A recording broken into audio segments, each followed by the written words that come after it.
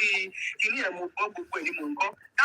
ẹ ti wá mọ àwọn ọ̀rọ̀ tí dámlọ́ọ̀dì bá sọ gan níbi kan gan. mo lè support anybody. ó ti fẹ́ pọ̀ jù fún dámlọ́ọ̀dì nítorí bí lèmi tó expect pé dámlọ́ọ̀dì máa sọ fún support Yomi ọ̀dà Lati ẹ̀wò owó dámlọ́ọ̀dì. ṣùgbọ́n àwọn onídàájọ́ yìí. ẹjọ́ hold on Damlog.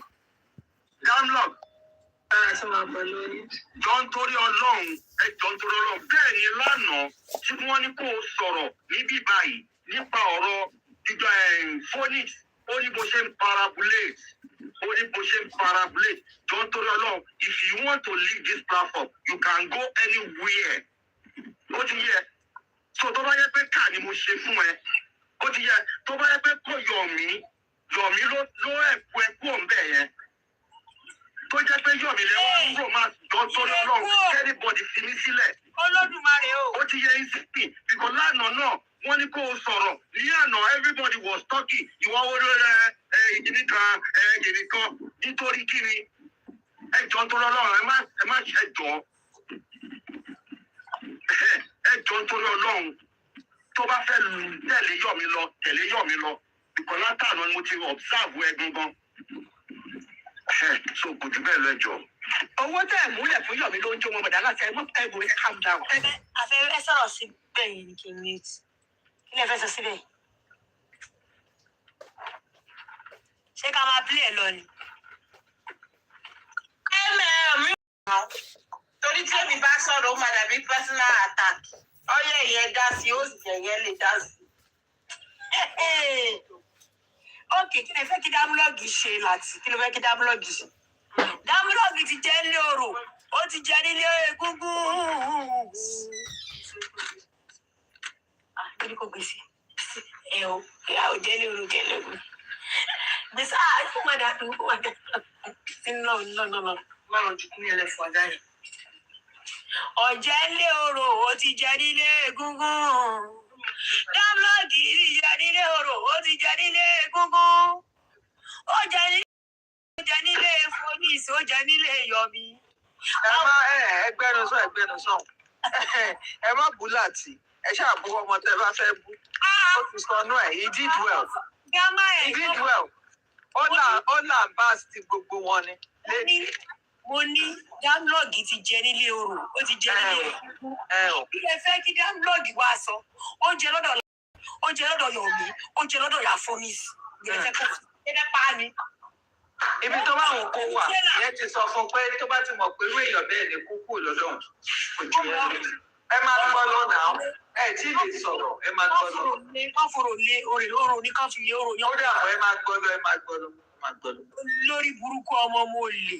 I love Jesus man. ẹ jẹ́ má bínú gbogbo lé ṣé bá a sọ fún Lati gangan tó jọ lórí ẹbí wọn pé àwọn bíbú yóò lọ́ọ̀fọ̀ ẹ̀ kò sẹ́yìn kankan lórí panelist gbogbo tó sọ pé àwọn loyalist tó sọ pé kíní kan gbogbo wọn ń tàn ẹni nǹkan tó ń rí jẹ omi sí o nǹkan tó ń rí jẹ lọ́dún ẹ̀ òun ló jẹ́ ká máa tẹ̀lé gọ̀lúgọ̀ nǹkan tó ń rí jẹ ta ló lè sọ pé kíní kóun fèsì kóun máa jà nígbà tí Yomi kọ́kọ́ bẹ̀rẹ̀ kíní pẹ̀lú Lati níwájú Ọlọ́run àti èèyàn àwa la kọ́kọ́ jà fún Lati nígbà tí màmá tó máa ń wà lọ́dọ̀ wọn mi dárúkọ yìí mi ìfẹ́ dárúkọ yá yẹn nígbà tí kíní ti Lati gangan bí àṣàyẹ mẹ́wàá lórí kọ́ ni nígbà tó fèsì Lati gangan tí kíní yìí pọ̀ nígbà yẹn àwa ní báyìí àwọn kan gbèjẹ lọ́dọ̀ Yomi tá a fèsì Yomi pé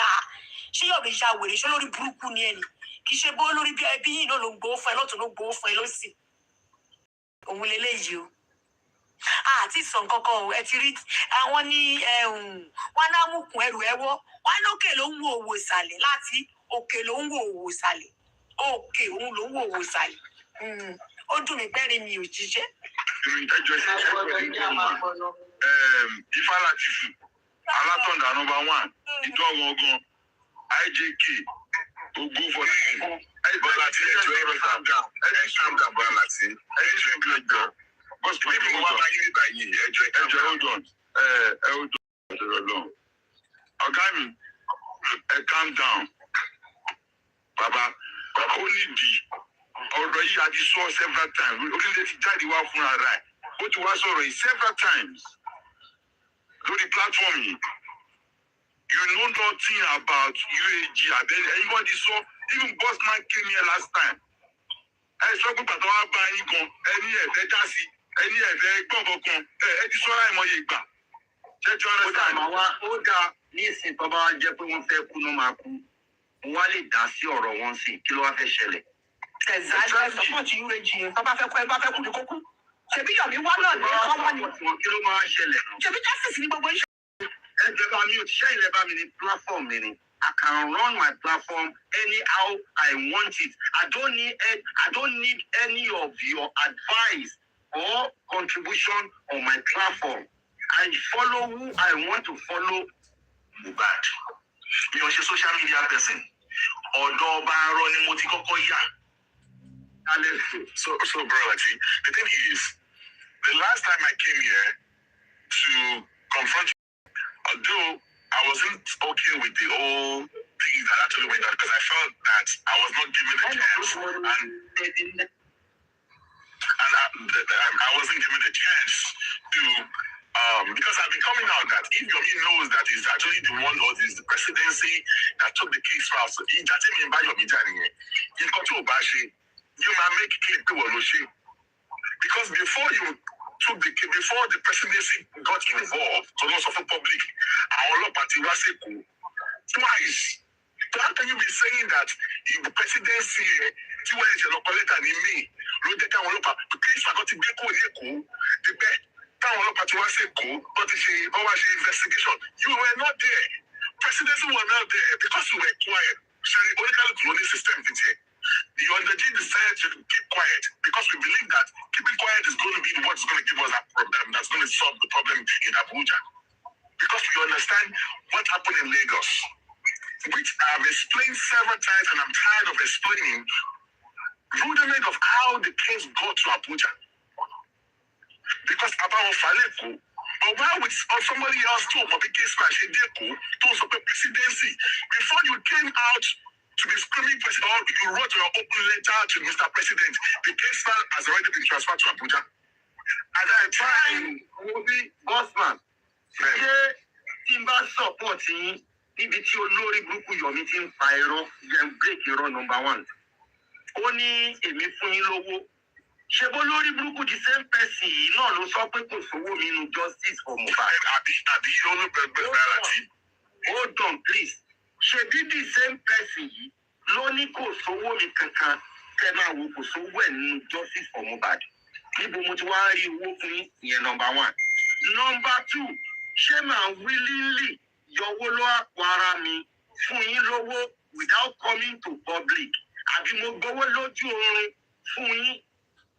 Àbí báwo mo ṣe fún yín lówó? Owó kí ni mo fún yín? Olórí burúkú tó ń parọ́ kiri, tó jẹ́ pé njọ́ tó ti ń parọ́ kiri kò rí evidence ẹyọ kan yọ síta láti back up. Ẹjọ́ wèrè, ẹjọ́ aláyé bàjẹ́ lórí burúkú yìí ń rò káàkiri. Kò rí evidence. Ó ní wọ́n báyìí mi, kò mú evidence síta. Ó ní mo fún mi lówó, ṣe bóyá kó gbé evidence síta pẹ̀lú. Yàtọ̀ sí AI tó ń promote, AI tó lọ ń gbé síta tó ń create láti fi scam public. Ayé mi, ayé ò tí ì bàjẹ́. Ayé ẹ̀ máa bàjẹ́ ju bẹ́ẹ̀ yẹn lọ. Bóyá let's go. Now, bro, Lati, ṣé mo wí pé after tí I was on the show, with platform to come and to confront you. I didn't enjoy myself. I didn't feel good because I felt that I was being dragged. I wasn't given the opportunity to express myself because you are meaning Yoruba.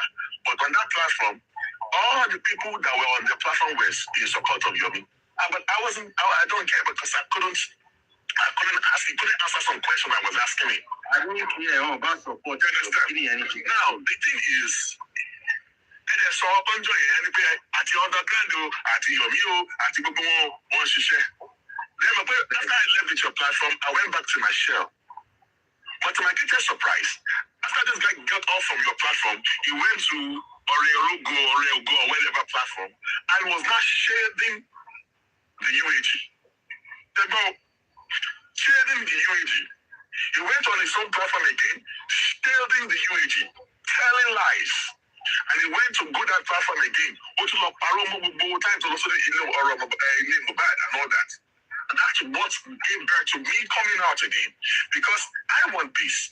The fact is that it's up a peace in the caching. But you can't be bashing and be lying against me, saying that the UAE sabotage you. But I tell you something, how did we sabotage you? Who sabotaged who? Brown boy, money brown boy, boss man. So you more like only voice. You more like we're not get cow. So you got about the attack, we're not bought. No, but you know, the fracas is what debunking now. Because you was that. Number one, he said you know about the UAG.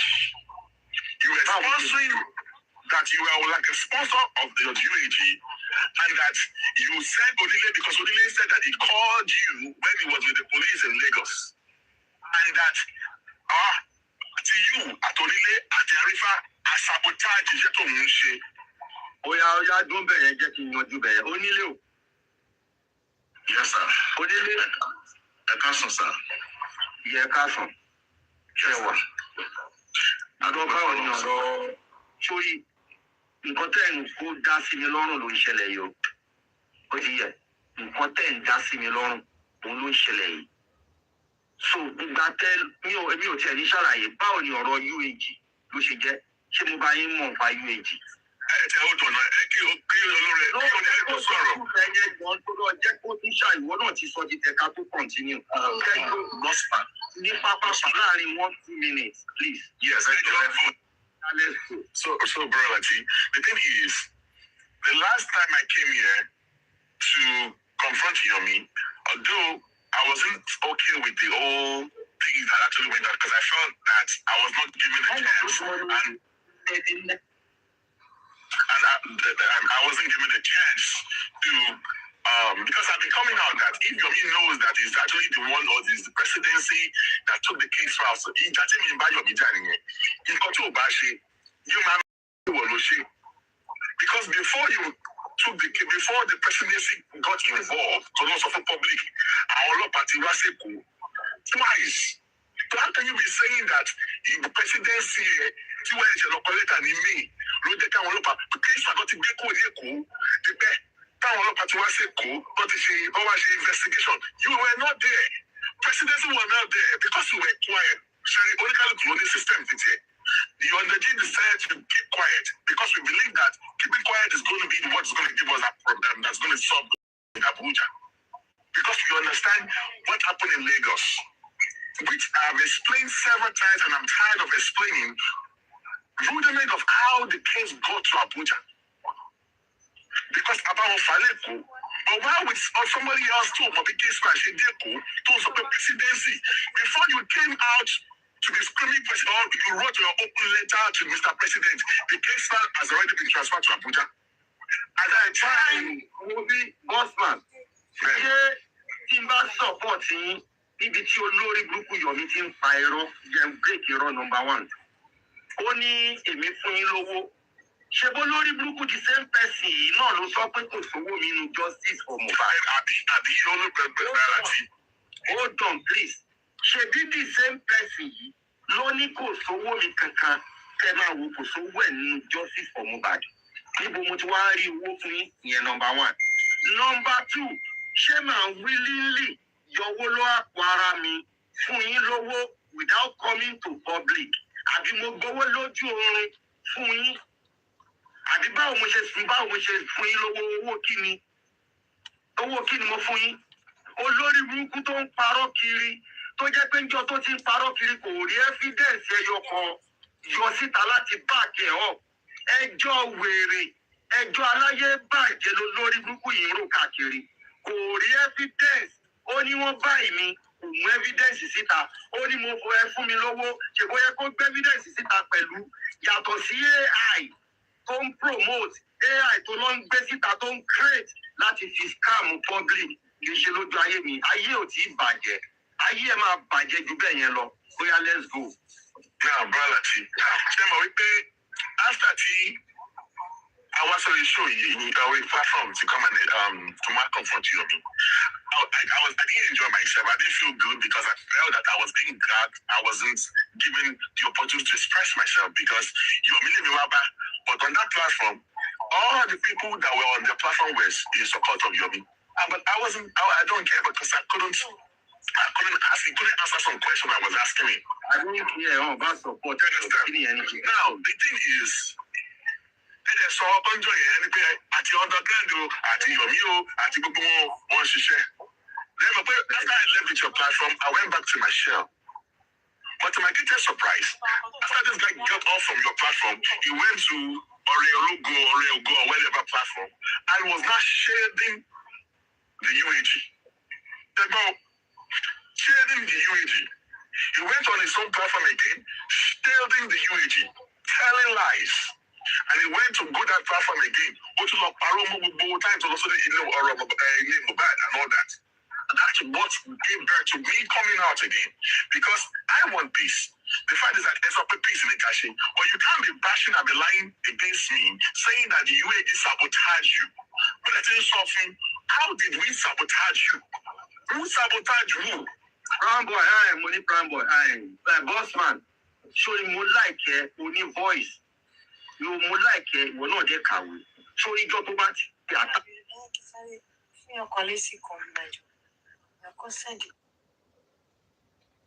Wọn kò dá sí gbogbo ọ̀rọ̀ tí ń bẹ lẹ̀.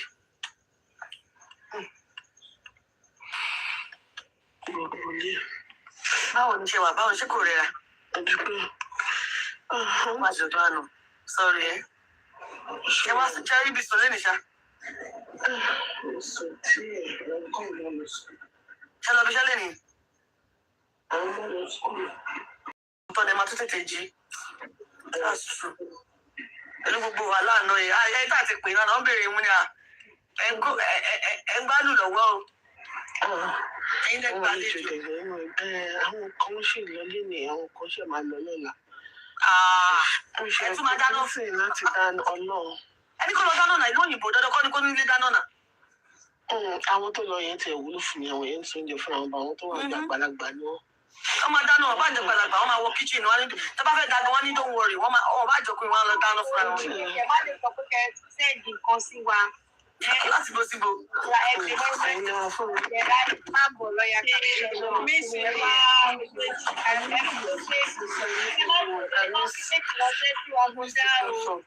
Èmi mo ṣe náwó mi lóye kí n máa fún lówó kí n máa bèrè àkáǹtì. Wọ́n fẹ́ ṣèkórè ẹ̀ náwó sí inú ìjọ pé wọ́n fún mi lówó. ẹnìkan fún mi láìka. Àwa la náwó. Ẹ̀yin lè máa fún mi lówó. Èmi mo dá àkọọ́lẹ̀ mi ní mo. Yẹra fúnra yín kẹra ní owó tẹfẹ fún mi kẹ fowó sí. Wọ́n lọ jù sínú àjùlánú pẹpẹ. Wọ́n ti kọ pẹ̀lẹ́ ní àṣọ́jọ́ kìíní kan sáré. Àwọn máa lo wẹ́rẹ́ fídíò pẹ̀lú insult. Ẹ má wọrí tẹ bá ti ní oṣù nínú àmọ́. Kò sí insult àwọn àwòkí ka nǹkan kún. Irọ́ nípa ìka fún mi. Mo fẹ́ kọ́ la àárẹ̀ sí mi. Owó la fẹ́. Envelope kọ́ la fẹ́ jẹ owó. Ẹ má ibi sùn alẹ́ ìṣá.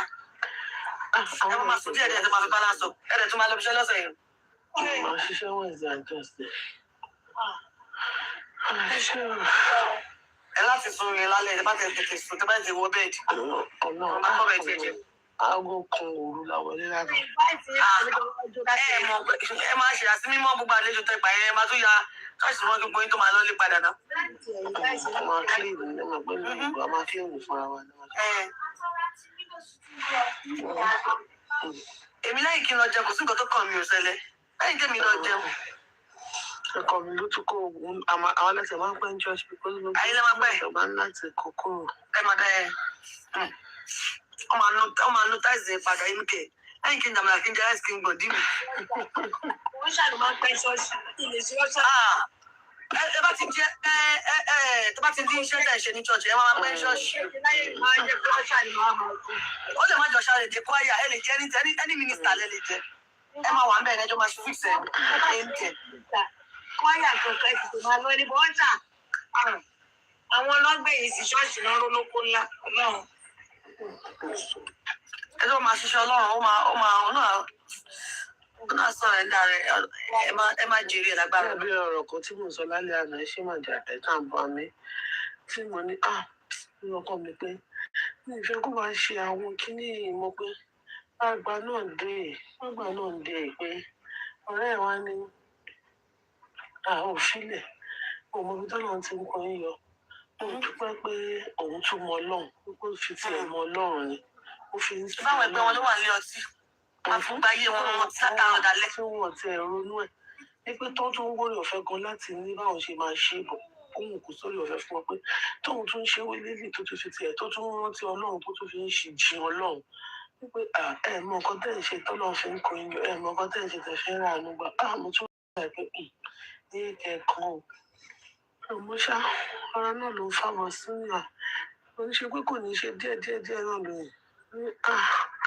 àgbàǹdé náà because kíní yẹn ò ṣe wàhálà ni ó wá lọ bá ọmọ bọ́ lọ́ máa bọ̀ láti jọ Thursday ló ti kọ sí èmi dẹ̀ ṣiṣẹ́ wọ Friday ni láti jọ Thursday ló ti kọ sí àwọn ọlọ́ṣẹ̀ ń pariwo sáré. Babe, how are you, babe? Babe, my sister. Ọlọ́run á sọ yín lérè ẹ̀ lágbára Ọlọ́run ẹ̀yìn ṣe lásán. Èmi náà gbogbo tá a ṣe ní kọ̀ọ̀kan Ọlọ́run á ṣe ọlọ́wọ́ àpọ̀ lẹ́yìn fún mi. Àmì Jésù. Abọ́lọ́run ìjọba. Èrè tó tọ́ fọ́mọ tó ń gbọ́ràn tó ń sin Ọlọ́run fi fún wa. Àmì Jésù. Àmì Jésù. Ẹbí ìkórè àwọn. Àwọn tó ṣe pẹpẹlẹpẹ sọ. Àwọn ti ṣe tí àwa la máa kọ́kọ́ ṣe nílùú. Ìyàwó la máa kọ́kọ́ ṣe nílùú yìí. So because our church is the headquarter. Our church is the headquarter. So tàwa la máa kọ́kọ́ ṣe lẹ́yìn àwa ń sẹ́ everybody mama ṣe. Every other people mama ṣe nílùú yìí. Even in Nigeria, there are some churches that yesterday will be their harvest as well. Because after Ikori Omode, everybody is free to do their Ikori. Okay.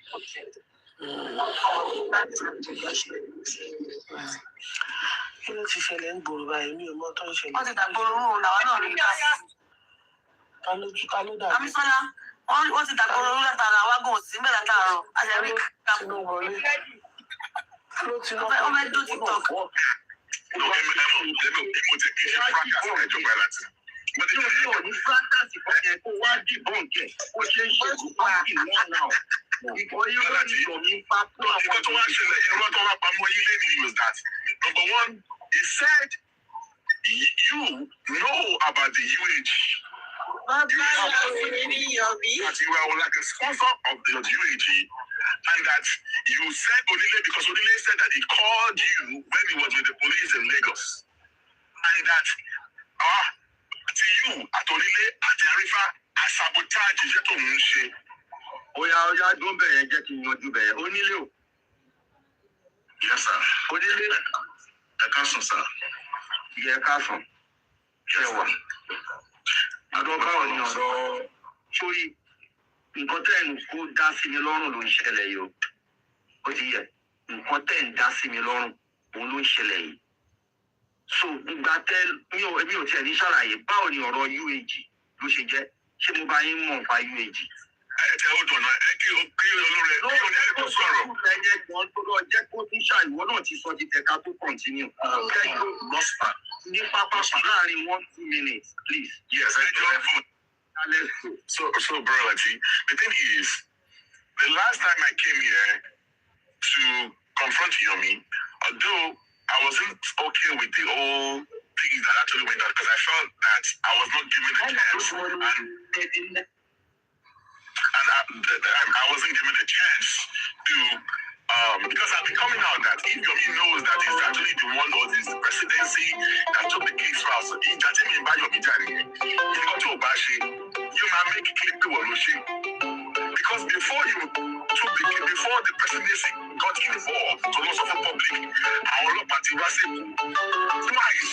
How can you be saying that the presidency tí wọ́n ẹ̀ṣẹ̀ lọ́pọ̀lẹ́tà ní mí ló jẹ́ káwọn ọlọ́pàá kí ìṣàkọ́ ti gbé kúrò ní Èkó dípẹ́ káwọn ọlọ́pàá ti wá sí Èkó wọ́n ti ṣe investigation. You were not there. Presidency was not there because you were quiet. Ṣé oníkàlùkù ló ní system ti tiẹ̀? You understand? only decided to keep quiet because we believe that keeping quiet is going to be what's going to give us a problem that's not going to solve the problem in Abuja. Because we understand what happened in Lagos, which I've explained several times and I'm tired of explaining, rudiment of how the case got to Abuja.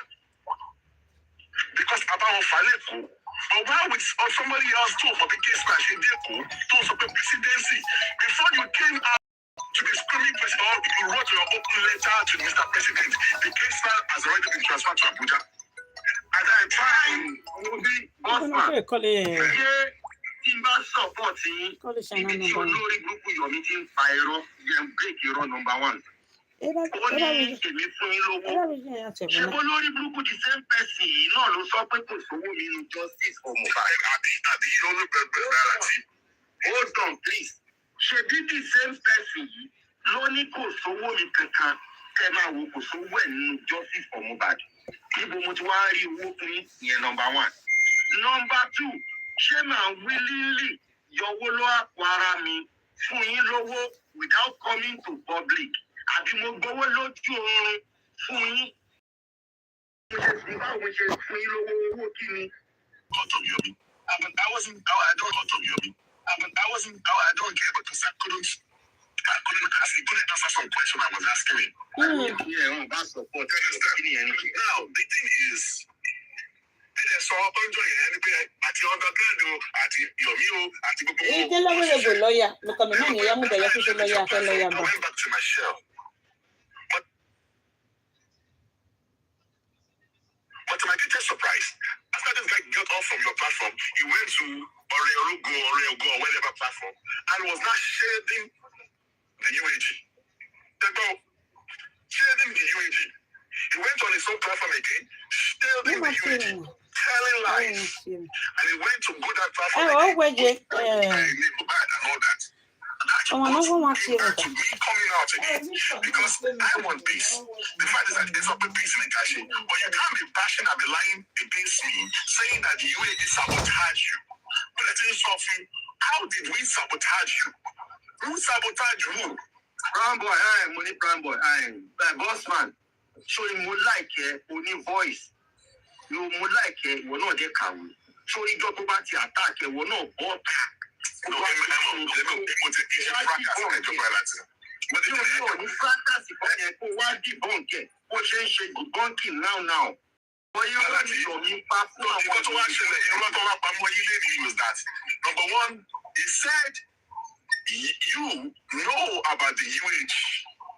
You were sponsoring that you were like a sponsor of the UAG, and that you said Olile because Olile said that he called you police in Lagos, and that to you at Olile at Arifa a sabotage iṣẹ́ tó ń ṣe. Oya don't be getting your dube. Onile. Yes sir. Olile. I can't sir. Yeah, can't. Yes.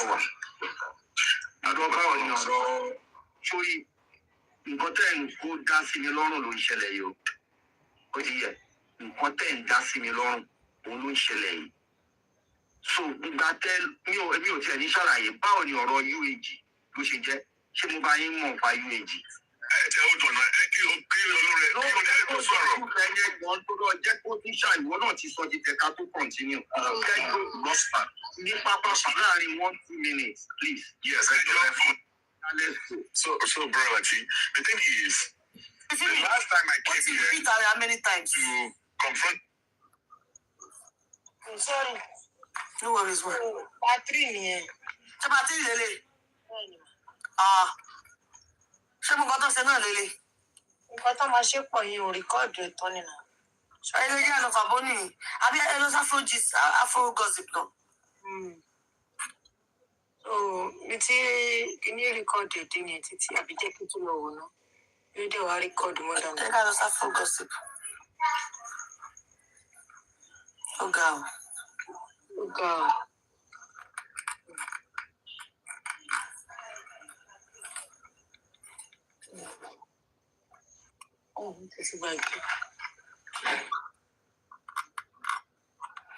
Òrùka ti dọ́wọ́ náà. Olólùfẹ́ yá fúyà. Dani. Jẹ́ kí n rí ètí tí màá fi rí. Okay, ma.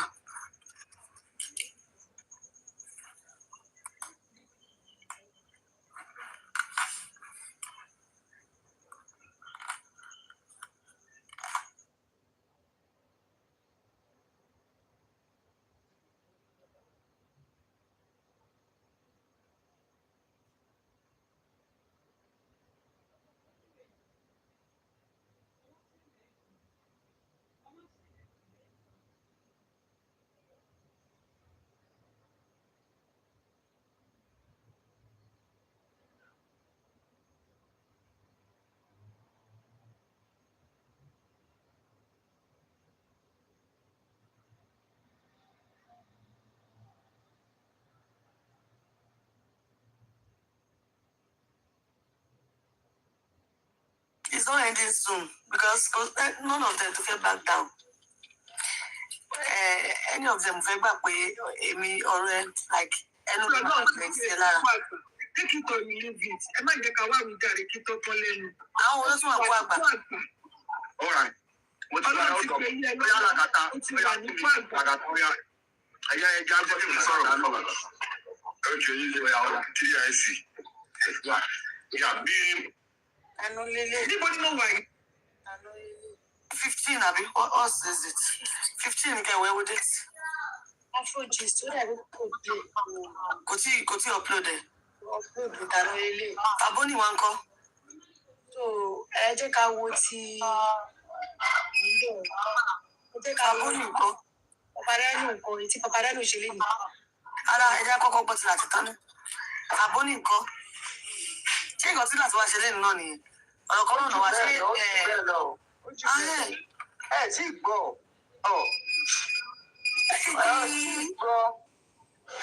ọ̀dáná bọ́lẹ̀. Wọ́n fi bí ẹrù Fabóni náà bóyá ṣe. Ọ̀fìsàn. Wọ́n sì ti jẹ́ pé bẹ́ẹ̀ nìkan ní kíní gbé. Bóyá kò sí ìwáyé upload. Bóyá ó ti sú gan-an. Bóyá àbí kò gbà tó débẹ̀ nìyẹn. Oh, Pole must start with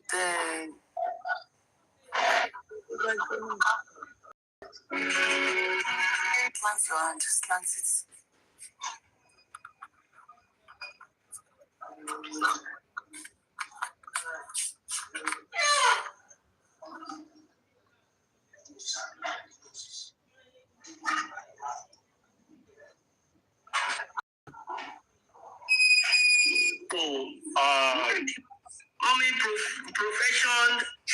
Profession àbí protection of God. protection of God. Mo fẹ́ kọ́ di. Ó tẹ̀lé sáà gbogbo àwọn eléyìí. So use as a if you give this to you.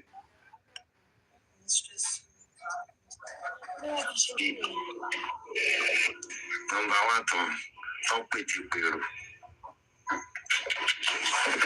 Ẹgbà ìtì ìgbà. Ordinary citizen.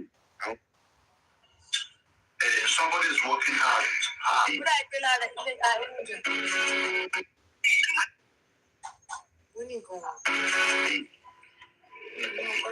Number one tán pètè pèrò. Ẹgbà ìtì ìgbà. Ordinary citizen. Wọ́n tó dúró tán. Ẹ káàárọ̀. Sísá náà náà. Panelist mi comment section. Àlọ́ lélẹ̀ ẹ lọ sí Papadano zone jàre àwọn wọn tí upload ẹ̀. Ẹ lọ sí Betty Papadano gbogbo wọn tí upload ẹ̀. Mi ìmọ̀ṣẹ́ tó ń gbà ṣé báwọn làwọn láwọn fẹ́ máa blog. Ṣé kọ́ ti upload ẹ̀ fáwọn tá a pẹ́ dé? Iṣẹ́ wo lẹ gbà?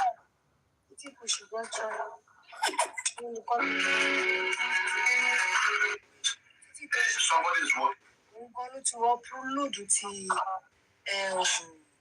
kí lorúkọ ẹ̀ tí Yomi gan títí kù ṣe ń dàgbà lọ síwájú.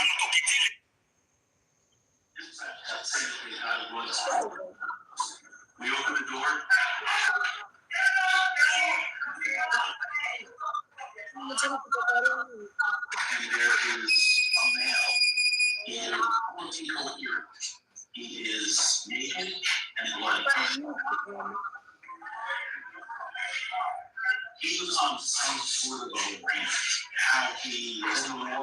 Fún ọ̀báyá náà gbà yín, kábàárì nǹkan wò. Mo ti ní ti Lati yẹn. Títí kù sí kọ́ upload gàgàgàgà lọ. Ní nǹkan ìṣá. Just look at the dates. We have no issue. Only nǹkan tó ṣẹlẹ̀ níjọ́ kan kí ni dem wọ́n sì tẹ̀lé ẹ̀ láti ṣètò ẹ̀ tó sì. That's your own opinion. But bọ́dá Lati, wọn ò lè máa ṣe gbogbo nǹkan fún yín kó máa fún yín kó máa gbá àánú nìyẹn.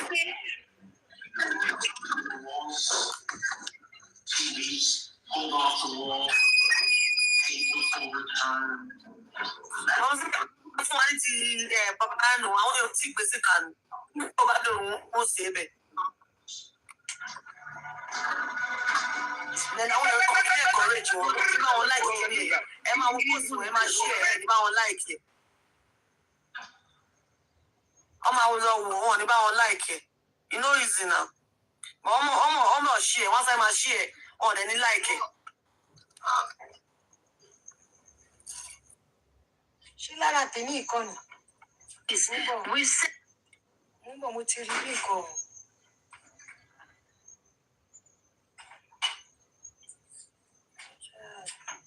Òótọ́rọ̀ yìí, mo gbé fún yín. Àjà àdẹ́lẹ́jà yìí tó bá. Bàbá aláìnú yẹn ni mo rí. Ibo ni mo wá wọlé sí tí mo rí ti bàbá aláìnú mi sí? Ẹ lọ wo Fàbónì.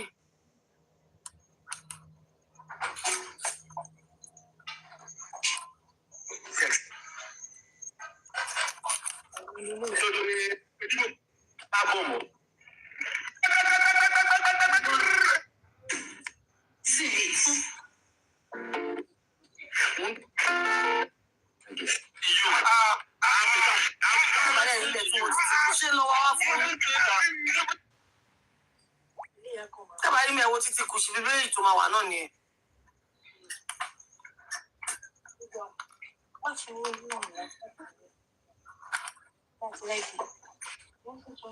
Bolo fẹ́ transfer sí. Àìsí bá ti ṣe tán. Èló ló wà níbẹ̀? Iye tó máa transfer bẹ́ẹ̀ náà nìyẹn. Àwùjọ.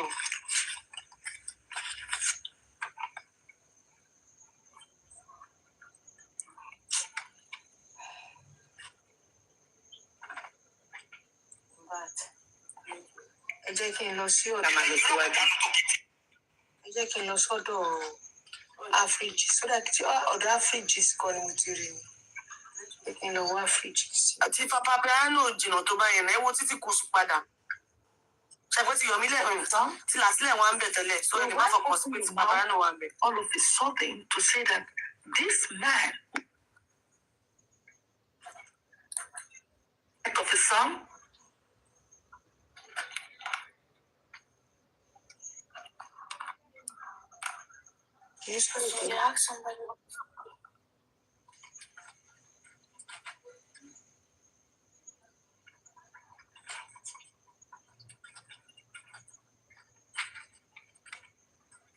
Good Atlanta. Social media bá a ṣe ń sọ ìlà ẹ̀kọ́ Yomi lẹ́kọ̀ọ́ torí bíbù gan lọ́hùn. Ṣé wọ́n ti lágàtà wá ń bá mi ṣe ń sìn tẹ́tẹ́ kí n lọ kàn bọ́ ṣe kan Jésù. ṣe sọ pé Ọlọ́run ti gbé e sípò àgbà. Kékìtọ̀ yìí níbo ni mo wà yìí? Àti stage ìjọ. It's why? What? Defend. Is it only women that they are defending? Are you guys not defending Aloba? Are you guys not calling him different names? Now, the petition. Wait now. First, officer. Maybe to Wọn ò tí ì lọ upload rẹ̀. Officer. Wọn ò tí ì upload. Officer. Then why open your mouth all of a sudden to say that? Látàárọ̀ ẹ jẹ́ lọ sọ́dọ̀ Àjíkẹ́. Facebook máa gbé Àjíkẹ́ Àdè. Gbàgbé.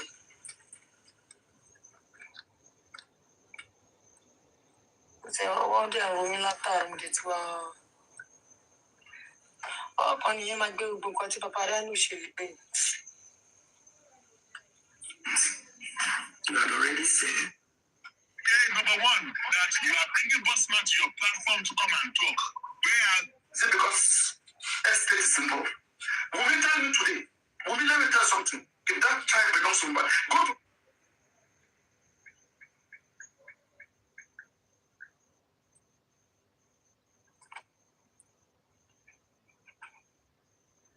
What's the same? Spendy was in the car. Garusha was in the car. The driver was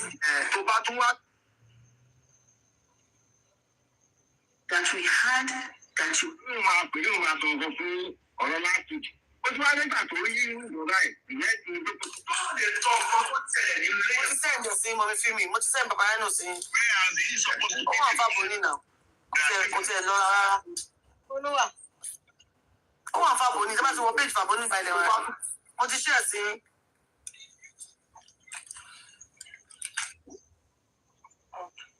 because estate is simple. Ìfarabalẹ̀.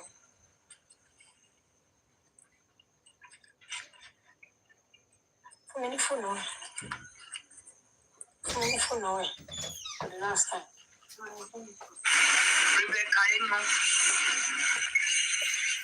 100 CDs. Tó dúdú, àjọ̀wà lórí ojú olórí yẹn tó ní pé kí wọ́n ṣí ojú ẹ̀ káwọn rí. Tí mo fi ń pariwo lọ́jọ́ yẹn pé ẹ má ṣí fún wọn o, ẹ má ṣí fún wọn o. Ìgbà tó máa ṣí, ṣèbọ̀ òní àṣírí tú tí wọ́n rí pé wọ́n bẹ́ẹ̀ni ọrùn ẹ̀ sínú pósí. Ṣé bí àṣírí padà tú gbogbo tó ń jù sínú ojú olórí yẹn? So what are we talking about? Àádé máa sọ fún yín pé báyìí ní nǹkan ẹ analyse ẹ̀ báyìí. Ẹ má gbé lọ sí angle yẹn, but everybody àmà wò pé jẹ́ sọ tèmi, but ẹ jẹ́ gbogbo tá a bá ń ṣe, ẹ ká máa ṣe lórí òtítọ́ àti òdodo. Èmi ò bá anything kọ́bọ̀ lọ́wọ́ anybody rí. But wọ́n jẹ́ kó yé mi pé ọ̀gbẹ́ni, ṣé o fẹ́ lówó àbí o fẹ́ kú? Ìkòròdú náà wá wà, wọ́n ń ṣe fún wa dáadáa ládùúgbò mi tá a wà. Ní eléètú kò sí nǹkan tí wọn kì í ṣe àti bẹ̀ríbẹ̀. Wọ́n ní anybody pa nígbà tí kéèsì yìí ṣe hot. Ẹ mọyé èèyàn tí ò tí ì gbádùn dì sí lórí kéèsì Mohbad ní Ìkòròdú ni. Ẹ mọyé èèyàn tó ti dégbò sí lẹ́sẹ̀ tí egbò yẹn ò san wọ́n. Ẹ mọyé èèyàn tó jẹ́ pé ó sì lọ sí hospital nítorí mátà ọmọdé yìí. Ṣé bàbá Mohbad wo bẹ̀ ni? Àwa là ń wí everything. Àwa là ń mọ bó ṣe ń caution wa. Ẹ má bọ́ ta o. Wọ́n ti ló ti wà ní kóòtù o. Baálẹ̀ ti jáde ládùúgbò. Ó ti advise everybody. Ẹ má jáde o. Ẹ jẹ́ kó máa bára wọn fà ní kóòtù o. Ẹ lè máa lọ kóòtù kẹ́ lọ máa gbọ́ nǹkan wí o. Ṣùgbọ́n kẹ́ máa bá wọn máa dá sí i. Ẹ má gbé wá sádùúgbò. Ẹ jẹ́ kó máa lọ bẹ́ẹ̀. Àìmọye nǹkan táwọn ọmọ àdúgbò ń ṣe lábẹ́lẹ̀. Àìmọye. So but ẹ̀yin tẹ̀dẹ̀ wá rí pé gbogbo èèyàn wá ṣe analysis lórí orí TikTok kò sẹ́ni tó gbé ìgbésẹ̀. Ẹ̀dẹ̀ wá rí pé sísọ mi ti gbé ìgbésẹ̀ ó ti lọ sí ilé ọmọ yẹn. Wọ́n ti rí pé àárín yẹn bó ṣe ti fẹ́ wọnú ilé yẹn òun ni má bàjẹ́ wá bẹ̀rẹ̀ sí ní họ́ọ̀tì sí. Wọ́n máa pọ̀ sú èèyàn. Wọ́n lé títí wọ́n lé wọ́bì kan pẹ̀lú ọmọ ẹ̀ lọ́wọ́. Láìjẹ́ fọmọ ẹ̀ lókun tí kò bá ṣe ẹni tó lágídí pé a ní ìlú ìfẹ́ mo fẹ́ kọ́ flọ́ọ̀ṣì ìlú mi ni mi ò fẹ́ kọ́ máa pààyàn nígbóná fọṣù tó dúró tán òun ni mo ṣe máa ń kọ́ ní comment section àbí tí mo bá gòkè pé alágídí òun lọ̀gá alágbára làwọn but alágídí ló dúró tán pé àníjọ́sẹ̀sì yìí màá rí i pé mo gbà á. Kò wá sí champion kí wọ́n gbé anything like champion everybody gbé sílẹ̀. Èmi ò dáùtù pé bóyá kò sí nǹkan kan lọ́wọ́ Yomi. To me, ní ìgbà tó kọ́kọ́ analyse kan níbi 2 weeks ago. But no, don't àbíbí like 2 months ago ṣá. Ó ní lórí láìfẹ́ ó sọ pé ẹ má jẹ́ ká máa tú. There are things tó jẹ́ kó ti tú tó ti wà lọ́wọ́ Yomi. So jẹ́ pé bóyá from the police people they told him not to see anything online. Ibi tí èmi ti bẹ̀rẹ̀ sí ní bá Yomi jà ní wípé wọ́n fẹ́ mú kí lorúkọ ẹ̀ Wùmí ẹ̀yin lẹ ló ń advertise pé Yomi, Wunmi, go and surrender yourself. How on earth will you do that? Ibi tí mo ti bẹ̀rẹ̀ sí ní má láìkí wọn mọ́ nìyẹn. Tí mo ti máa ń lọ sí comment section pé Mr. Yomi, don't say that, let them pick this lady.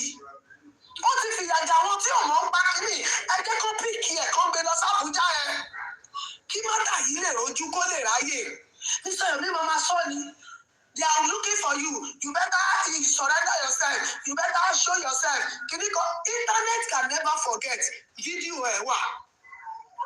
So gbàtẹ́mi dẹ̀ ti sọ tó yẹ pé wọ́n ti ẹ̀ bóyá wọ́n ń ka comment section ni I don't even know. Mo tún bá wọn lórí Instagram. I still say the same thing to Mr. Yomi, don't do that. Ẹ má máa sọ ẹ fi ilẹ̀ ẹ̀jẹ̀ kan pick ẹ̀ ordinarily. But wọ́n pick ó lọ fún ara lára ẹ̀. Àwọn náà tún wá sọ fún wa pé ó ti surrender ara ẹ̀. He should have patience. Follow it up accordingly. Underground or no underground, wọ́n á máa ṣe tiwọn. Wọ́n gbogbo ayé pé YouTube wà train your own. Yes. Kí lẹ sọ? Ṣẹ́rí pápá ìtẹ̀sán yìí, ẹ sọ pé close mọ́ Mr. Yomi gbà kan. On my own side, nǹkan tẹ́mi máa ń pa ìkàtẹ̀sán yìí ni pé she already tried his best with his team. Pẹ̀lú àwọn ọlọ́pàá tó rẹ̀ ṣiṣẹ́ yìí. The lady keep on changing location. So, the best way, which they are aware of it, won't change location just like a chicken. And they are constantly changing of location, and the police they are using their many things happening to that is tracking. It's not free. It costs money. Police can never track you for free. They can never even go for your mission for free. All those things, more fresh. So, if I were you also, it's no only tracker. It's no only follow up. That's not see where pony. Wọ́n lè sọ pé kò ló wà, wọ́n lè sọ pé báyọ̀ ló wà sí wọ́n gbéra láti Èkó ọlọ sí Ìbàdàn. Àti máa fi débẹ̀ ìgbé wọn kò lè ti mú kókó mi. Àwọn tó lọ sí Ìbàdàn yẹn mo lọ síbẹ̀ lọ́fẹ̀ẹ́. Hòtẹ́ẹ̀lì náà wàá sọ sí. Owó tẹ ìgbà lọ́wọ́ pọ́blíkì ọ̀lẹ́bí sanwó hòtẹ́ẹ̀lì. Owó yẹn náà lẹ́bi rẹ́ǹtì mọ́tò fún mi. Ẹ̀wọ̀n àwọn pọ́blíkì yẹn jẹ́ ti ń dáàgì yín náà pé owó táwọn ń dà fún yín àwọn ọmọ mi tó wà. Ẹ̀wọ̀n kó máa ká yín lára.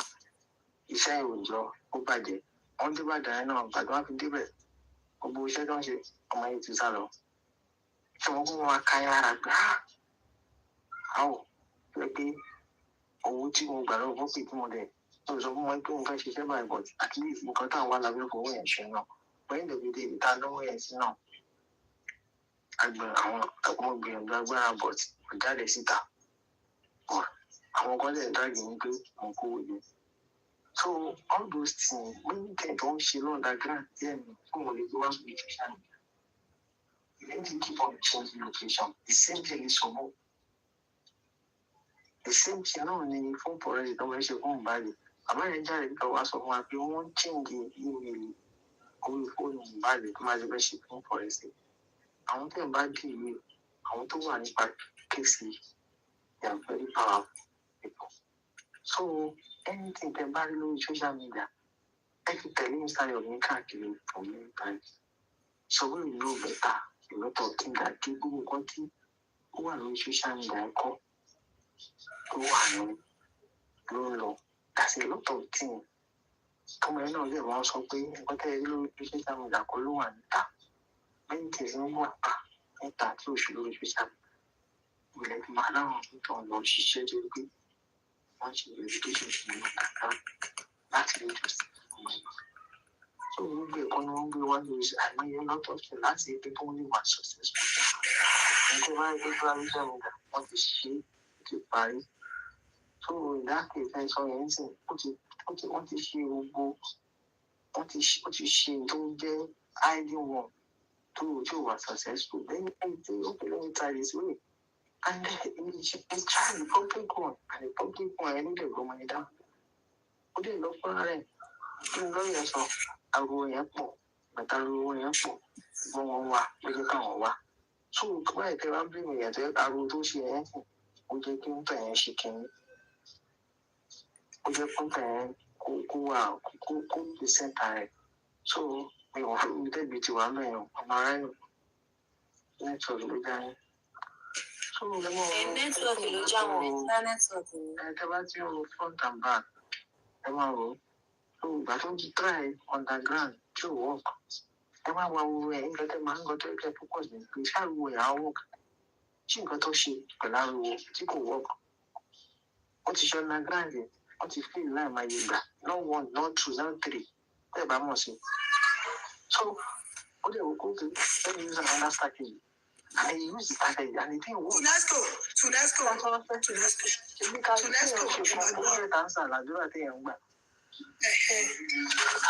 Tunesco ẹ máa wá gbọ́ ṣẹ́ni tó bá yẹ pé mi lòun ni ẹlẹ́dàá ń gbọ́ bó ṣe jẹ́ wípé níjọ́ tí àwọn underground tí wọ́n fẹ́ lọ mú Darosha wọ́n ti rí lọ́ọ̀kan báyìí. No, mi gbé lọ síbòmí mo fẹ́ sọ nǹkan kan jáde láàrin yẹn ni tó bá jẹ́ wípé bó ṣe wà ní fisiliti yẹn tí wọ́n dẹ̀ ti rí ọmọ yẹn lọ́ọ̀kan tó yẹ pé àárín àwọn tó dẹ̀ wà tí wọ́n bá ní pé kí wọ́n lọ wọ ọbẹ̀ yẹn àwọn ọlọ́pàá yẹn wọ́n máa kọ́ sí problem ládùúgbò yẹn wọ́n dẹ̀ máa pààyàn sí wọn lọ́rùn kí ni wọ́n dẹ̀ ṣe wọ́n rọra ṣe kí ni wọ́n mú back oníkálukú lọ wọ́n fi wọ́n lẹ̀ for that day ṣó ti yẹ yín tó bá jẹ́ wípé the same method ni Mr. Ami ló fi ṣe iṣẹ́ yẹn wọn kò sẹ́ni tó máa blame ẹ̀ but because he talks too much òun làwọn èèyàn ṣe against ẹ̀ tó bá dẹ̀ reduce ọ̀rọ̀ sísọ. Hello, Mariano, nǹkan pọ́ìn tí mo sọ kalẹ̀ wò ní ẹ̀dẹ́rì ní street báyìí náà ṣe ní Darosha. You can't find in the street.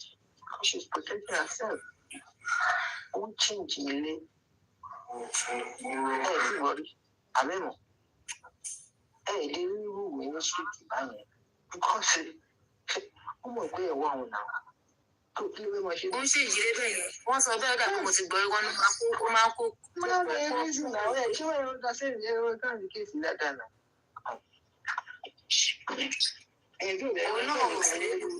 Ẹ̀lú káyé ló ti gbé lójú wa yẹn. Torí ìgbà kan ní bẹ́ẹ̀là gbayé fún bẹ́ẹ̀là sọmọdà wọn ló ti kúrò nílé yẹn náà ọkọ ẹ̀ náà bá lẹ̀ náà. Kí ẹ wá sọ ṣùgbọ́n ẹ̀ báyìí ẹ bá fẹ́ ọpẹ́rẹ́tì ẹ bá fẹ́ rú sísítẹ́mù báyẹn fún sísítẹ́mù tẹ̀sán ìlú wọ́ọ̀kì fún èèyàn báyẹn. Kódà kan tẹ́mi gan tó ń jà fún gan mi ò gbọ́ mọ ibi tí Wùmí ń gbé. Kò lè jẹ́ kẹ́ni bọ́dọ̀ tó ń gbé kó ṣe wà ní wàhálà.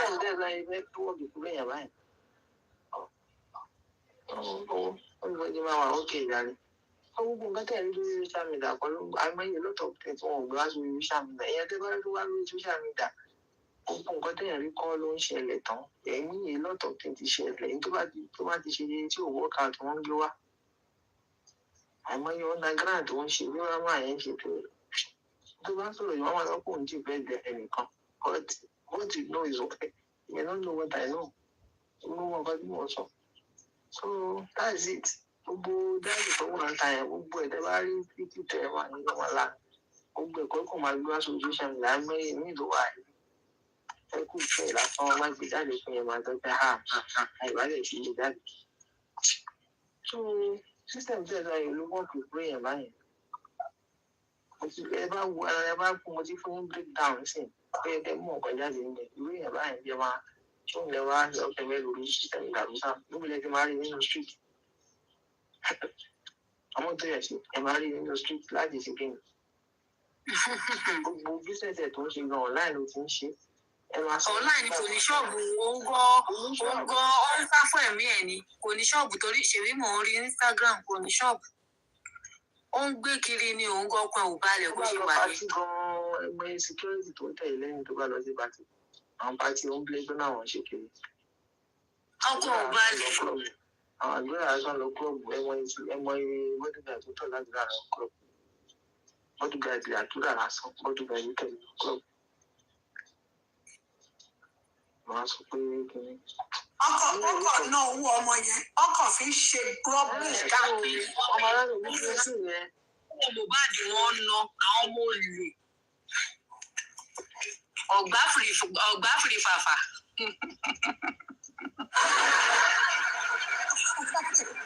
Ọ̀gbá ló fìrí bà.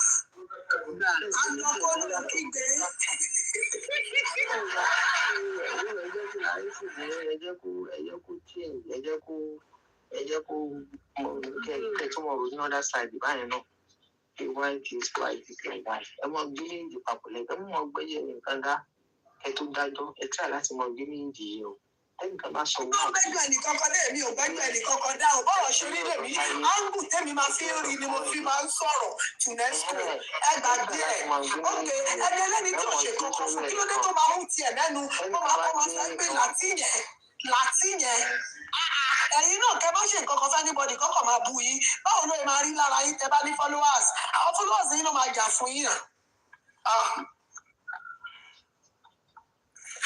nípa ẹ̀sọ́ ẹ̀ ti bá ṣe rí ẹgbẹ́ ọ̀dọ́ tiẹ̀ náà wò gbogbo nǹkan tó fẹ́ sọ nípa nǹkan tí ilé sọ.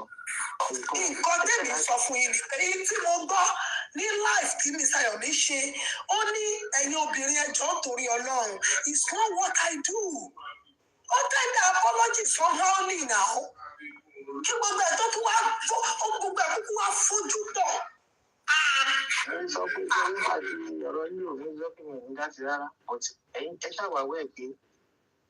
ẹ ṣàwáwọ́ ẹ̀ pé lílo ti ń jáde fún Ṣayọ̀mí tẹ́lẹ̀ kó tó káwọn ọ̀dọ́ fúnra wọn tó jáde ṣẹ̀wáwọ́ ẹ̀ àbí ìwáwọ́ ẹ̀. ti jáde fún mi Ṣayọ̀mí àmì. bí orí bí ìbá pàdé rí lórí láì. mo kàn rí pé Mr. Yomi akọ̀dédé máa sọ pé ìyẹn náà káwọn ti fọ́ lẹ́nu òun náà jáde á tún máa sọ ọjọ́ ń ta òun síra wọn bọ̀ tẹ̀lé ọmọ ẹni tó bá wí. lórí YouTube ọgbẹ́ ti gbọ́ yẹn rí ní kọ́mẹ̀tì lórí yẹn ṣá nǹkan àwọn méjì wọn jọ ṣe fún àwọn nǹkan àgbàlagbà làwọn méjì ó wọn jọ mọ ìgbèrè relationship ni èèyàn lè ṣe kó succeed kò síbi tí èèyàn ti lè bá ìfẹ́ pàdé bá a ṣe sọ pé ní justice for Mohbad náà everybody ń ṣọ́ra ní oníkálukú ló ń ṣọ́ra ẹ̀ káàkiri ṣíṣọ́ ni bí bá dúró tì í sì tó bá yẹ pé real life láti jọ ríra tí bá wà pẹ̀lú ẹ nílé túraká sí mi ẹ̀ nílé sọ̀rọ̀ ṣé bá máa ń wà pẹ̀lú ra wa a máa ń rí bá ṣe jọ ń ṣe a máa ń pàdé dáadáa èmi àti ṣọ́dọ̀ wáyé ìgbà wo là kí ríra ká bá ní nǹkan ṣe ká bá ríra wa tó máa ń ríra wa yàtọ̀ sí yẹn pé kìrìsìtẹ́nì ń wò yẹn a máa jọ ṣe life nígbà míì anybody ò ní mọ anything. Get there are a lot of things kì í ṣe pé torí gbà wá lórí black cap ìyẹn ò sọ pé bóyá àkínbára wa relate lẹ́yìn but báwo la ṣe ń relate pẹ̀lú ra wa lẹ́yìn is what we will ask. But gbogbo àwọn Mr. Yomi yẹn òkèrè láti máa wò wọ́n because àwọn gangan ní aṣíwájú ogun tó tí ò gbọdọ̀ kẹ́yìn ogun ó gbọdọ̀ wà very careful. Ó gbọ́dọ̀ wà extra careful is what we are saying. Téèyàn bá gbé òtítọ́ dání tó dẹ̀ ń wá pé òkè kìíní yìí ti wà lọ́wọ́ àwọn tó máa bẹ́ẹ̀ gbé jáde. You don't need to be talking too much. That's what we are saying. I don't hate him. I don't say kìíní kan. But téèyàn bá ṣe tí ò dá ẹ jẹ́ ká yọ fún. Ẹni ìdáǹsọ ìbẹ́sì yìí wọn ò ní ìlú ẹ wọn ò bẹ́ẹ̀ sọ nǹkan kan wọn ò bẹ́ẹ̀ jà. Tó bá ló fẹ́ fún ẹ lọ́wọ́ tó lè fún ẹ ìyẹn ò ní pé kó máa lọ máa bọ́ sẹ́yìn kó máa lọ máa sọ what you are not supposed to say. Èmi ò lè sọ nǹkan tó trigger Yomi tó fi ń throw stone sí man tí ò ṣe kankan fún yẹn ẹlẹ́dàá ń gbọ́ and people have really cautioned him underground tí kì í ṣe pé bóyá wọ́n sọ lórí live what else ni wọ́n fẹ́ what else does he want.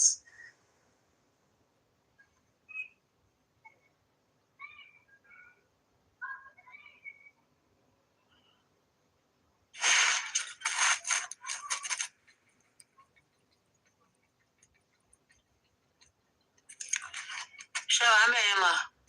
Tàbí network?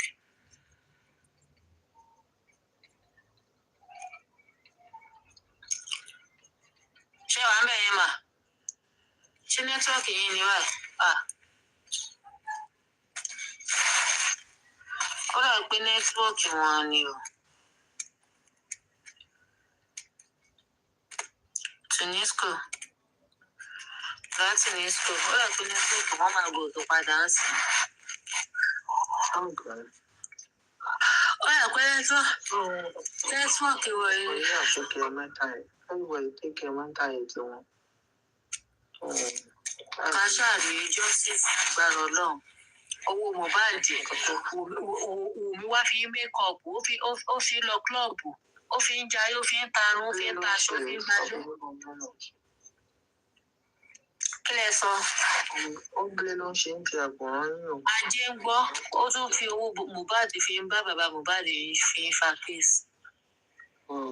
Lọ́mọ yẹn ó dẹ̀ pààyàn mi kò ní lè ṣe ọlọ́mọ yẹn kí n pààyàn lórúkọ Jésù. Ẹ̀mí burúkú ò ní gbé mi wọ̀ mi màá ní ṣìṣe o lórúkọ Jésù. It's too bad. Ṣé kí wọ́n ṣe ìdájọ́? Ọ̀nà wọn kò mọ́. Ọlọ́run á ṣèdájọ́ nọ́mà Ọlọ́run máa ṣèdájọ́. Owó ẹ̀fọ́ rẹ̀ ti wá ní. Ọkọ̀ kò mọ́.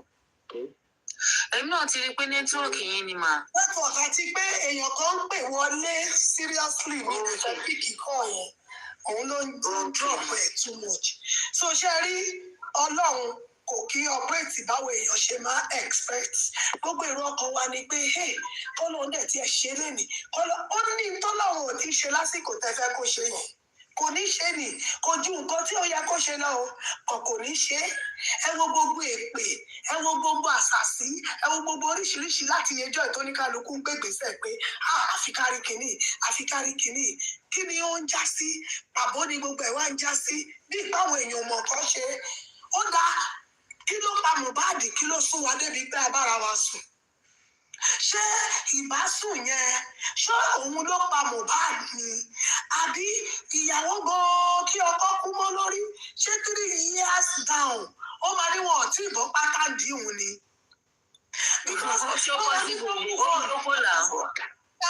Ọmọ ti move on èèyàn kan ló máa gorí ẹ̀ bó ṣe wà yẹn unknown to anybody òun ló mọ bó ṣe máa manage life ẹ̀ anybody ò dẹ̀ mọ̀ tílẹ̀ máa mọ́ bá ń bẹ̀ òun ló máa wò ó pé ṣé wọn tún ní lọ cast mi báyìí. Ọdún wo nìyẹn ti jáde padà ṣé ẹ rí Ìyábọ̀ Òjó ń ta because ọwọ́ Ìyábọ̀ Òjó ó ń ṣiṣẹ́ lábẹ́lẹ̀ o. But tó bá tó kó ṣiṣẹ́ kọjá bẹ́ẹ̀ àṣírí ẹ̀ gbogbo tó wà nínú kinní yẹn nínú WhatsApp yẹn tí very dark man sọ pé wọ́n ti bẹ òun if not nǹkan tó fẹ́ gbé jáde ò dáa rárá ló fi sọ lórí láìfẹ́ ẹjọ́ ẹ pé no human being Nigerians. Ó kí wọ́n ti bẹ̀ òun ṣé very dark man sọ pé wọ́n ti bẹ̀ òun ni. Now ó ló ti wọ́n ní tí kì í bá ṣe ẹ̀bẹ̀ tó pọ̀ ó lóun suspend everything for now. Ìyábọ̀ Òjó ò ní kú. Ìyábọ̀ Òjó ò lè ṣe gragra tó bá ṣe gragra Ìyábọ̀ Òjó ò ní kú wọ́n ti bẹ̀ ṣá. Wàhálà mi ò gbọ́ sí pé wọ́n ti bẹ̀ àbájọ àṣírí wà ó yàgò ó ti mọ bàbá Liam wàhálà ẹ̀ àṣírí wà ní gbogbo àṣàkóso yẹn gbọ́dọ̀ sọ. Torí ìwọ tó yọ̀ sí bàbá Liam tí wọ́n sọ yìí. Just don't be saying that. Mo ti gbọ́ ẹ máa sọ̀rọ̀ yín lọ mo ti gbọ́ ó ti yé mi mo ti gbọ́. Má máa sọ bẹ́ẹ̀ sórí nǹkan tó ṣẹlẹ̀ lórí ìṣẹ̀lẹ̀ àti pé ó yà mí lẹ́nu bàtẹ́ ní kò ti bẹ̀bẹ̀ ni nǹkan tó yà mí lẹ́nu ní DNA yẹn bọ́ sí ọ̀nà méjì ní DNA yẹn já sí number 1 possibility 100% ó wà pé kó má mẹ́ni tó lọ́mọ yẹn. Yes. Number 2 yes ó possible náà. Ó possible náà kó má mẹ́ni tó ní jẹ́ èèyàn kan ló ń dún ni. Àbí tó ní bá máa dúró sóbìnrin lára tóbìnrin ò tètè fura tó jẹ́ àkọ́kọ́ ṣe ẹ̀ tó dẹ̀ ti déètì 1 2 3 people ta ló mọ̀ tó ní ta ló fẹ́ lọ bá ìpéjọ́ ṣo lè bá mi ṣe DNA ṣó ṣe gbọ́ létí mi. Why are you doing like this? Bàbá di àmúbo. Gbogbo bákọ̀ wọ́n lẹ́yìn tí mo dé yìí. Àwọn tó rán wọn ṣẹ́, àwọn ló dúró tó. Àwọn bàbá ìsàlẹ̀ tó rán wọn ṣẹ́ tó ń gbọ́jà fún wọn. Àwọn ló jẹ́ kẹ́ni tó dúró tó. Ẹ wá sí sùúrù lóye ká wá gbọ́ sórí. Bàbá ọmọ báwo? Ẹ má yà tú gbogbo nǹkan ká kó sínú ọ. Ṣó yẹ yìí? Ẹ má máa sọ pé bàbá Liam kan ọmọ tó jẹ́ pé ó ti ń dójú tì ọ̀rẹ́dì tó bá jọ Samilari lónìí ó máa lọ fún fẹ́ndì lọ́la ó bá kúrò lórí fẹ́ndì ó máa bọ́ sórí ẹ̀yìn àjọ ó kúrò lórí ẹ̀yìn àjọ ó tún lọ kó sí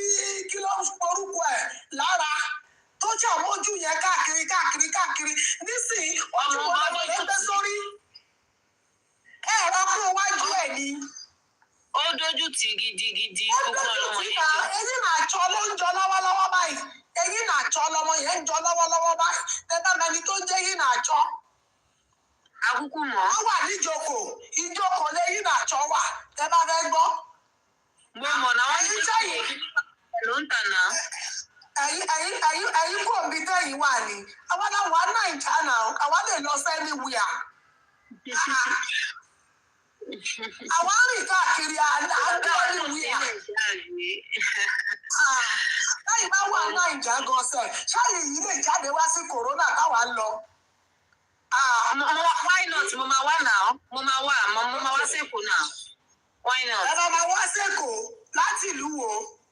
Láti Ìkẹ́rẹ́ Èkìtì. Ọmọ ó ti sọ pé ọmọ ìlú bàbá Mohbad ni mí.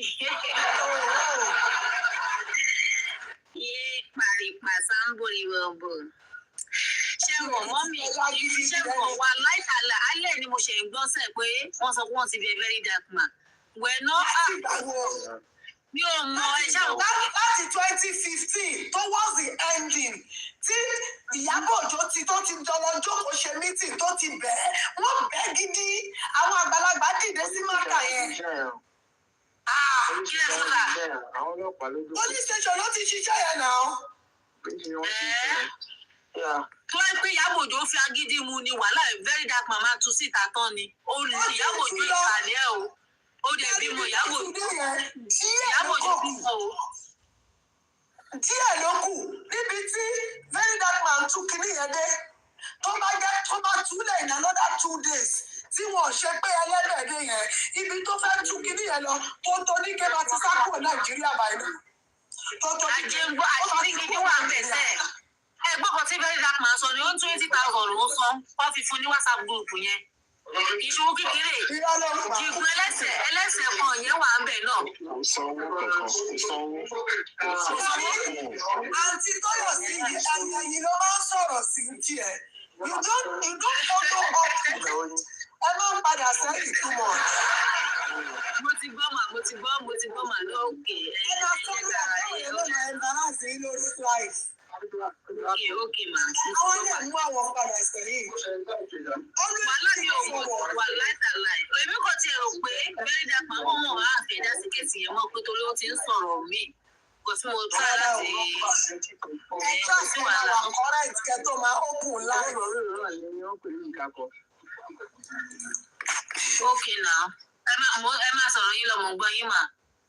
So tó bá jẹ́ wípé mákà yìí òun ló simple jù èèyàn kú sínú ilé ó yá ẹ lọ píkì gbogbo àwọn tó wà nínú ilé now kì í ṣe ní tó bá jẹ́ pé ní tìtorí títí ọmọ another way round nìyẹn but àwọn tó back ọmọdé yìí up àwọn tó rán wọn ṣẹ́ ni anybody can quote me àwọn tó rán wọn ṣẹ́ ni wọ́n bá wọn gbọ́jà náà wọ́n gbé weed náà wọ́n bá wọn gbé weed wọ́n transport ẹ̀ wọ́n ṣe anything wọ́n lò wọ́n instrument ni wọ́n eléyìí tó bá wá ti sọ pé òun ò ṣe ó ti wà in problem ọmọ ọmọ tẹ̀lé káàkiri ní gbogbo ibi tó bá lọ ìyá ló máa bá dé at the end of the day wọ́n set ẹ̀ up it is just as simple as ẹ kó gbogbo àwọn èèyàn tó wà nínú ilé tá a bá ti kó wọn àṣírí àtúnṣe rí àṣírí méjì tó bọ́ kan tí àwọn èèyàn sọ pé AI nìyẹn out of one lie truth máa wà bẹ́ẹ̀ o truth ó wà láàárín nǹkan méjèèjì tó jáde táwọn èèyàn ń debunk ẹ̀ tí wọ́n sọ wípé AI ni tó bá pẹ́ tó bá yá ọ̀rọ̀ yẹn sì máa jáde padà ẹ máa rí àwọn bọ́ìsì yìí àwọn kan wà tó yẹ pé wọ́n bá ṣiṣẹ́ ní underground pé sọ̀rọ̀ no problem ókè ò lè sọ ó yá fún mi ní info yẹn fún mi wá dẹ̀ bá wọn wá change àwọn ọmọ tẹ́bi ń pa á àwọn ọmọ tí ò sóúnjẹ tó yẹ pé ẹni tó ń bọ́ wọn ló ti kú yẹn tẹ́bi ń pa wọ́n ẹ wá ní pé wọ́n gbé nǹkan àwọn bọ́ìsì yìí ní ìyálàyà fídíò lọ́wọ́. Àjíǹgbé tí ọba lè rówó fún wọn ebi ń pa wọn bó ṣe wà ní sọ́kùn. Tí bàbá Mohbad bá rẹ́dì láti ná owó ìkáwọ́ bàbá yìí ni àwọn bọ́ìsì yìí wà. Ìkáwọ́ bàbá òun làwọn bọ́ìsì ṣé wọ́n ń jábọ́ ládùúgbò ni kí lẹ̀ sọ. Ṣé wọ́n kì í jábọ́ tó bá ṣàgbọ́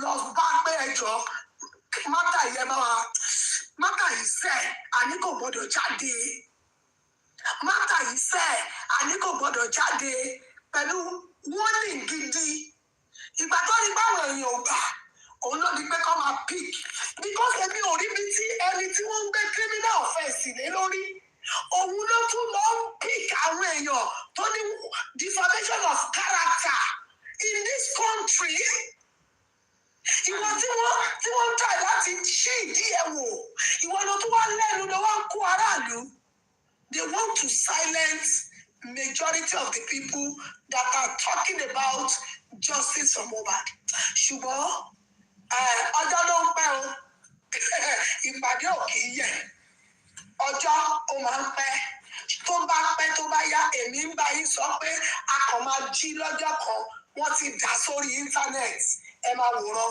wọ́n máa betray ara wọn last ni there is no long thing ojú ló ń kọ́ wa ìtẹ́mi kọ́ wa after ni pé gbogbo owó ẹni tó bá ti fẹ́ jáde ẹ jẹ́ kó cooperate anybody tí ò bá ní gbogbo fact yẹn lọ́wọ́ ẹ jẹ́ kí ó tọwọ́ èèyàn yẹn jáde ẹ má jẹ́ ká wo torí nǹkan tá a fẹ́ tá a need immediately ká lè wá fi bà ọjọ́ iwájú justice yìí jẹ́ nǹkan tèmi ò láìkì nìyẹn tá a bá ní nǹkan tá a lè fi jà ẹ ká gbé nǹkan yẹn jáde because ọ̀rọ̀ yóò yẹ kó tiẹ̀ dé nígbà yìí rárá ẹ kó gbogbo àwọn tó wà nínú ilé ẹ ṣá wọn sínú sẹ́ẹ̀lì kó jẹ òórùn dáadáa kébi ọjọ́ méjì mẹ́ta kó pa wọ́n mọ́nú bẹ̀ bóyá máa jẹ́ bóyá wọn ní jẹ́wọ́ tó bá dé court kájọ máa wò kí wọ́n dírìlì wọn ṣùgbọ́n ẹ ṣe bẹ́ẹ̀ ìyá ó compromise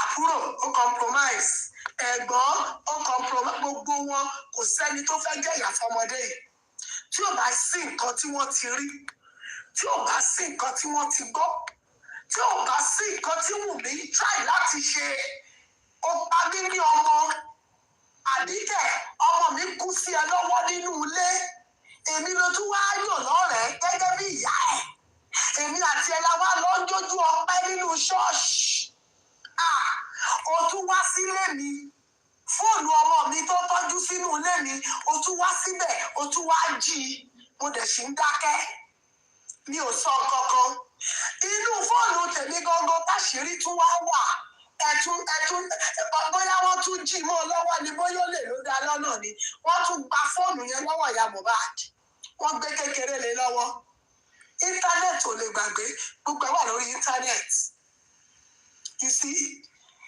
what are we talking about tẹ́ ẹ bá silence everybody ọlọ́run ọba kò ṣe silent bọ́ ó ní tí ọlọ́run yẹn ò ní ṣe gbogbo ọgbọgbọ́n ká fi ń wá kínní tá a lọ the rightful way tí everybody kò lọ lórí òtítọ́ òun ló fa gbogbo delay yìí òun ni wọ́n ṣe 3 sum wọ́n ṣe 2 sum ṣé òun ló pa Mohbad tó fi kú sínú ilé ṣé òun ló sọ pé gbogbo CCTV kọ́ máa ṣó ẹ̀ fún forensic ṣé òun ló ní pé kọ́ máa ṣe é a lot of ways tó lè fi ṣe tó bá láwọn ṣe underground wọ́n lè gba MTN lọ network tó bá ń lò wọ́n á download everything wọ́n máa rí gbogbo anything are they ready to do that?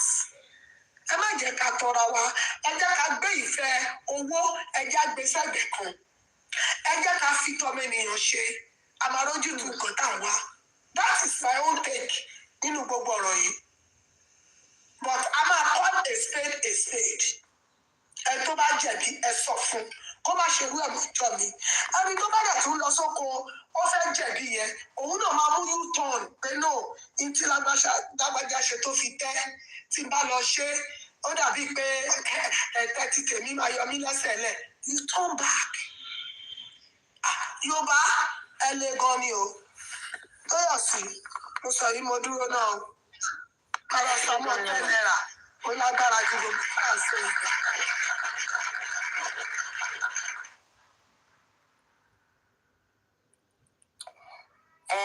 Sister Buki, she's clear for summer. wọ́n ti sọ a lot of things ní ìwà sọ́gọ̀ àti gbogbo ìtàn sọ yìí ilẹ̀ ti kún. Ẹjọ́ mo kàn fẹ́ béèrè ní ẹjọ́ àwọn wo náà mú fún defamation mi ìgbọ́ yẹn mo ṣe ń gbọ́ tí ni tọ́nà ń kó àwọn kan àwọn wo ni wọ́n kó ẹjọ́. Wùmí ló ń pick àwọn èèyàn ìgbà tó pick Samsonium ṣe máa ní ẹ̀mọ́ bàbá yẹn lọ́dún how many months kó tó di pé wọ́n gba béèrè ìgbà tó jáde ó ṣe rẹ́kọ̀dù fún Wùmí ó fi ọkọrin ó ṣe rẹ́kọ̀dù fún àwọn èèyàn ni wọ́n wá tún wá bá bọ̀bọ̀ ẹ̀ sọ̀rọ̀ wípé look ọ̀gbẹ́ni do other content leave these people tẹ́ bá rí sìn kò ń sọ̀rọ̀ justice for Mohbad mọ́ Nàìjíríà ló bá kù. ṣe àwọn tá à ń ṣe justice pé a lot of people ṣe tẹ́lí gbogbo ọ̀rọ̀ tẹ́ sọ ẹ ti sọ a lot of ọlọ́ọ̀ni jẹ́ sọ̀rọ̀ tán àwọn tá à ń ṣe justice gan a lot of them ṣe ń gbọ́ wọ́n sincere there is no sincerity there nǹkan tí kálukú fẹ́ jẹ àti tó fẹ́ bá sùn nǹkan tó bá wà nìyẹn nǹkan tẹ́lòmíì wà bá wà nìyẹn bọ̀ nǹkan tèmi kàn mọ́ ni pé kí ló ń jẹ́ mo gbọ́ tí Perkins tó ń sọ̀rọ̀ láàárọ̀ ẹ̀ pé òun tí wọ́n sọ justice for Mohbad wọn pé wọ́n gbé wọn àbí nǹkan. wọ́n gbé Wùmí àti ìyá ẹ̀ ló dẹ̀ dàbí pé wọ́n lọ gbà sílẹ̀ òun ló fi ń dúpẹ́ lọ́wọ́ Wùmí àti ìyá ẹ̀ wípé òun dúpẹ́ lọ́wọ́ Wùmí mo dúpẹ́ lọ́wọ́ ẹ o mo dúpẹ́ lọ́wọ́ ìyá ẹ o nǹkan tó ń sọ lórí live láàárọ̀ yìí nìyẹn ó ní òun ti move on because wrong fight òun ni public ń jà nǹkan tó sọ nìyẹn ó ní you people are just fighting blindly and wrongly only but I will not say it. Kò ṣe blindly ibi blindly. Only you people Perkins sọ pé you people are just fighting blindly and wrongly. Torí wọ́n ti fún mi wọ́n ti promise ẹ̀ nìyẹn. Wọ́n promise ẹ̀ designer kí ọlọ́pàá sọ pé you can do your TikTok, you know, if we hear you talk about justice, you will be picked forever. Ṣé mọ̀ pé wọ́n ti sọ fún wa ní corona inquest rí? A lọ sí corona inquest kan just of recent ní DNA tó ń lọ yìí. So Perkins Perkins pẹ̀lú àwọn guys kan àti wà ń bẹ̀.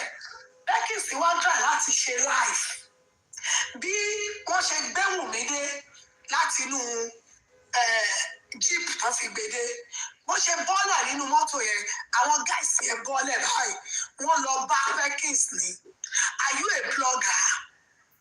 Ó dẹ̀ sọ fún wọn pé blogger as out I'm a justice fighter I'm an Ikorodu guy ó dúró tì wọ́n báyìí wọ́n wá sọ fún pé báwọn ṣe ń bá ẹ sọ̀rọ̀ yìí I was there wọ́n wá sọ fún pé báwọn ṣe ń bá ẹ sọ̀rọ̀ yìí drop life yẹn because káwọn tó débí làwọn ti rí bó wà ní life ọtí ga àwọn méjì ìgbà tí Perkins wá ní ọwọ́ ní òkè kó o bá fẹ́ stop life yẹn ó yá jáde kúrò nínú kóòtù yìí Perkins wá sọ pé báwo ló ṣe máa jáde kúrò nínú bíbá am I a blogger do your own thing let me do my own.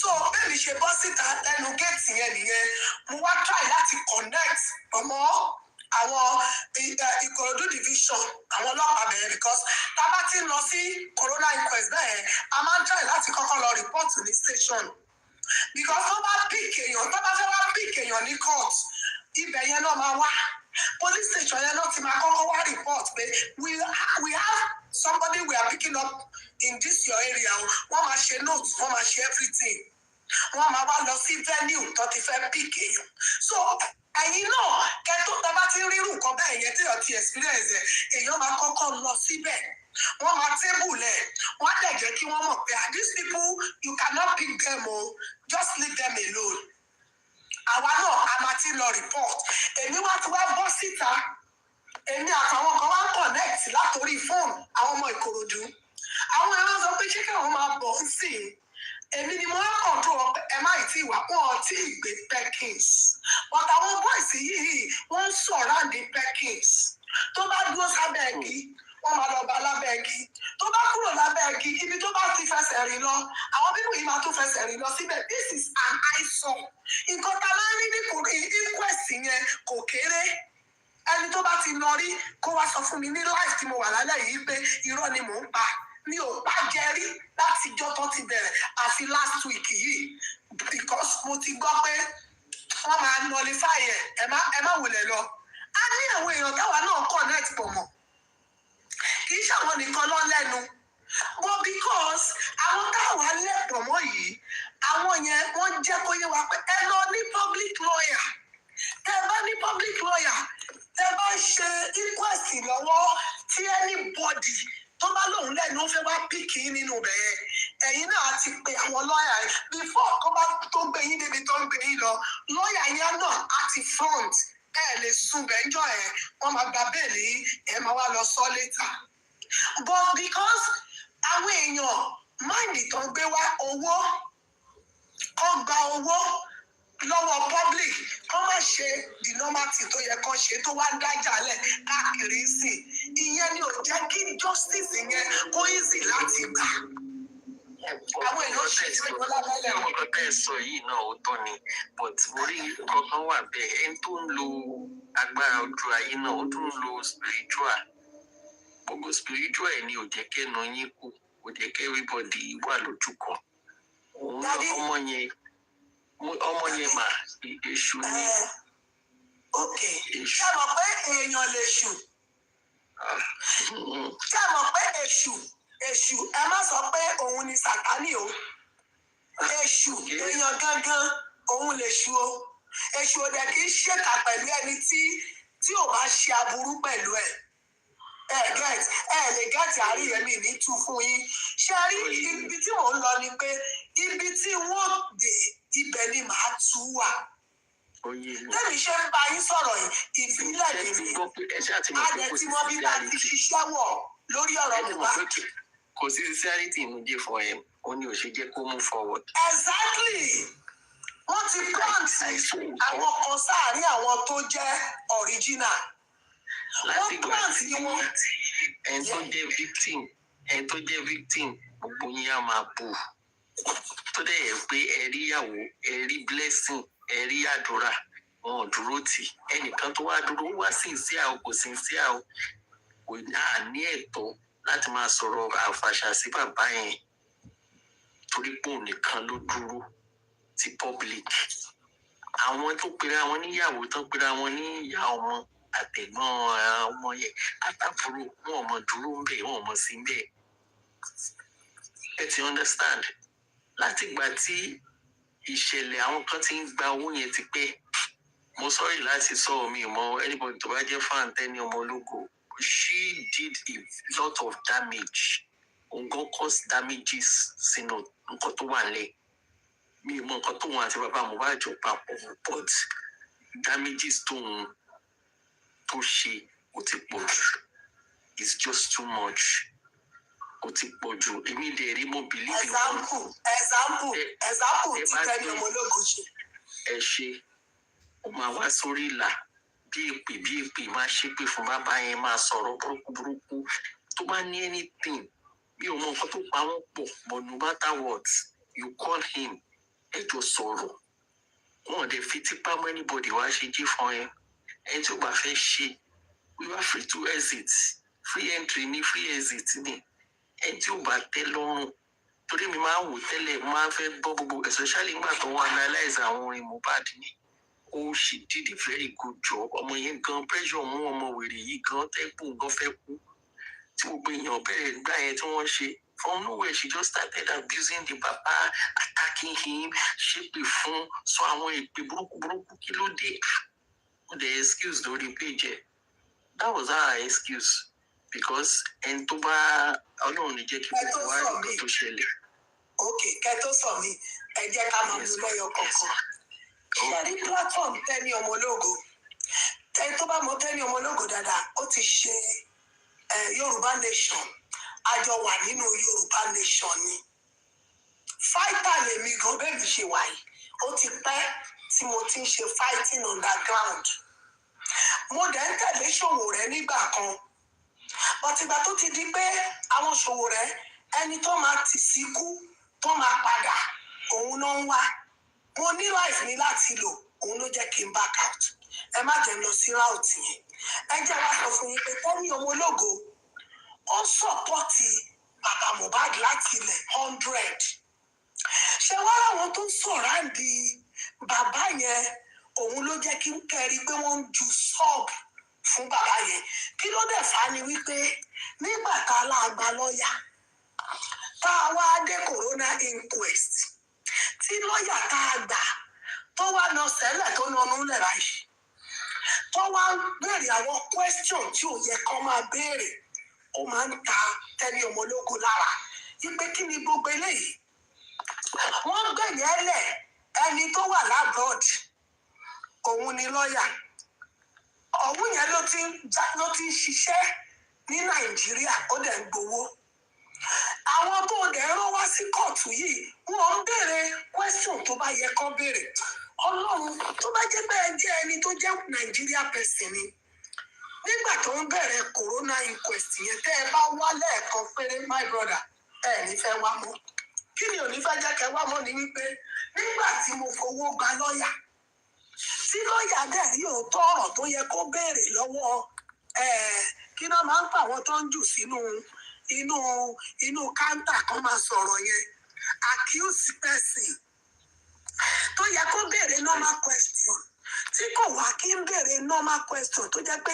n tó ń béèrè kò tiẹ̀ wọ́ọ̀tì owó tí mo sọ fún tí ò lè defend anything àwọn pípù yìí Tẹ́ni ọmọ ológo ó lẹ́ni tó represent ẹ̀ tó ń bá wá sí court so that tó bá ti ṣe tán wọ́n máa fún ní feedback gbogbo nǹkan tó ṣe ok ẹ fẹ́yàn ní 100,000 lẹ́nìí ó yá wọ mọ́tò lọ ó yá lọ ṣe gbogbo cover up yẹn kí n mọ nǹkan tí mo máa ṣe analysis lé lórí tí ò wá mú nǹkan tó reasonable wá ok ìyẹn wá lọ tó wá jẹ́ pé ẹni tó lọ́rọ̀ gangan tó jẹ́ àwọn ni wọ́n máa ń standing nínú mátà yìí tó dúró tó pé àníkú tó pọmọ mi sẹ́ẹ̀ mo fẹ́ mọ̀ tó wá jẹ́ pé ìtọ́ bínú sí lèmi fẹ́ sọ fún yìí bàbá wa dúrọ̀pù kí ló pa Mohbad bàbá wa ń fèsì DNA tá à ń sọ̀rọ̀ yìí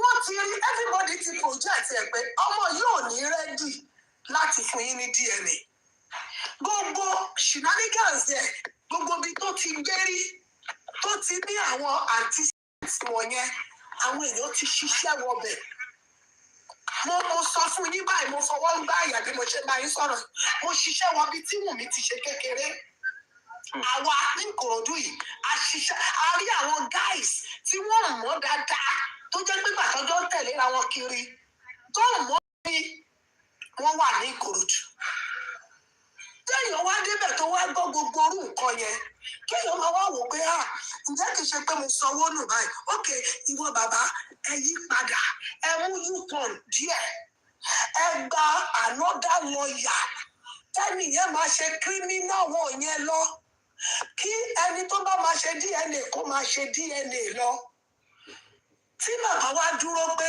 ẹyọ kan ṣoṣo tóun bá mú yẹn sẹ́ tóun tó bá ti lè ṣe DNA yẹn òun máa sọ ikú tó pa ọmọ òun òun náà wá sọ wípé tẹ́ ẹ bá ń sọ fáwọn pé ó dìgbà tẹ́ bá rí DNA kẹ́ ẹ tó sọ ẹni tó pa ọmọ yín tẹ́lẹ̀ mọ̀ clearly pé àlè ló pa ẹ kúkú jáde ẹ sọ but instead ọmọ yìí tá à ń sọ̀rọ̀ yìí náà ṣe mọ̀ yí pé ó sẹ́ndì bàbá ó sẹ́ndì lẹ́tà sí yí pé ó dìfà òun bàbá yẹn tún lọ sí kóòtù títí kó tó wá dájọ́ yẹn pé kí bàbá o pé ṣé ojú òtí wọn ni láti ẹjọ́ ẹ̀ wọ́n kò advice ni àwọn jọ́ọ̀jì yẹn wọ́n kò advice bàbá ni pé kí wọ́n gbàgbé pa mátà yẹn kọjá kọ́mọ yẹn lọ rest bàbá yẹn dẹ̀ ní tí yíyẹ sọ nǹkan tóun máa ṣe inú òun ló wà wọ́n dẹ̀ bá wọn parí yẹn síbẹ̀ ṣé understand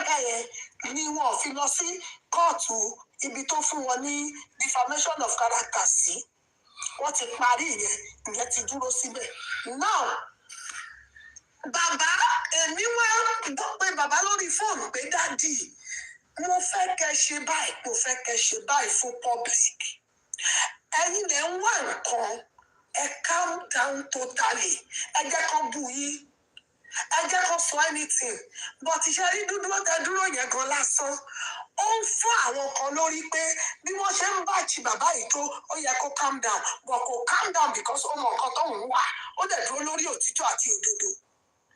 Ó dẹ̀ máa ń sọ pé tó bá pẹ́ tó bá yá òtítọ́ máa fara hàn. Ṣùgbọ́n pé kóun dákẹ́ òun ò ní dákẹ́ nítorí mátà yìí bàbá ó yọ àwọn èèyàn kọ̀ọ̀kan kúrò ní ara ẹ̀, ó ṣí wọn kúrò lára ẹ̀. Kó má bàa dàbí pé bóyá ariwo àwọn èèyàn yẹn tó ń pa gẹ́gẹ́ bí Gùrẹ́sì, gẹ́gẹ́ bí there is one other man tó máa ń tẹ̀lé wọn wá sí court apart from Máyọ̀wá, torí tí bàbá bá ń bọ̀ ó máa ń mú Máyọ̀wá dání. Apart from àwọn ọmọkùnrin wọn méjì tó máa ń tẹ̀lé wọn wá, there is this one other man, Justice for Mohbad ní màá yẹn náà, ó máa ń tẹ̀lé bàbá wa tí mo mọ̀ dáadáa, tájọ máa ń pàdé. Tí bàbá bá ti ń páàkì báyìí, ọ̀kadà làwọn náà máa ń gbé débẹ̀. So nǹkan tó ń bá bàbá jà lé lórí òun ni pé ẹ gbé DNA lẹ̀, ẹ jẹ́ ká sọ̀rọ̀ nípa bá a ṣe fẹ́ rí justice ìgbà fún ọmọdé. That is the fight. Kò dá ṣe pé wọ́n ń bá wọn jà gidigidi. Ẹ jẹ́ kí sáré sọ̀rọ̀ kan bí tẹ̀lé yín. Nígbà tí wọ́n lọ sí Corona, ẹ ti gbọ́ ìdájọ́ láti inú WhatsApp group years before the Corona inquest kí magistrate kò tó kà àwọn Ìyábọ̀ ti sọ nǹkan tó máa sọ sínú WhatsApp group. I understand bàbá mọ̀pọ̀ tó ti yí òun mọ́lẹ̀ níbi criminal side. Òun ni bàbá yẹn ṣe ránṣọ mọ́ DNA yẹn ṣe ń fún wọn ní $1 etiquette. Bàbá kò kàwé, bàbá ò kàwé, má jẹ́ ká gbàgbé. Bàbá ò lè experience tó ẹgbẹ́ tó kàwé níwọ̀n. Ìjọ tí wọ́n délé bọ́ yẹn tí wọ́n bókú ẹ̀ lẹ̀, ọlọ́pàá ló máa lọ mú àwọn ní fọwọ́ kan òkú níbi tí wọ́n máa ní kí ambulance kan wá gbé. Ọlọ́pàá kọ́kọ́ wo gbogbo inú ilé, á ṣe everything. Ó ṣò pé bàbá ò ní experience. Mo sọ́rí láti sọ illiteracy wọn ò fi bẹ́ẹ̀ kàwé. Tó bá jẹ́ tó kàwé, touching the body gan is something else because any homicide ni tí wọ́n bá pààyàn, you don't have the right to touch the body. Now, ó kì í ṣe mọ̀ pé bàbá ò wá mọ̀ ìpín ọmọ yìí lókìkí tó báyìí ló jẹ́ kó ṣe bẹ́ẹ̀. Ní àárín èmi àti Yorùbá mẹ́sìn, tẹ́ bá wọlé bábá rúkọ bẹ́ẹ̀ yẹn, ẹ máa ní pé kọ́ bá yín balẹ̀ mọ́ ẹ̀mí ìbànújẹ́ ni. Ṣó fẹ́ di ọmọ yẹn ni? Bàbá dókè, wọ́n rí ẹ̀jẹ̀, signal number 1. Signal number 1 nìyẹn, and ẹ̀ńtẹ̀lẹ̀ bèrè lọ́wọ́ ẹ̀ pé ibo lẹ̀jẹ̀ ti wá, ó ní ká ẹ lọ rú. Even normally ní Nàìjíríà or anywhere, tí ẹ bá rí òkú nínú ilé or anywhere, you don't touch it. Àbí bẹ́ẹ̀ tó ti sick, tí gbogbo èèyàn mọ̀ kàn tọ́jú ẹ̀. But someone just died like that, they called you, you came, wọ́n ti ẹ̀ pé wọ́n gan, wọ́n fagídí lónìí. Wọ́n dẹ̀ dé pé wọ́n gbà ọlọ́pàá ló yẹ kán lọ mú. But ẹni ìjà ò bá bí bàbá ṣe máa ń sọ alápẹ̀rẹ̀ ẹ̀ lọ́kùnrin. Ṣé níbi tẹ́mi ti wá ní problem pẹ̀lú Tẹ́ni lélẹ̀? Tẹ́ni started well tó jẹ́ pé kódà mo máa ń sọ fáwọn èèyàn pé lọ adìyẹ ní ìkẹlẹ̀ gbọ́ òótọ́ ọ̀rọ̀. She started very well, but the moment she started attacking the man, mo ní issue pẹ̀lú ẹ̀. Mi ò mọ level because level tí ó gbé lọ yẹn ṣe ló dàbí ẹ̀ tán ti jọ ríra wọn fín gan. Ó ti pọ̀ jù, ó ti wà extreme, ó ti lọ fà gan, ó ti pọ̀ jù. Gbogbo nǹkan níwọ̀n lórí ọ̀rọ̀ ọlọ́rọ̀, Ọlọ́run má jẹ́ kí èèyàn gba nǹkan ní sára. So àmì ọ̀rọ̀ tèmi sọ nìyẹn, kì í ṣòun nìkan ló ṣe. Wúmà yìí náà, Búdí náà, òun náà ó gbọ́ àwọn ọ̀rọ̀ òun kà, òun náà kà sára náà. A lot of things tó ń bá sọ tó máa ṣe, a lot of at the end of the day she came out ó bú bàbá yẹn. Ṣé rí pé Búkì ò ṣe mistake lẹ́ẹ̀mejì láti wá Búkì jèsè, kò wá bú bàbá lẹ́ẹ̀mejì lẹ́ẹ̀kejì, ó ti bú wọn lẹ́ẹ̀kan, kò ṣe mistake ẹ̀. Tí nǹkan bá ṣẹlẹ̀, problem tí mo ní pẹ̀lú àwọn tó ń ṣe D4M nìyẹn, they are too temperamental and wọ́n máa ń kí emotion bọ́ kan wọ́n dẹ̀ rẹ̀ dì kò kàn wọ́n nǹkan yẹn bá bàjẹ́. Wọ́n bá ti gbé dání òkè olówó wà nínú nǹkan tó wà nínú nǹkan tí Yomi gbé dání sí. ojú tó ó jẹ́rọ ẹtibọ́tẹ́ ti ń pariwo AI ní ẹ̀rí pàtàkì nìyẹn ogun ti ń dà wọ́n yẹn náà ẹ ti ṣe AI ní kìnìkan ní verify ẹni ẹ máa bàjẹ́ no matter what ẹ máa bàjẹ́ so mo wà so disappointed in a lot of people kì í ṣe àwọn tí mo mention yẹn nìkan even QHTV àwọn náà bẹ̀rẹ̀ sí ní bú bàbá yẹn àtàkì bàbá yẹn tún bẹ̀ yín personally pé ẹ má bínú ẹ jẹ́ káwọn continue still you people continue to attack this man ẹ kọ́kọ́ wo level education exposure ẹ̀ nìyẹn nígbà tí ọmọ yẹn wà láyé bàbá ò ní Android phone nígbà tí ọmọ yẹn wà láyé kò ní Android phone kò mọ nǹkan tó ń ṣe social media he doesn't know anything ọtí mi rí sọ́dọ̀ tó wà lẹ́nu tó. Kò mọ bọ́mọ yẹn ti ṣe tó nínú ayé. Nǹkan tí bàbá òfin ní nǹkan tí bàbá òfin lo Android phone gbà tí Mohbad wà láyé Wùmí ó ti lògùn sórí Mohbad ó ti fògùn bá yé. Ọ̀gbẹ́ni yẹn máa sọ̀rọ̀ báyìí jàre tó yọ̀ sí ṣó wà Nàìjà ni. Ọmọ yóò ń ṣọmọ jọ ẹ ká sọ̀rọ̀ tán ó mò lọmọ yìí ó mò. Ó jáde ni ó já ọmọ tó já ọmọ ó lọ máa píìkì wa ó dẹ̀ píìkì ó dẹ̀ píìkì Perkins píá gbogbo polo tó ṣe gbogbo wàhálà tó bá lọ́mọ ṣe tó ti ká ọmọ ìsìn. Bẹ́ẹ̀ wá píìkì mi náà òun náà mo sọ pé kó lọ ṣe passport ó dẹ̀ máa bọ̀ kó wá kó lè wá bá mi. Àná lórí burúkú Mẹ̀múnà yìí ló bá lẹ́mi ló kàn ó ní ìyá yìí náà ó lágbègbè ọ̀rọ̀ tó máa ń sọ mo ní ẹ ti ń gbèyàn ìjọ tí ẹ bá try mi ìjọ ẹ lẹ ní gbèyàn mọ́ because nítorí yìí máa rí àwọn ló máa nà wọ́n fà. ṣáà máa ń dá lọ náà ni àwọn náà ń dá wà wọ́n ń pẹ́ ń tó rájì wá a ní nǹkan tó ṣe fún Perkins last ajé ní ìgbà tó di ọwọ́ ọ̀sán mọ́ ọwọ́ ọ̀sán yẹn bíi 3:30 láṣẹ̀ṣẹ̀ lọ ní bọ̀bọ́ yẹn ṣẹ̀ṣẹ̀ lọ wá fast food kan ló lọ ra nípa ètò gbóná tó ní mọ́mí ó yá ẹ̀yin náà ó yá ẹ̀fẹ̀ náà sínú kó tó pè wọ́n wọlé lọ́jọ́ yẹn ó pẹ́ gan ọ̀sán ti pọ́n jù ó ti lé ní 3 o'clock kó tó pè wọ́n wọlé. Àwọn pípọ̀ yìí wọ́n dẹ̀ ń fọ́lù ẹ̀ káàkiri wọn ò fẹ́ kó ṣe live. Èèyàn àwọn Yorùbá yìí á burú gan ni o owó yìí náà dẹ̀ ni owó náà dẹ̀ fẹ́ fi bàjẹ́ fún ẹ̀ jẹ kò dẹ̀ sí nínú kéèsì yìí kò sí kí owó má play out tí ò bá sówó wọn lè rí nǹkan tó fẹ́ gbàgbà Ọlọ́run olófin dàbí pé ọ̀rọ̀ Mr. Yomi yìí ó ń ṣe mí bákan because there was a time tá a wà lórí life mo ní ẹ̀yin èèyàn kò sí bí màá yìí ṣe fẹ́ ṣiṣẹ́ tí ò ní nídìí owó ló kù lórí Mọ́jọ́lá platform ni mo ti sọ̀rọ̀ yẹn lọ́jọ́ yẹn wọ́n lè lọ wá fídíò yẹn jáde tó bá kọ̀ tiẹ̀. Mo ní kò síbẹ̀ ṣe máa ṣe àwọn arábí yìí ná owó Kàrímọ́ bọ́ta ó láwọn ti fún wọn ní trophy àwọn ti gbé wáìnì lọ pẹ̀lú 100,000. Àwọn èèyàn ò tún wo bẹ̀yẹn náà wọ́n tún rò bíi pé AI ni ìyẹn kàn sọ tiẹ̀ ni wọ́n wéèvù ẹ̀. Meanwhile gbogbo ọ̀rọ̀ tó ń sọ yẹn nínú gbogbo ẹ̀ òótọ́ máa wà ń bẹ̀ kò wá sí ọlọ́pàá tó lè bá wa checkmate ẹ̀ wọ́n ti báyìí gbogbo wọn wọ́n tún fẹ́ lọ gba spending ní Àbújá ọlọ́pàá sọ pé kó lọ mú 5 million wá ẹni tí wọ́n rán lọ ó tún wá sórí Papariano platform ó tún jẹ́ kó yé wa wípé àwọn ọlọ́pàá yẹn owó tó fẹ́ gbà òun lòun fẹ́ gbà wọ́n sílẹ̀ àṣé ẹni tó fẹ́ gba spending lẹ̀ abroad ló wà. Wọ́n wá negotiate títí wọ́n wá negotiate lórí 500,000 ni wọ́n fi gba spending lẹ̀. Ọlá pé woman yẹn dẹ̀ mọ ọ̀gá wọn pátápátá ẹni yẹn mọ ọ̀gá wọn òun ni owó yẹn ṣe work. Owó tó lọ́ fẹ́ gbà ó pọ̀ gan tí wọ́n bá wá rí owó yẹn ṣe mọ̀ pé wọ́n máa wà forced láti wọ public láti seek for fund. Owó on play vital role nínú gbogbo tó ń ṣe yìí.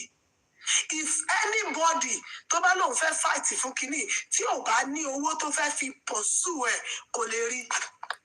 Pẹ̀lú owó yẹn gọ́sẹ̀f wọ́n máa frustrate effort ẹ̀ wọ́n á gbé ṣépè wọ́n máa ló dóyà ẹ̀ wọ́n máa ló ti dóyàwó bàbá ẹ̀ ìyẹn ló pa Mohbad. Ìtò play out gangan nìyẹn. Wọ́n ti plant gbogbo àwọn bad people yìí. Wọ́n ti wà ní angle kọ̀ọ̀kan. But ojú tó máa gbé jáde, ojú èèyàn gidi tó ń jà fún justice ló máa gbé wá. Ọ̀tá bá sọ pé wọ́n ń bú bàbá, àwọn agogo fúnra lára wa tá bá ti wá sọ díẹ̀ ká má sọ dìjà.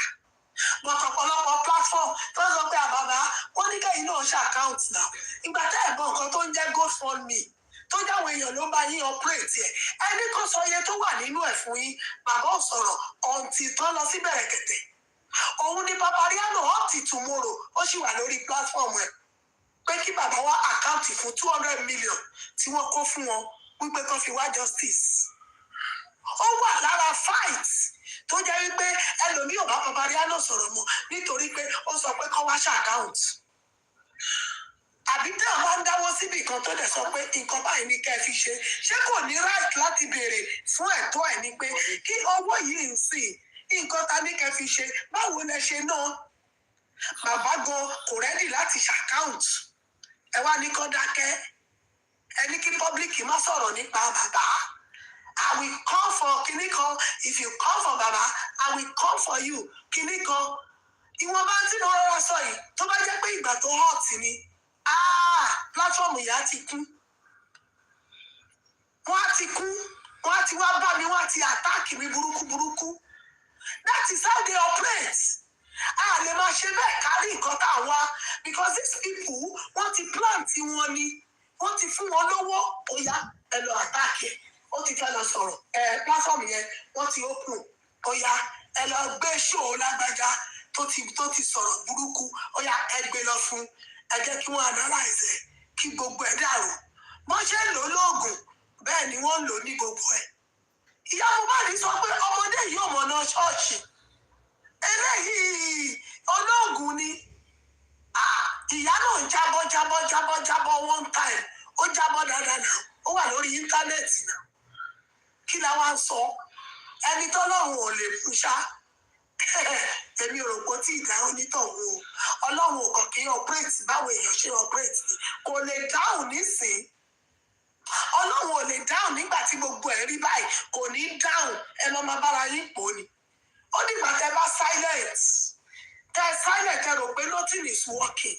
Ẹ kàn rí pé a jí láàárọ̀ ọjọ́ kan báyìí. Wọ́n ti dá gbogbo ẹ̀ sórí íńtánẹ́ẹ̀tì. Ó ti ṣẹlẹ̀ rí. Bí justice Mohbad ṣe máa jáde, bó ṣe máa jáde ni mo predict. Ẹ lọ kọ déètì nílẹ̀. Bó ṣe máa jáde nìyẹn. Ìwọ fẹ́ gbà, èmi fẹ́ gbà tẹ́ ń fà mọ́ra yín lọ́wọ́. Tó ń di pé àwa ń yẹ̀yẹ́ ara wa.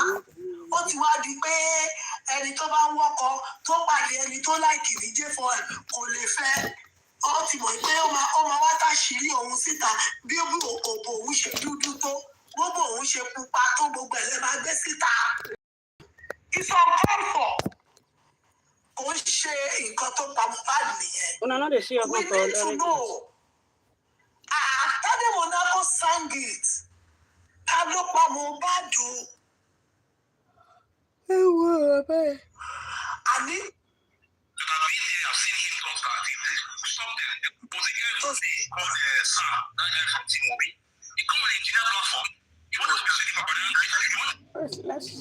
this stupid boy with white flag in the country for everything. Sam, that is T-Mobile. He came to engineer platform.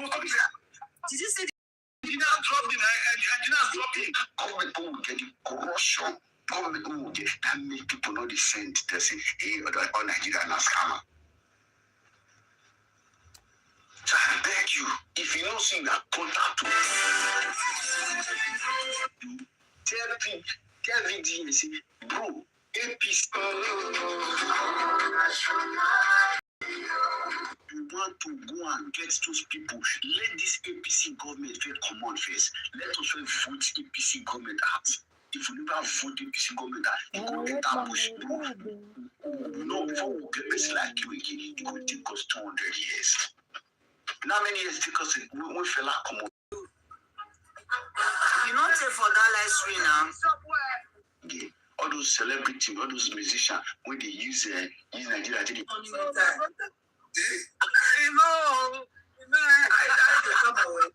how much you don't take effort or your police or your soldiers, how much you don't carry come up for a pocket? I for not yes, David don't carry 200 millions. Give your two. Or it's a virus, and you want to take parts, you want to take.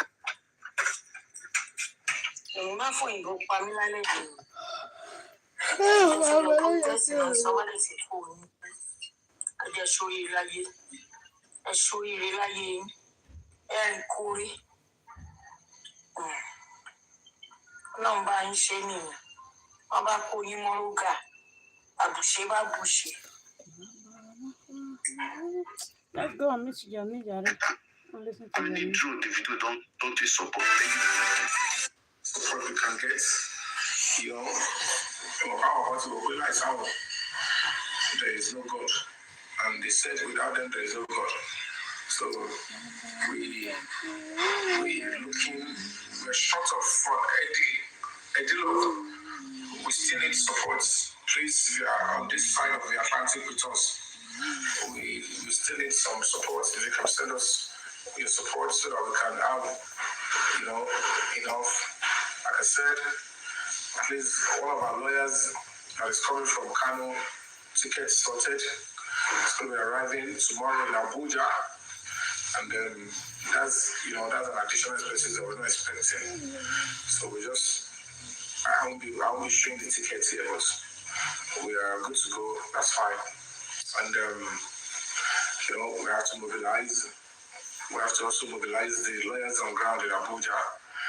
And volunteers come from lots of volunteers have shown signal that they want to attend. But we will only try to support the few ones we can. So, and then the few t-shirts that we can be able to do, we'll do it as well. And then other logistics. So, we're still a little bit we're still lagging behind a little bit. So,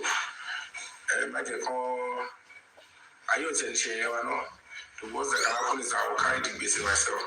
But if you can support with us, at least we've got some support and funding from those that can help. So for those that have supported so far,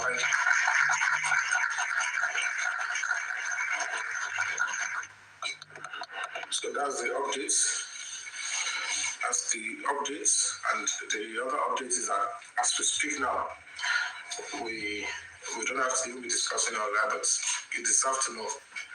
We yet to receive. It's already night, so maybe tomorrow. And then, sorry guys, let me pick this call.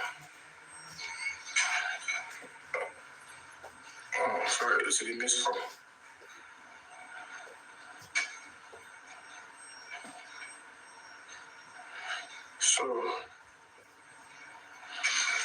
So congratulations to Fabiyi.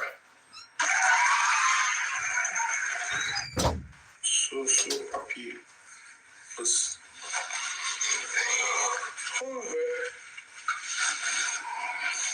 So if you want to see the video, they are using announcements on my page on Instagram and TikTok. So Eddie, you're not answering my brother. We still need some. Maggie Sibe, you are not. Everyone will be in here or something. So let me bring some people. Send your request if you want to say something because I'm happy. Let me tell you now. Send your request if you want to say something. If you want to ask questions, you want to say something, so that we'll use that to kickstart the right way. Any questions, feel free to come and ask. If you want to say something, let me know.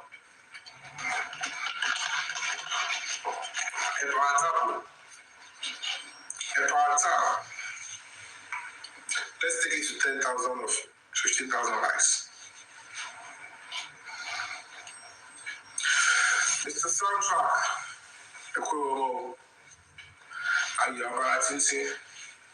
I'll call you very shortly, my brother. Geruzi.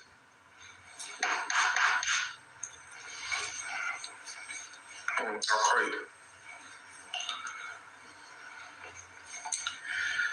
All right. If you want to come up, you want to say something, send your request. If not, I'm in celebratory mode. We know where we're facing. We are focused on justice for Mohbad. On the 17th, let's meet in court.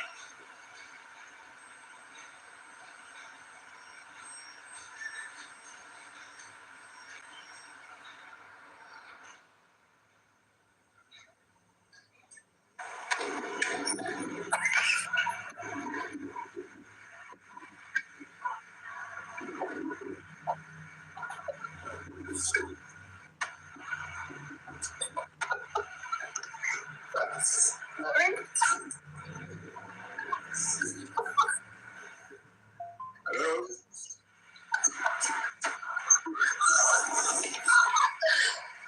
Hello?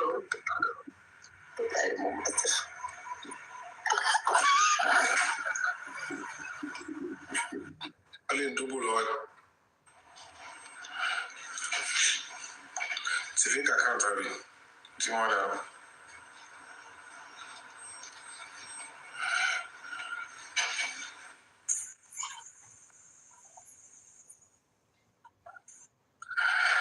Okay, Big Baby, are you there? Big Baby, maybe your questions or your take me into the mood because I'm just in a celebratory mood and I don't want to vent when I hang out this justice. So let's see if we're going to say something. Senate President is founder, Sheila.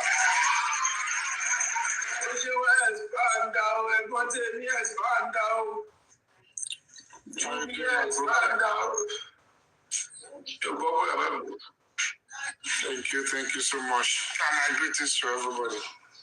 So,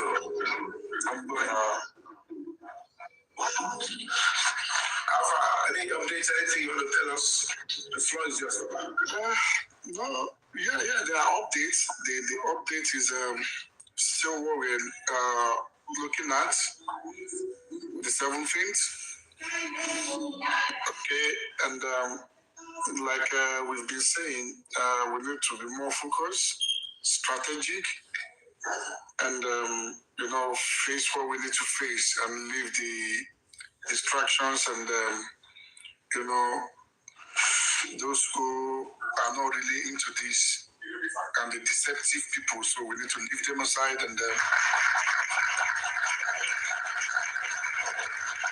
and be focused. So on the 17th, I think this. Should I go into this now? Okay, let me leave it till after 17 because I've got a lot to talk about. Okay. And like I just said now, I don't want distractions, so don't let me bring another distraction at this hours of, yeah, I've got a lot to talk about, so I'm going to leave it till after 17 by God's grace. So let's walk towards 17 and what do we really need to do? The other cases that we are still on, on the King White's case, which is coming out tomorrow. Oh, that almost 16, so we have 16, 17 then. Yeah, the case involves Ibrahim Kole show and this lady, Kodibade and Badmos. Ogundele Badmos. Yeah, so Abigail, remove your car. If you put a do.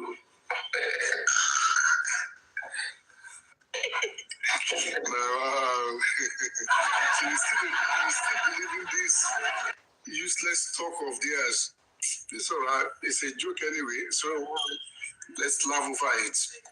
And you know, the funny thing is, I guess you always say we don't want distraction, but honestly, we don't need it. But you know, when you look back at some of the things that are happening, you guys about to only because the kids are going to be lawyer.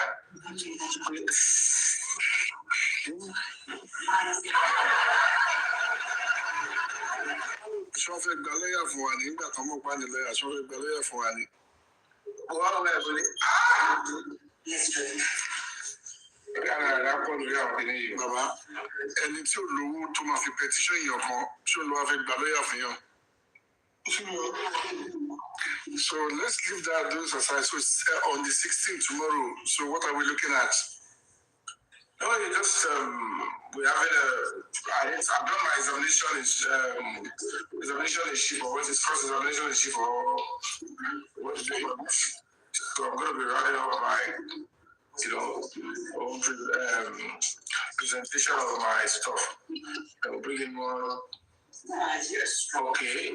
Tèmi Tọ́pẹ́ Ògúnkúnlé Badmus. Okay. Tèmi Tọ́pẹ́ Ògúnkúnlé Badmus. And then we're going to be. Then the other witnesses will have to come in, and after those witnesses, we'll move on to allowing them to defend themselves, and then we'll make a final submission, and then judgment will come. So that one too already used his mouth to profess that people want to make it better, made on behalf of Adura. I want to lie to my fashion. So if that will happen, the trio, I could remember when the case was still very fresh.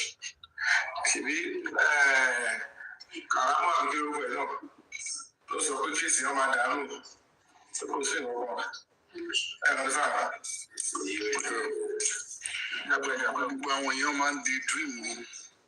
so I would have loved to ask her, that case, you know, so sure, when you're driving your whatever that case, I don't know how they go about to distill, just as we are now. If anybody is still not believing that, okay, there is presidency, they can now see clearly. They have the opportunity to go to attend the court trial and see. What's going on? There is presidency. Sure, I want to have here. When they say there is presidency, the presidency reacted, and then if at all there is no presidency, and we were trying to even follow the police to arrest one Damola, follow it to Abuja, pursue this one, sue an IPO in Abuja. It is now time they're supposed to go and meet the police and say, go to that court and prove them wrong that there is no president. He has been shouting presidency, but you will see them go to such places or want people to see in that direction. Why did we even water this thing down? Who are we to continue to water this thing down? And like I said, we live in a terrible world, and like justice for women is routing through social media, particularly TikTok. It gave a lot of, disgruntled elements to just water down anything to the delight of the co-travelers. Because at the end of the day, if there is anything that is so glaring and obvious, it's the fact that and we're already, working with the police as a petitioner to activate what anybody can. A lot of people fail or could not even bring to life for a very long time. You know what it means to keep the entire nation, the young public, to keep them deceived with one charade prosecution in Lagos. And it's not an easy task to confront the government of Lagos State, the police in Lagos, and say that investigation is not true, is not authentic. And when we got a new lead, we were pursuing it. When seconds came on board, you saw what they did. They started with one bookie. What down, it's fake. I went to steal, I asked one Digibami to steal Adura's phone. Because I took after many months of deception, to the babe, we're not backing down. She came out and said the chat was real. She is, getting shots that Adura sent it here, already Adura sent it. But look at for how many days and months she was castigating me and calling me a liar. But at least she still has some dignity and integrity to come out and say, yes, it was real. So the same person that said the shot was real, I'll not tell you. Tomorrow they will shout to say, since about 30 seconds here, then the question you ask yourself, who do you think should be believed? The same lady that went about and lied and said Yomi is a liar, he's looking for money, she said so many bad things about me. She said I was lying, that nothing is in the 3-second video, nothing is in the shot. It was me that orchestrated it. They even went as far as saying that I have a conversation with one that I think also wrote this. Look at that King White there. I mean, even that King White black lied against me and deceived me and said there was a time they saw my call, they saw the log. No, because you're on there. Just when you see them, you would think they are speaking the truth. Let me just be honest and transparent with the public. She paints, and some of you are believing them. But before you know it, you realize that we're dealing with a lot of monsters. Because at the end of the day,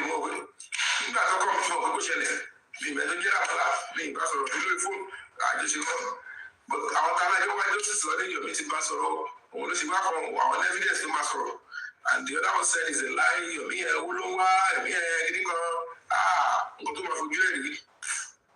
but with a lot of any way you can chase me out of a dream or any project I'm doing. Who I am.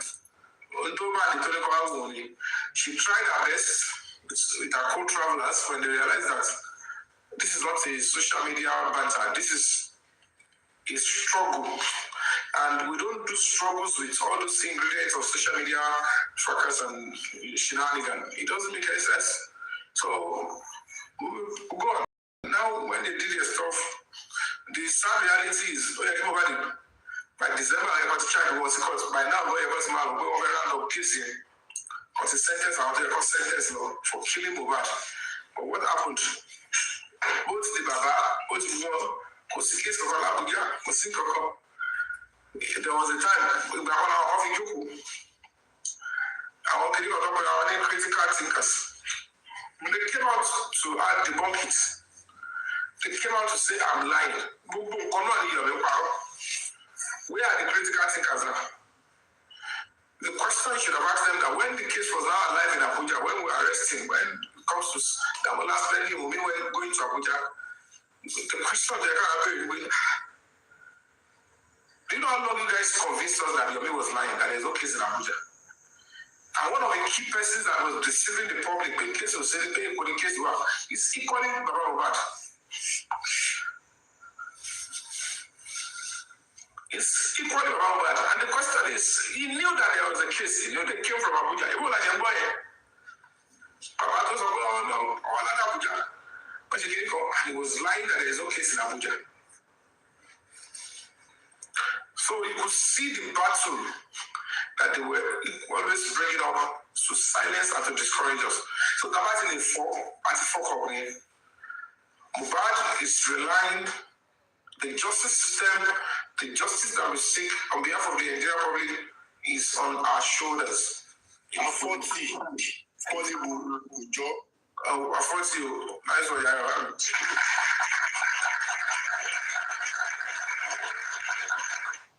Big watch, but yeah, we're not.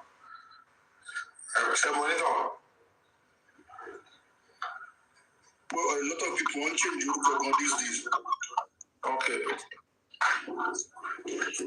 I might change your look about.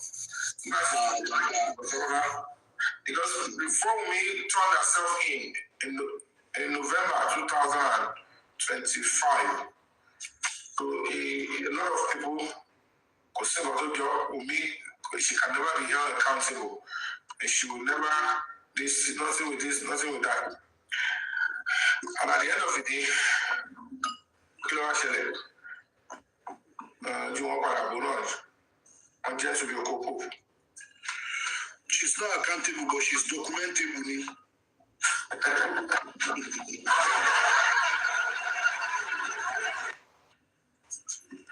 So, Adela, today, well, thank you.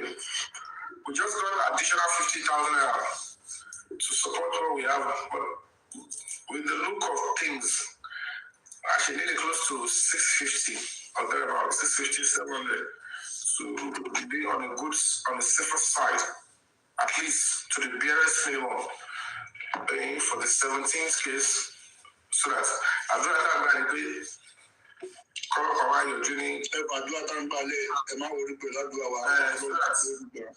so let me so one more adjournment, and then we have our the investigation will now commence with the police. So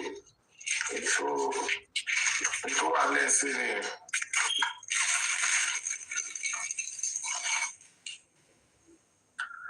So let me do a recap of that particular bulletin so that we will make a final adjustment. And that is okay. All right, okay. There we go. And it goes to case cock.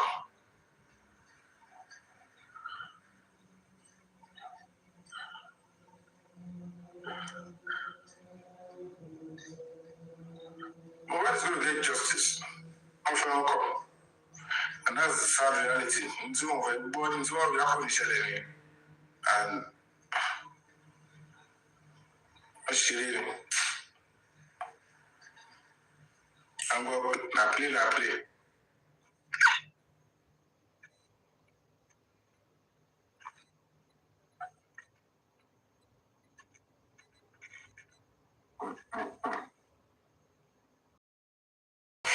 So like I said, we've been able to patch the new lead to the police, and what to do with it in due course we will know.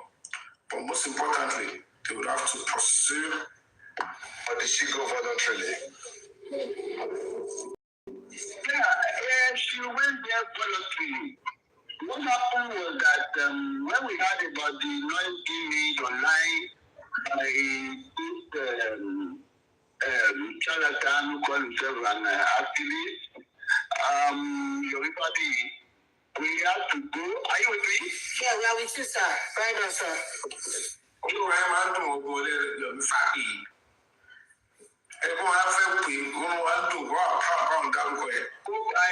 have to admit that now she called me and said, I've got that.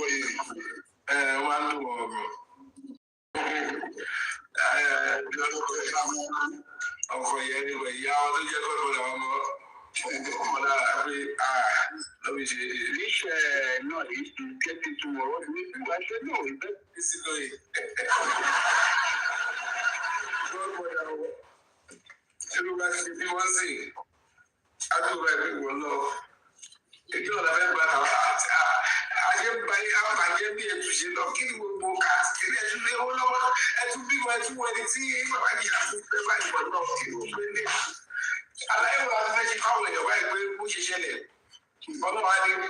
Orí ọ̀rọ̀ yìí lè máa padà kú sí. Nítorí ó bá wọn láwọn àlàyé kan nílé iṣẹ́ nílé twist ẹ̀ mọ́. Ó yẹ bọ́lọ̀ sọ. Ṣé ìwé ọlọ́kọ̀ mo ṣe àmì sí? Nígbà tó ń fún àwọn ní múlẹ̀ wá. Àmì sí.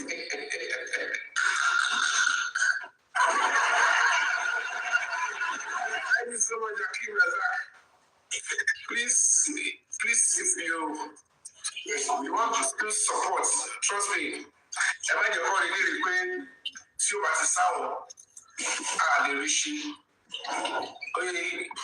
I said, we still need a little support. Around 650, 650, we should go. We have that. Somebody just said 50,000. About the balance. But and again, about the bonus and judgment. You please donate and say towards the next adjournment, or just a donation to so that we'll be ready. And you understand? So that we'll be fully ready. And immediately after the judgment, we'll now quietly go solo again until, if and when necessary, when they begin their investigation by the special grace of God, and we'll represent the public very well in this particular matter before the police, so that justice can be served. And don't in any way think that, what's it like you?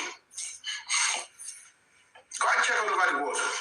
Even America, even Nigeria, there are some cases that people thought is already stale. So something is what is disturbing this case. So it is right. So about kangaroo racing, about double agents, about don't bagay, don't gas or silly, don't shake it, don't shake you. So all of those, I can tell you, at a prayer, what about one or see or Jukon. So Venezuela, and then Billy is looking at me.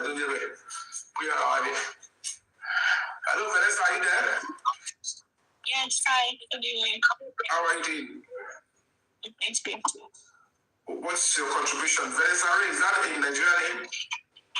Yes, I don't really know what your live video is all about, but for a couple of months now, I have seen most of your posts concerning a lot of stuff, and I just saw you dating Fabiyi as his new baby and his wife. I just want to ask you like a very simple question coming from a honest person. I'm not here to like throw insult at you or out insult at you.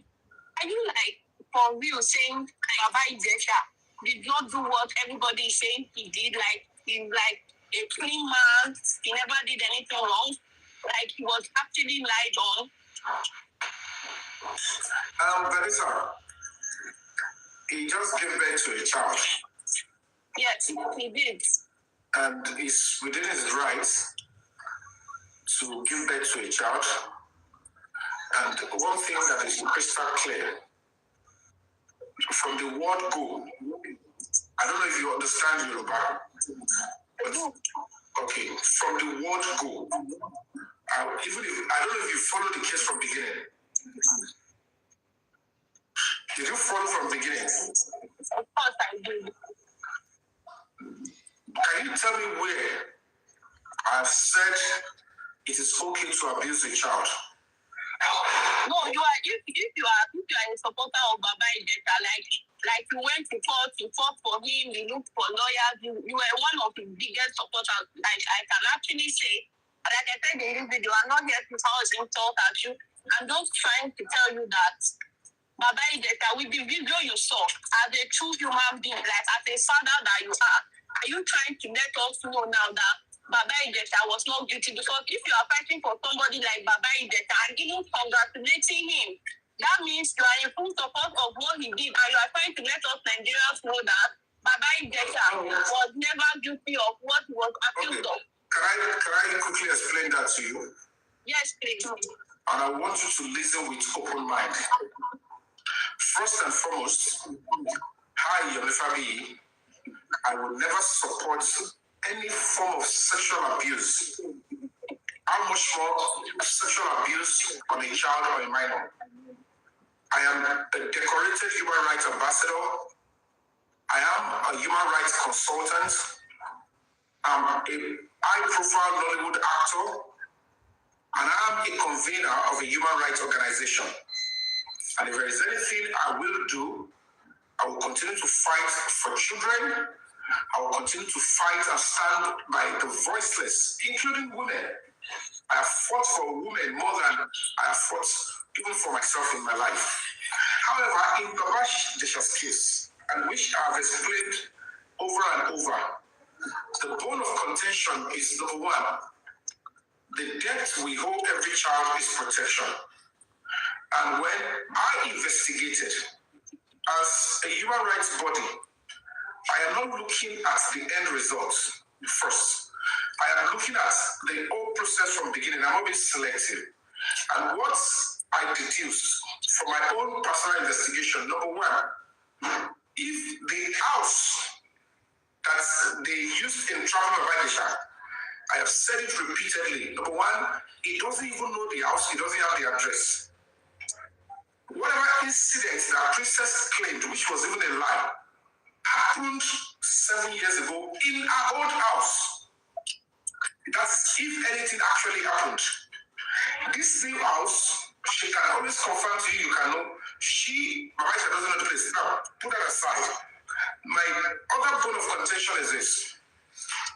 No human being that I've seen anywhere in the world would practically say, I don't know whether it eventually happened or not, but I want to trap somebody with my own child.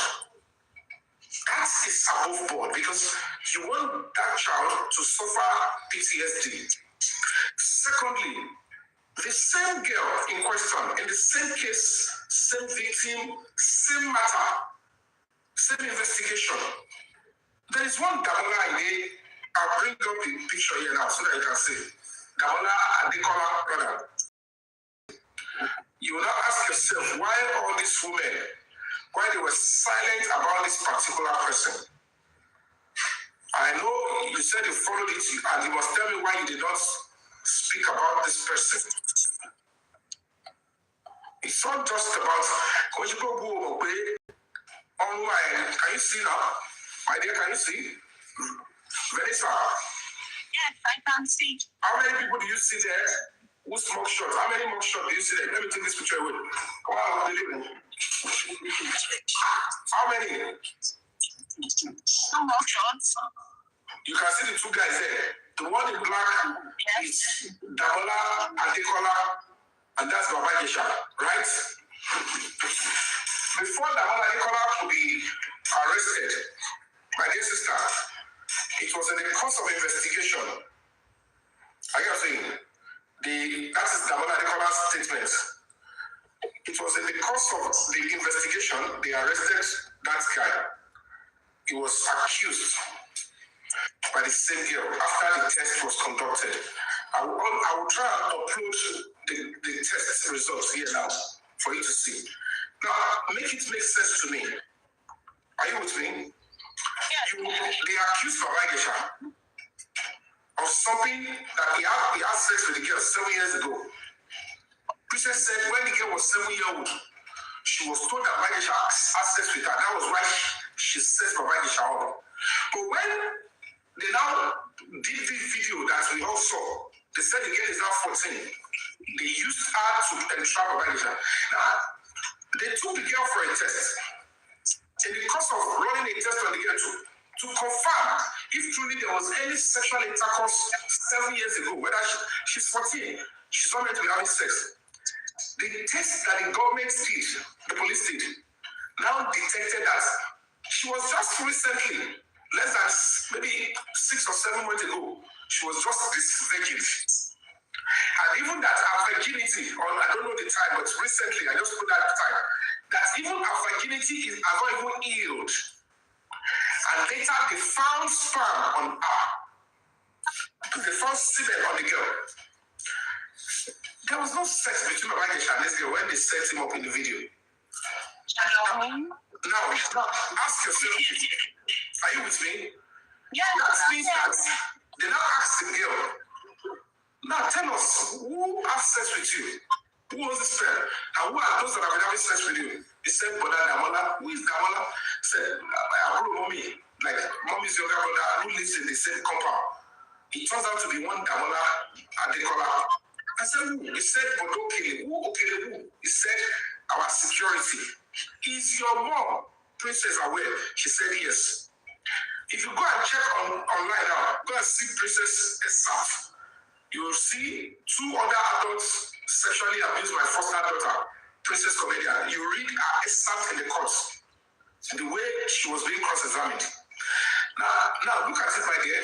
In 2020, October, was when the girl said, I told my mommy that Damola and the security was sexually abusing me.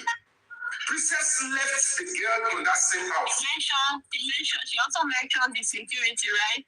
Exactly. Okay. Are you with me? In 2020. Yes, sir. Are you with me? In 2020, Princess never took care. Like, let's assume the girl was. It's not even an assumption. With the testimony they gave, it means the girl, as at that time, she was 13-year-old. Gabola, Adekola, and the security are sexually abusing. Princess never reported to police. She never tried to take the girl away from the house so that they would not continue to abuse. She never did anything to protect the girl. She never even filed. If truly the girl was 13. Gabola, Adekola, and the security, they continued to have sex with the girl. And it now got to 2021, April. Princess now said, somebody now told her that 7 years ago, Baba Gesha did this and that. He used her key to uproot. That was why she decided to say, I am not too sure. Let me see. Deceiving you all. I want to see if he will do it again. If your colleague is said to be a pedophile, somebody who loves to touch a child, 1 to 12 years old, you claim you were told she touched 7-year-old. You now wanted to set him up. You set him up with a girl who has all the features of an adult, who is been actively having sex. In which you yourself know she's been having sex. When I went through that, I said, no, this is not pure. This is absurdity. You don't even care about this girl. We know that this is the son of a woman. You want to punish this guy, and the only thing you think you can get any man is to set him up with flirting. And when you do that, you can always call it whatever you want. And at the end of the day, when I realized that this is not a genuine complainant, she doesn't care. The fact that she doesn't care about the girl. And let me read you. Let me play this for you to hear now. Come and get this one, which is very direct. From the commissioner of police that handled the case there. Come and hear. So direct and simple. I'll bring it up now, you see.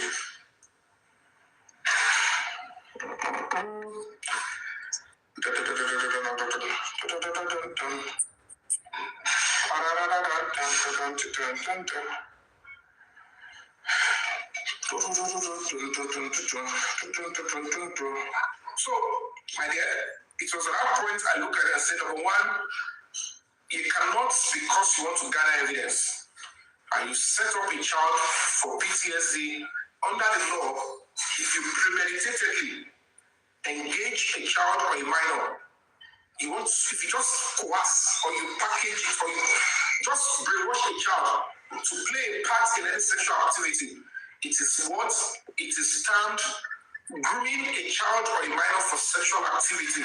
It is punishable with life imprisonment.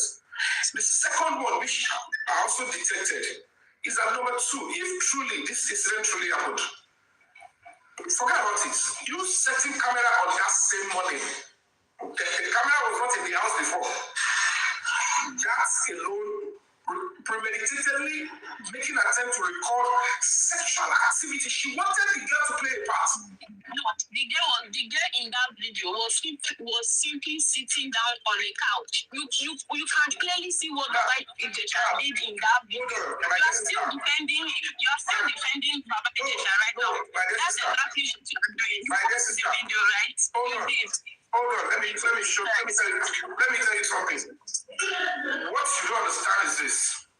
If you're not knowledgeable enough to understand that, if the story was true, that the girl was sexually abused 7 years ago, the first person, are you listening? The first person that owed that girl, are you with me? The first person that owed the girl the duty of care to say, you know what, you can't sit beside him. No. You cannot persecute somebody when you do not have evidence. You could clearly see that Baba Ijesha did not know that there was a camera in there, was a recording camera there. You know what? You've been talking since, and because you are elder, I've been letting you say everything you want to say. Are you saying? You have asked question and it's round up for you.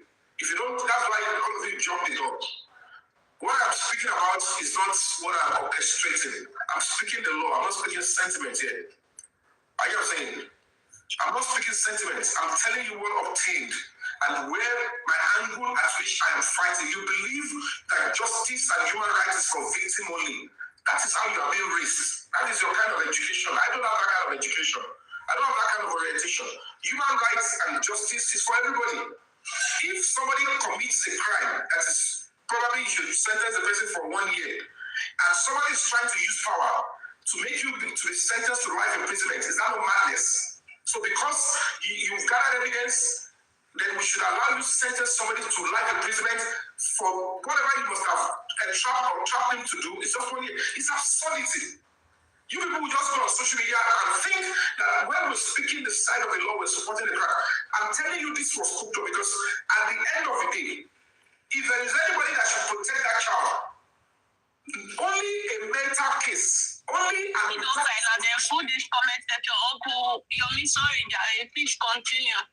Only an unjust society, only a society where the rule of law does not operate, and they will justify the nonsense that is being called by princess. You can see clearly from what I saw.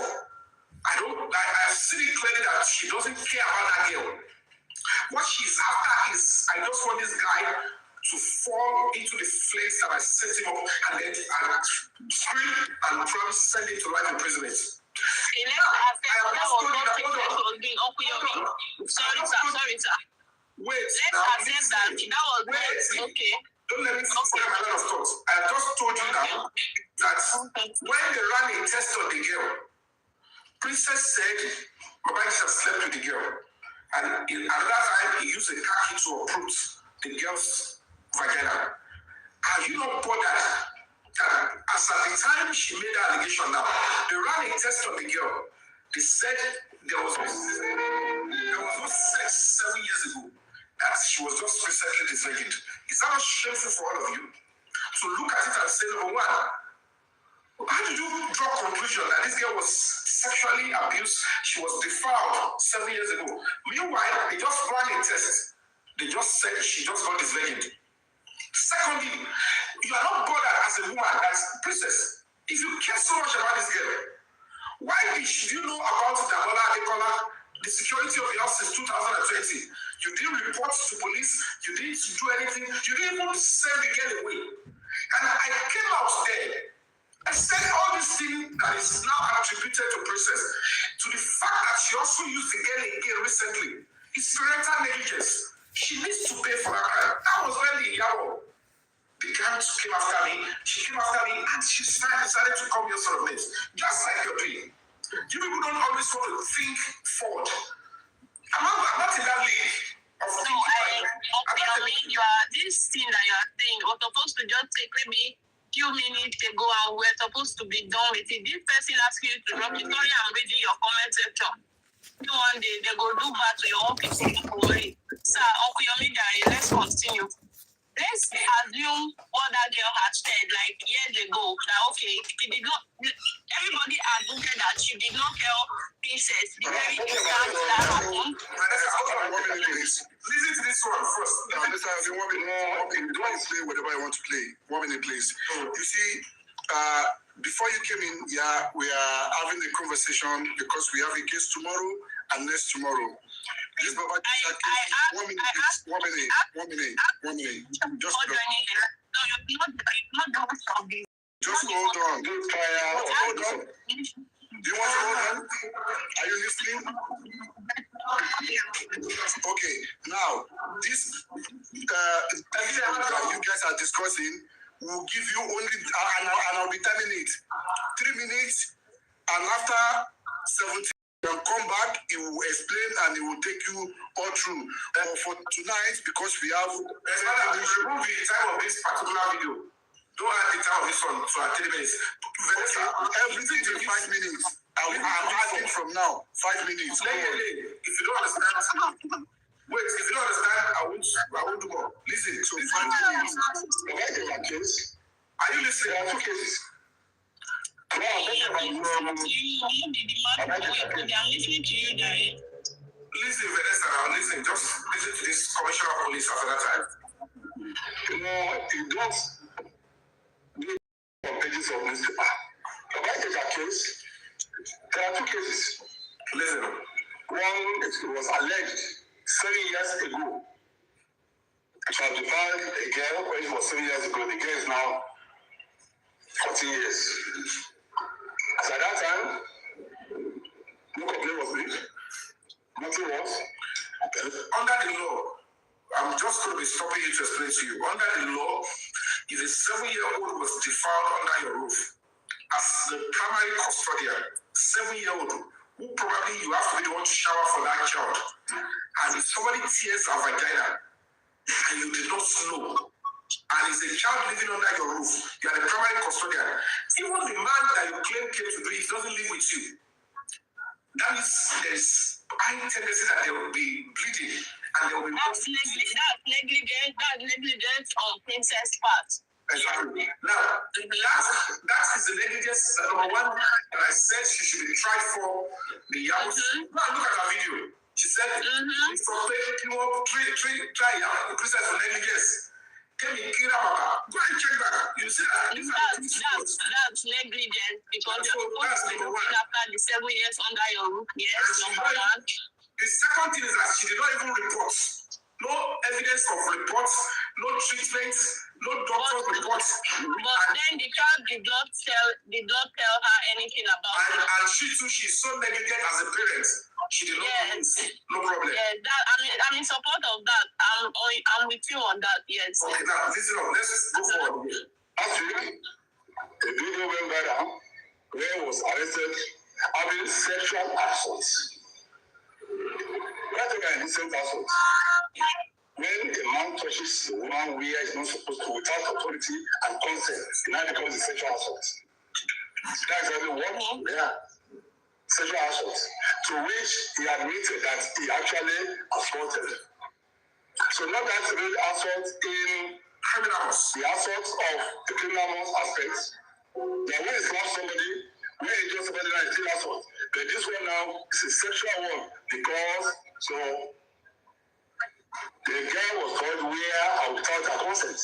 She's a minor. So the case of the department is being added to it. Still under investigation, and we need some scientific work to be. Sexual assault is a billable offense. Because it's a billable offense, and that is part of the things I fought for. That if they don't have evidence of any other crime, only sexual assault, it deserves to be granted bail. But when you look at the drama that these women put up, they said he slept with the girl. They must throw away the key. That's what they were selling them. It's different to what the police told me, what I investigated, and I'm like, we're living in a terrible world. Okay. So listen up. It's not like rape. It's not like rape. The allegation of rape was made against him. No what? What did he say? Do you hear it? Let me take it back for you. Please listen up. No. I can't do that. Yeah. Because it's a little offense. It was not rape, right? Don't talk now. Wait, Vanessa. You asked me a question now. Wait, listen. The allegation of rape was made against him. Let me take it back a bit. Yes. Because it's a little offense. It's not like rape. The allegation of rape was made against him. What did he say? No allegation of rape was made against him. That means he never had sex with that girl, and the princess never accused that he slept with the girl from the beginning. Yeah. So it was when the drama took up, she started changing her story. Now let's that he slept with the girl. Exactly. So let's go on.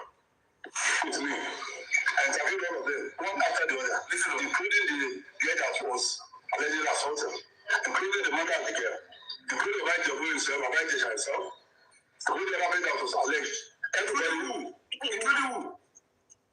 Baba Jesha himself. And who? Let me take it back, listen. One after the other. Oh, he said the girl and princess, right? Wait, listen. Because it's a little offense. It's not like rape. The allegation of rape was made against him. But 3 hours today, they are all with me. I interviewed all of them, one after the other, including the girl that was allegedly assaulted, including the mother of the girl, including the white Jabu himself, the white Jesha himself, including the other that was alleged. anybody that was alleged. Everybody woke up. Yes, now the other person that you were talking about that was alleged, the mother, the daughter, Fabiyi himself now. That's what I heard. And who again? I did not hear the last one. Oh my God. Each one of them was very against it. Listen. My parents yesterday, they are out with me. I interviewed all of them, one after the other, including the girl that was allegedly assaulted, including the mother of the girl, including himself, Fabiyi himself, including the other person that was alleged. Everybody. Okay. The other person that was alleged, that's what I just said now. Wait, now, you follow the case. Of course I did. Can you tell me, in your honesty, this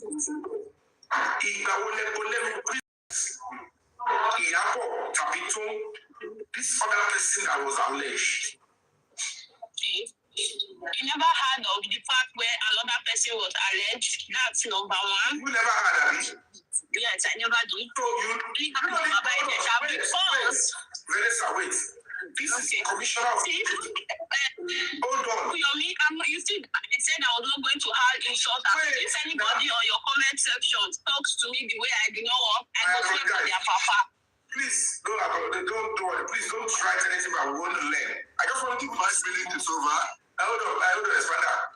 Some people even say they never had that before. This is the commissioner of police in Lagos State.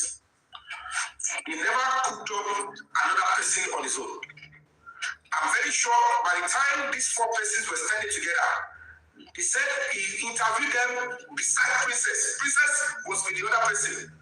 Now, ask yourself, how on earth did Iyabo want to claim that they didn't know about this other person? I'm not going to defend anybody in this video because I did not come here to defend Princess or Did you hear? Iyabo. Wait, did you hear that there was another person that was alleged? I did not hear. So you that did not hear, you are judging me. That I took a stand of honesty and truth in a case that I know wait, my take was on the video. What I am asking is, you see, I did not say any word of insult to you. I've been so respectful to you. Wait, somebody has insulted you. Okay, after the video, do you think Fabiyi was guilty of sexual assault or not? My dear sister, just as police said there was no... You are not the person I'm talking to, please. Shift. Okay, don't worry. You see now, you're asking someone to shift. And you don't want to get I'm talking to the host, not you. I did not come here to talk to you. I'm talking to the person I'm talking to, and you should not interfere because when you were talking, I did not interfere. You are not supposed to be rude to my panelists. No, he was rude to me first. I'm talking to you. I'm asking you questions. What I don't understand, that's what I am asking you. So how did I rude to you now? Okay, I mean, you are the one I am asking. What I don't understand, I have the right to ask, right? Vanessa, let's move forward. Now, listen up. Now, in your honesty, you're fighting for sexual abuse on that girl. Is it not that girl that you're fighting for? When you all were screaming there, including those of you that are acting like you care about the girl now. So if you so much care about the girl, if Princess cares so much about the girl, if Iyabo cares so much about the girl, if Tom cares so much about the girl, why are they silent on the fourth person? Because if they have been making the right noise, probably somebody like you will know that, okay, there is another person. Then you'll be able to judge Princess for who she is. And now, let me now tell you one honest truth. The reason why that fourth person was removed, I've challenged the Ministry of Justice, I challenged the Commissioner of Justice, I challenged even Governor Wagini Sanwo-Olu that this is injustice, this is unjust. It's pure nonsense. The reason why that guy was removed was because he has evidence to prove that the girl to whom the minor is an adult. Oh, she was not 13. It's because you don't know. You don't pay attention. That is why I'm here to ask you because you were very involved in the case. That's why I'm asking you. Now, listen, let me now tell you. I know you simple. At least you will educate me, right? Vanessa, quote me anywhere stand in front of the governor of Lagos State and I said, even he, Governor Babajide Sanwo-Olu, does not have evidence of the age of that girl. Yet she's a minor. Not to talk of the Commissioner for Justice. It's just because you have terrible justice system. And now let's now go back to what people are even clamping on. The end result of the video. That is what Princess wants to achieve. Now, how did Babajide get to that house? Princess invited him to come and do what? To come and do movie. She testified in court. She said, Yomi, you be filmmaker, you be actor. You are a filmmaker and also an actor. You guys, if you guys take time to listen to me, you will understand that there is no way I'm supporting sexual abuse on child or minor. The only part people don't want to accept is that you don't want people to accept that Princess does not care about that girl. And whatever she cooked up, the details she gave to the public, gave to the government, were totally false about the age of the girl. She picked the age that would be convenient to convict Fabiyi for whatever she derived from that video. Now, if you would accept with me or you agree with me, if you follow the case, if you Google and you're able to see how I dated Fabiyi, you see how Princess orchestrated it. Movie of Fabiyi. And it is not that when they got into the house, Fabiyi strangulated the girl, began to violently attack the girl. There was amorous conversation. She prepared them. And your first shit and I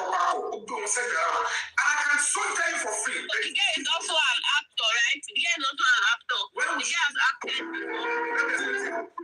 When you shoot skits, and the majority of the skits that they do doesn't have scripts, number one. Phone loving ya. Number one. Number two, I will show you a video here now. Where there was camera in that room, right? No. Now this is what I'm trying to explain to you. The fact remains that we are saying it was a trap. Oh, like a prank. They wanted to prank him. No, listen up. This is she invited Fabiyi. You are coming to do this. She placed the girl beside Fabiyi. Let me show you this video before you go further. Let me just show you this video so that I will explain it to you. Come and see. You will see this video now. I'll play it to you. Then you draw your conclusion quickly. Come and see this video.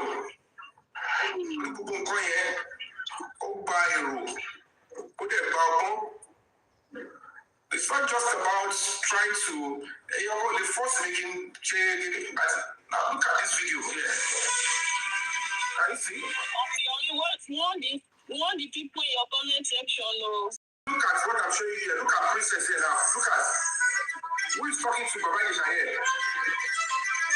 Can you see who is talking to them? I want the video over again. Who is talking to them here? Video. That's Princess in Desha. Who is the Fabiyi there? It's the girl that is sitting down. She's probably sitting down in their house now. Oh, Jesus. You know, Allah just see, I don't bring immediately back on our being we. Okay, that's not true. No, you are still defending. You are saying no, you are not in support, but you are still defending. Like I said, I was not supporting Princess when she did not come out with the other person. Vanessa, the model of the person but going to labor. He will not even come out and say this nonsense you just said. Now, if this girl was your daughter, she had a terrible experience from a sexual predator, but you assume or you know that this person had devoured this girl when she was 7, and she has trauma. She cannot store any anger. And then, what will be the basis of the conversation here? That you will not allow your own child to say she's sleeping in their own house. The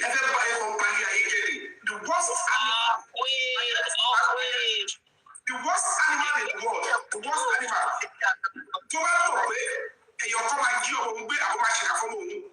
We have seen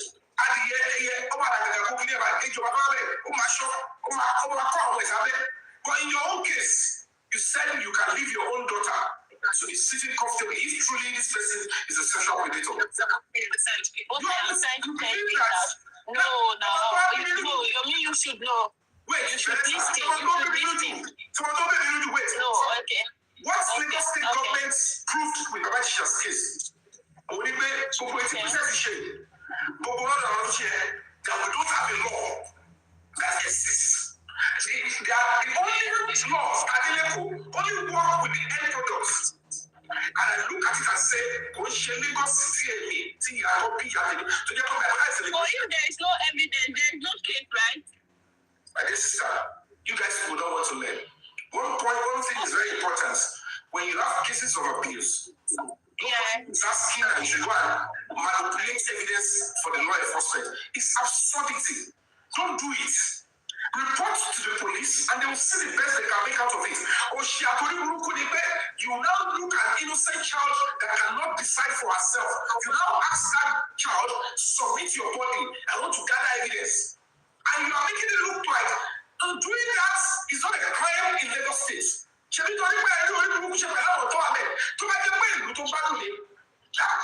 they hold Damola and they do princess, you now accept that. They know that when you're keeping it. I am going to accept what you said. It's quite absurd. It's quite absurd. Thank you so much. Thank you, Vanessa. I think I was because I think I should let her go. Thank you, guys. All right. As far as I want to apologize for what the point is I've explained, and these people are making it look like I'm supporting. If it's a natural crime, if it's not what they cook up, this is just a son of a woman. I'm a victim of money for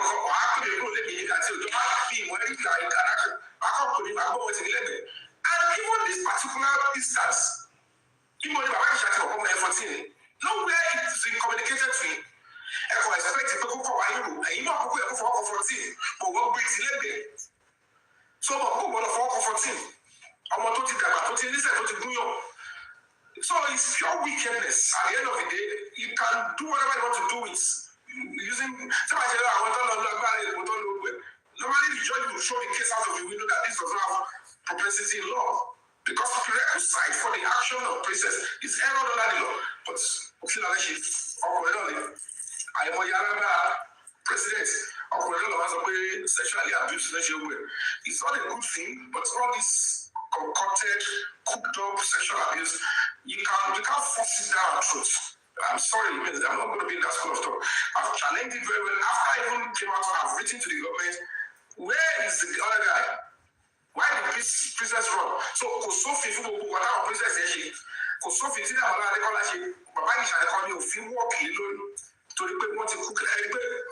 wrong people in governance. I can share with you,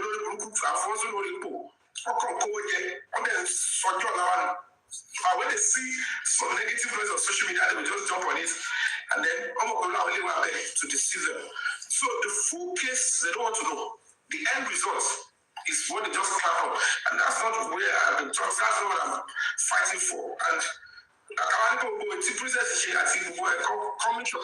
the case was supporting it. I'm not going to continue to educate your relationship. So once again, I apologize as far now. Who wants to ask another question? Fine woman, are you there? You can unmute your mic.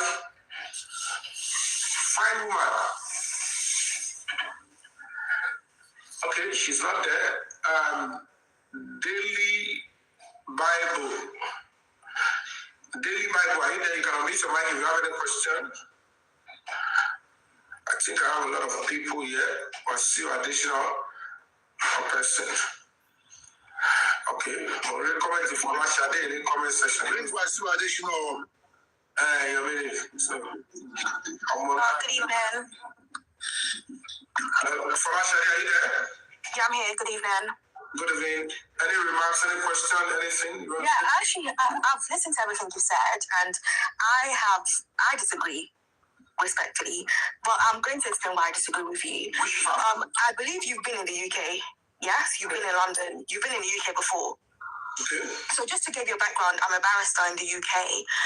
In the UK, we have something called To Catch a Predator, where they basically pretend a girl is like 14 or whatever, and then they try and get predators to basically talk to the girls.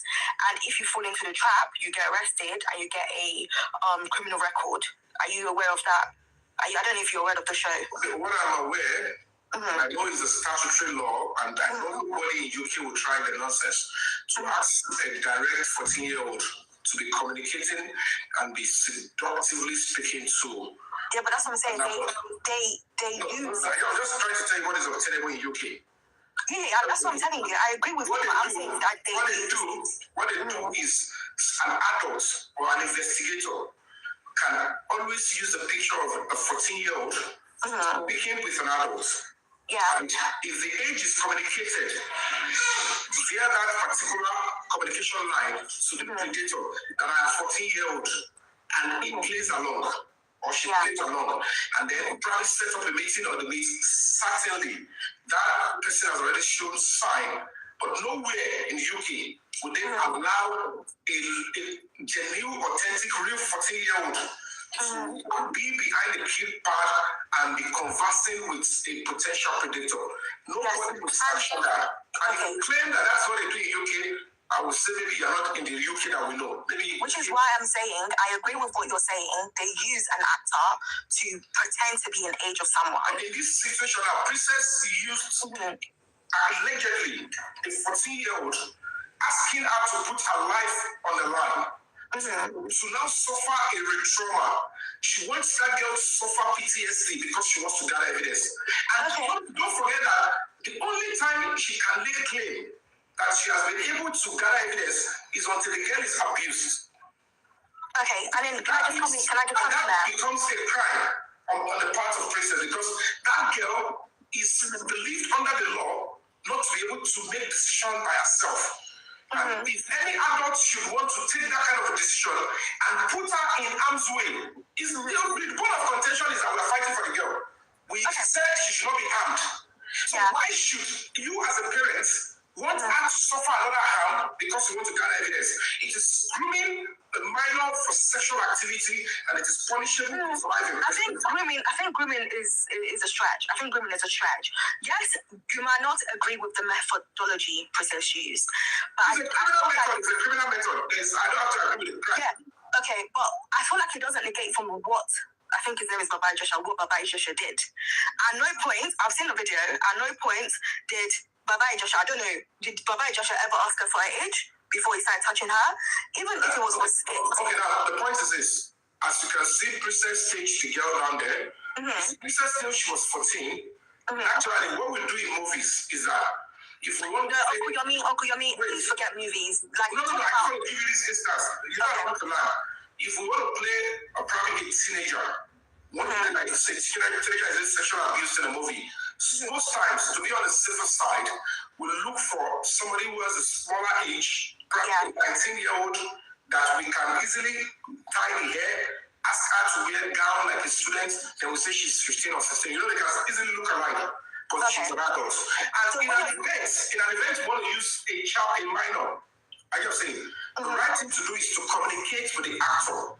Any attempt by you, the guardian, not to communicate, you can't expect separate, especially when the minor in question has features of an adult. Yeah. It's an obvious child. You don't expect anybody to be sexually attracted to a child. And the specimen would have expected, if Princess was truly a honest person, 7-year-old Lolo Foko, that's what you are. So certainly you are looking like a potential pedophile. And if you want to set him up, which is even a crime, you're not supposed to do it. You can do it. It's not a crime. You can do it. It's not a crime. I think why you're saying she did I'm saying that if she decided to go that route, who would have expected that for her to even want to confirm if truly our colleague used to have sex with the children? How would she confirm that though? Uncle, I'm not saying you're not getting money. She decided to want to go that route. I'm saying she's not supposed to do it. But now that we know that she had the intention to do it, for us to be sure, but any your way can do my she brought 7-year-old, 5-year-old, not Latin. Now, all primary, go to any child, any minor. But one specimen in me, or I get adults who be totally sex. What's in sex? There is a neighbor of yours to get business partner, totally sex. From arrest here, complain if anybody. You allow them to continue to have sex. Through to 2021. You now want to use the same girl.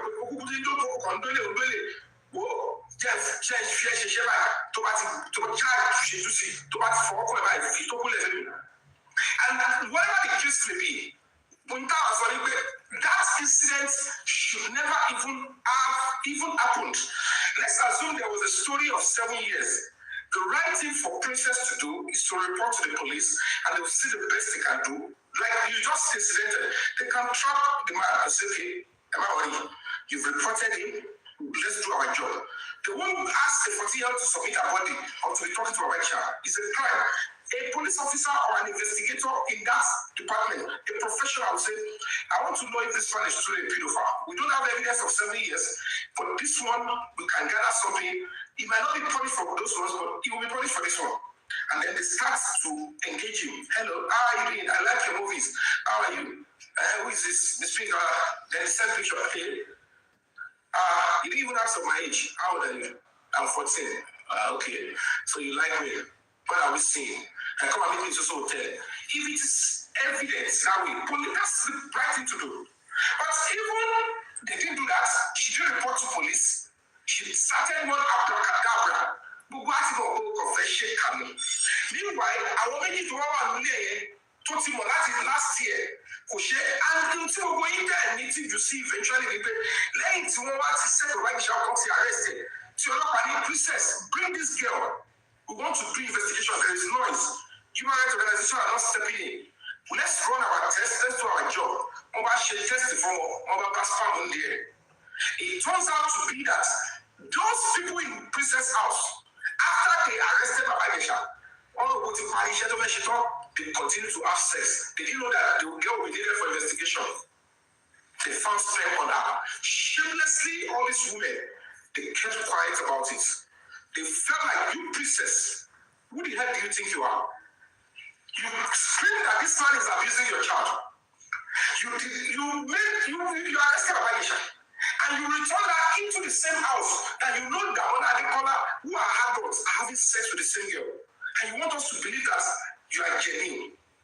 Now, they now run a test. They found sperm on her. This is not a case that we should be getting involved in. But otherwise, and when we have a terrible social media as a country, people will applicate the objectivity of the matter. They will be looking for selective justice. When they now remove that one Adekola to go home, that you have no case to answer. Did you even hear from Princess Yaba that we are fighting for this girl? We are not just looking for Fabiyi alone. Anybody that sexually abuses this girl should be punished. Why are they silent? Why did they ask the girl Adekola to go free? Why did they go after Okele? Why did they tell Princess to say, you have raised the girl very well, you've played your part? She did not play any part. Because even the one that she had since 2020, she didn't even report to anybody. She didn't protect the girl. Even after she said about the shower, she returned the girl to the same house. Even after the case, they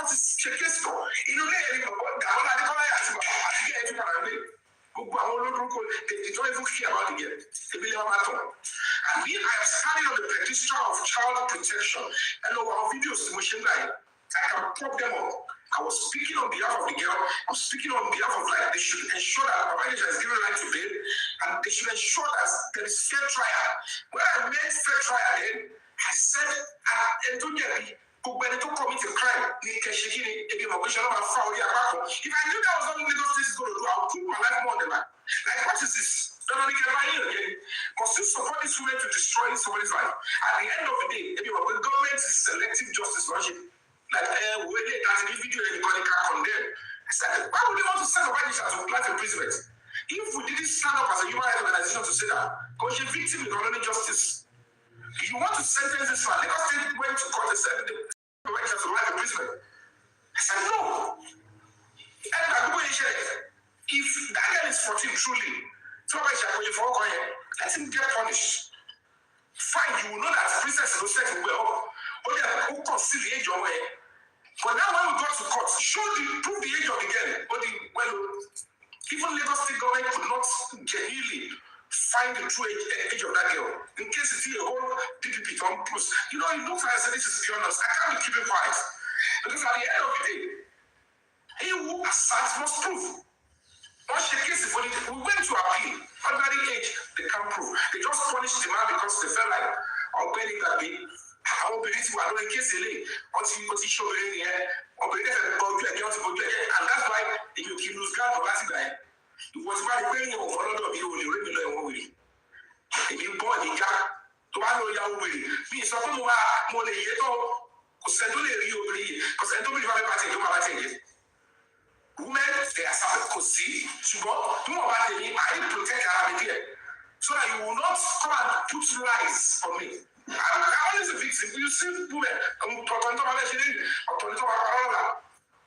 because they believe that women have the tendency and proclivity to continue to damage the life of people, unabated. It makes sense.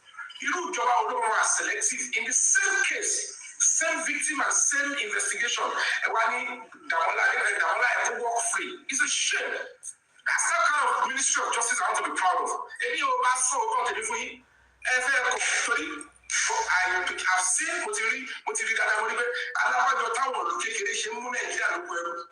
because when they believe that they cannot look into the nitty-gritty of a case, you must look into a case like the Constitution, not like a sentimental umpire. You look at what does the law says. Gbogbo ọlọ́dọ̀ ọ̀dọ̀ àtọ́rí burúkú tí princess yẹ àárọ̀ ọjọ́ ẹ̀ náà ló sẹ́ẹ̀tì kámẹ́rà tó fẹ́ wọ́n yẹ máa kí ọ́ bọ̀ ẹ̀ lójú òbò wọ́n ṣe máa ń jábọ̀ àwọn tó bí tó bá jẹ́ kó ń bímọ ní láìpẹ́ ni kò lọ́mọ rí kò mọ bó ṣe ń ṣe wọ́n is now giving a good example that is how children live in Lagos State jábọ̀ ẹ̀ máa lọ ṣe. If they have told her the truth that hello madam you are not going anywhere in this case if we want to do it right you will be the one to lead the behind bars. You might want to prove that you care about children. We can establish to you in this case that care for me, for me, if you achieve agenda, and you know that there is no way you can bring any man down, set them up with a woman, get the power of the woman later, and real consensual sex. Talk about how many men do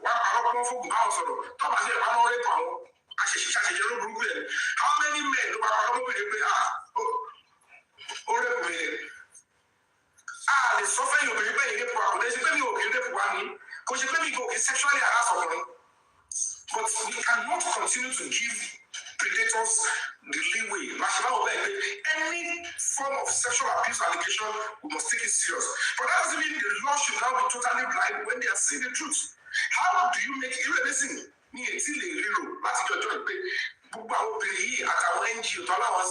Charity for Child, they were silent about the guy Damola Adekola. Even the government of Lagos State, when they share that case filing, arrest. It was the victim, the girl, and it told house to the lady. And told this lady no money. He talked about this lady no money. Princess Golorico Martin. Quote me that I said it. Go and read the answer. But we only walk case on the social media. I do see kill our actress continue on the repetition. He also they use sentiment to brainwash all of you. I want to know the issue of truth and temple of justice. And if I can be a real, I can't be bothered. They've lied to people. You're here. He doesn't like women. Would like to believe you.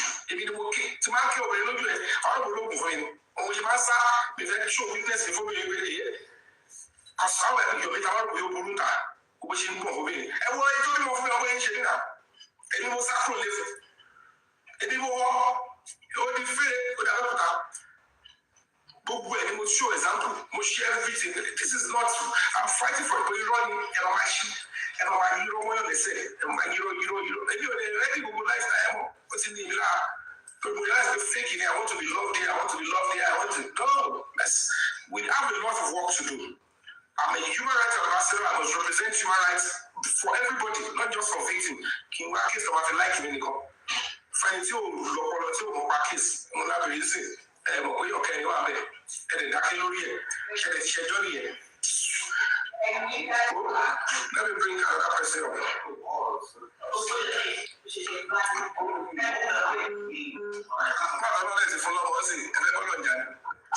Hello, Mr. Yomi, come in. Yeah, sure, okay. All right, I think I received another message. Somebody said they supported us with another 50,000. Please do not hesitate. You are not proud to come out to show that you are supporting. Please send your support. We are progressing in this justice for that. We will get it.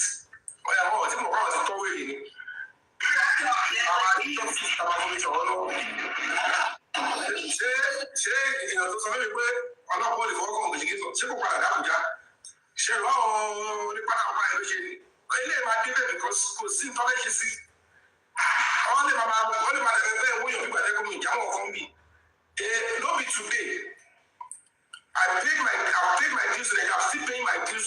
I'm an ambassador of the Nigerian society. I've used my movie to so no be today.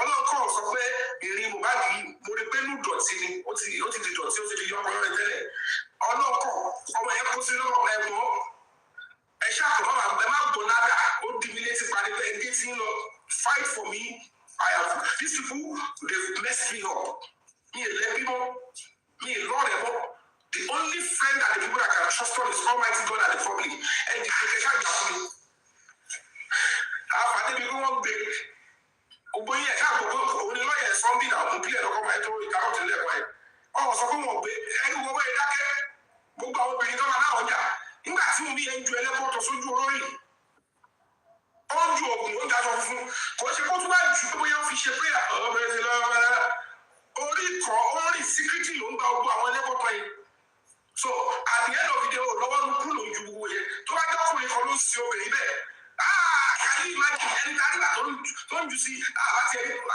ìsìn àwọn ọkọ sọ kò lè lọ́wọ́ ló kọ́ ṣe máa kọ́kọ́ ẹ̀ òun dẹ̀ ju ọmọ 24 year old àbí ẹ̀dá òun ọmọ gẹ́nà àbí tó ló ti lọ́gbọ́n lọ́rọ̀ ó ń ju aṣọ funfun burúkú ó ń ju àdó ó ń ju gbogbo ẹ̀ sójú olórí ṣáà ń gọ̀ ni àwọn òṣèwọ̀n Yorùbá mọ́ àṣà Africans ni so gbogbo yẹn tẹ́lá bẹ́ẹ̀ ti rí ẹ̀ tó bá ti gé pàwọ́ ọkùnrin ẹ̀ máa sáyé orun wà obìnrin ẹ̀yìn lè pààyàn níyàwó ẹ wọ ọkọ fèsìláṣí fídíò wo evidence ọlọ́dẹ against my wọ́n ti rọrùn sẹ́wọ̀n gbére testimony bẹ́ẹ̀ ọ̀wà bẹ́ẹ̀ ó di tàdúrà sí wọ́n fàdúrà di ọ̀sán di James Bond òun náà bẹ̀rẹ̀ sí sákìrì wọ́n bẹ̀rẹ̀ sí gbé escape kiri kó so tójú ẹ̀rí ẹ̀sọ́ ọ̀dẹ́jọ́ ṣe papọ̀ bẹ́ẹ̀ ṣe lè pa lẹ́yìn ìgbà tí ẹ̀ ti gbàjà tó ti sì sáwọ́ ìbọ́ọ̀mù kọ́ ni ẹ̀wọ̀ bọ́ọ̀mù Mohbad ṣe ọmọ ẹ̀kọ́ Nike ọmọlọ́mọ tó dúró straight kọ́nà ọmọlọ́mọ kó kọ́ Nike at the point of burial níbẹ̀ lọ́wọ́ nígbà tí ẹ̀ka àwọn tó bí sí ọjọ́ kújẹ kọ́ọ̀tù náà lọ owó lọ́wọ́ wọn ló gba àwọn tó wà lẹ́yẹ wọ́n ti ju wọ́n ju ẹni tó wà bẹ́ẹ̀ àwọn ìjọba tó wà bẹ́ẹ̀ lè sọ pé ẹjọ́ náà lọ ṣẹ́gun gbogbo tó lọ lè change the story Nàìjíríà tó pé ẹni tẹ́ expect á lè sọ di ẹni ẹlẹ́yà tó gún abẹ́lẹ̀ gidi wọ́n á lọ lórí wọ́n á lọ ẹlòmíì wọ́n á ti gígbó ẹlòmíì fúrọ̀ ẹ̀ wọ́n ẹgbẹ́ so Nàìjíríà ní change báyìí lórí kéèsì kan pé tẹ́ẹ̀mọ̀ tó bá wáyé. So forget about it. I want to call out fair anybody. Probably anybody. I want to pay. Báwo jẹ́rìí sí ọ̀pá ìlànà ọ̀lẹ́ pààyàn ní àwọn. Báwo kidnappers àwọn tó máa láwọn àwọn ní kílọ́pù ẹ̀ àwọn kílọ́pù àwọn jí ọ̀gbẹ́sì olùkọ́ wẹ̀ lọ́dọ̀ ti fún wọn recently. Bandits. Wọ́n ṣe lè jí ọ̀rọ̀ máa lọ pààyàn olùgbò. Bẹ́ẹ̀ náà ni wọ́n ṣe wọlé lérò báàgì tó pààyàn lànà. Bẹ́ẹ̀ ni wọ́n ṣe ṣe àlọ́ ẹ̀ sọ pé ìjọba yìí ó ìjọba tó ẹ̀kọ́rìjì báńdíìtì ni pé ìjọba aṣíwájú o ìjọba tó ẹ̀kọ́rìjì kọ́ máa lọ pààyàn lé ni ìjọba tó ẹ̀kọ́rìjì kọ́ máa mú ọ̀rọ̀ máa jí ẹ jẹ́ ká mọ̀ náà because at the end of the day if we accept that nonsense it becomes a new normal. Ǹjẹ́ pé tí ẹ̀wò ẹ̀wá yà sọ̀rọ̀ méjì lọ́rọ̀ yà pílẹ̀ ilé ìfún ìlọ tó ń pílẹ̀ ilé ọkọ̀ ẹ̀ tó gbẹ́lẹ̀ mọ́tò yẹn wọlé.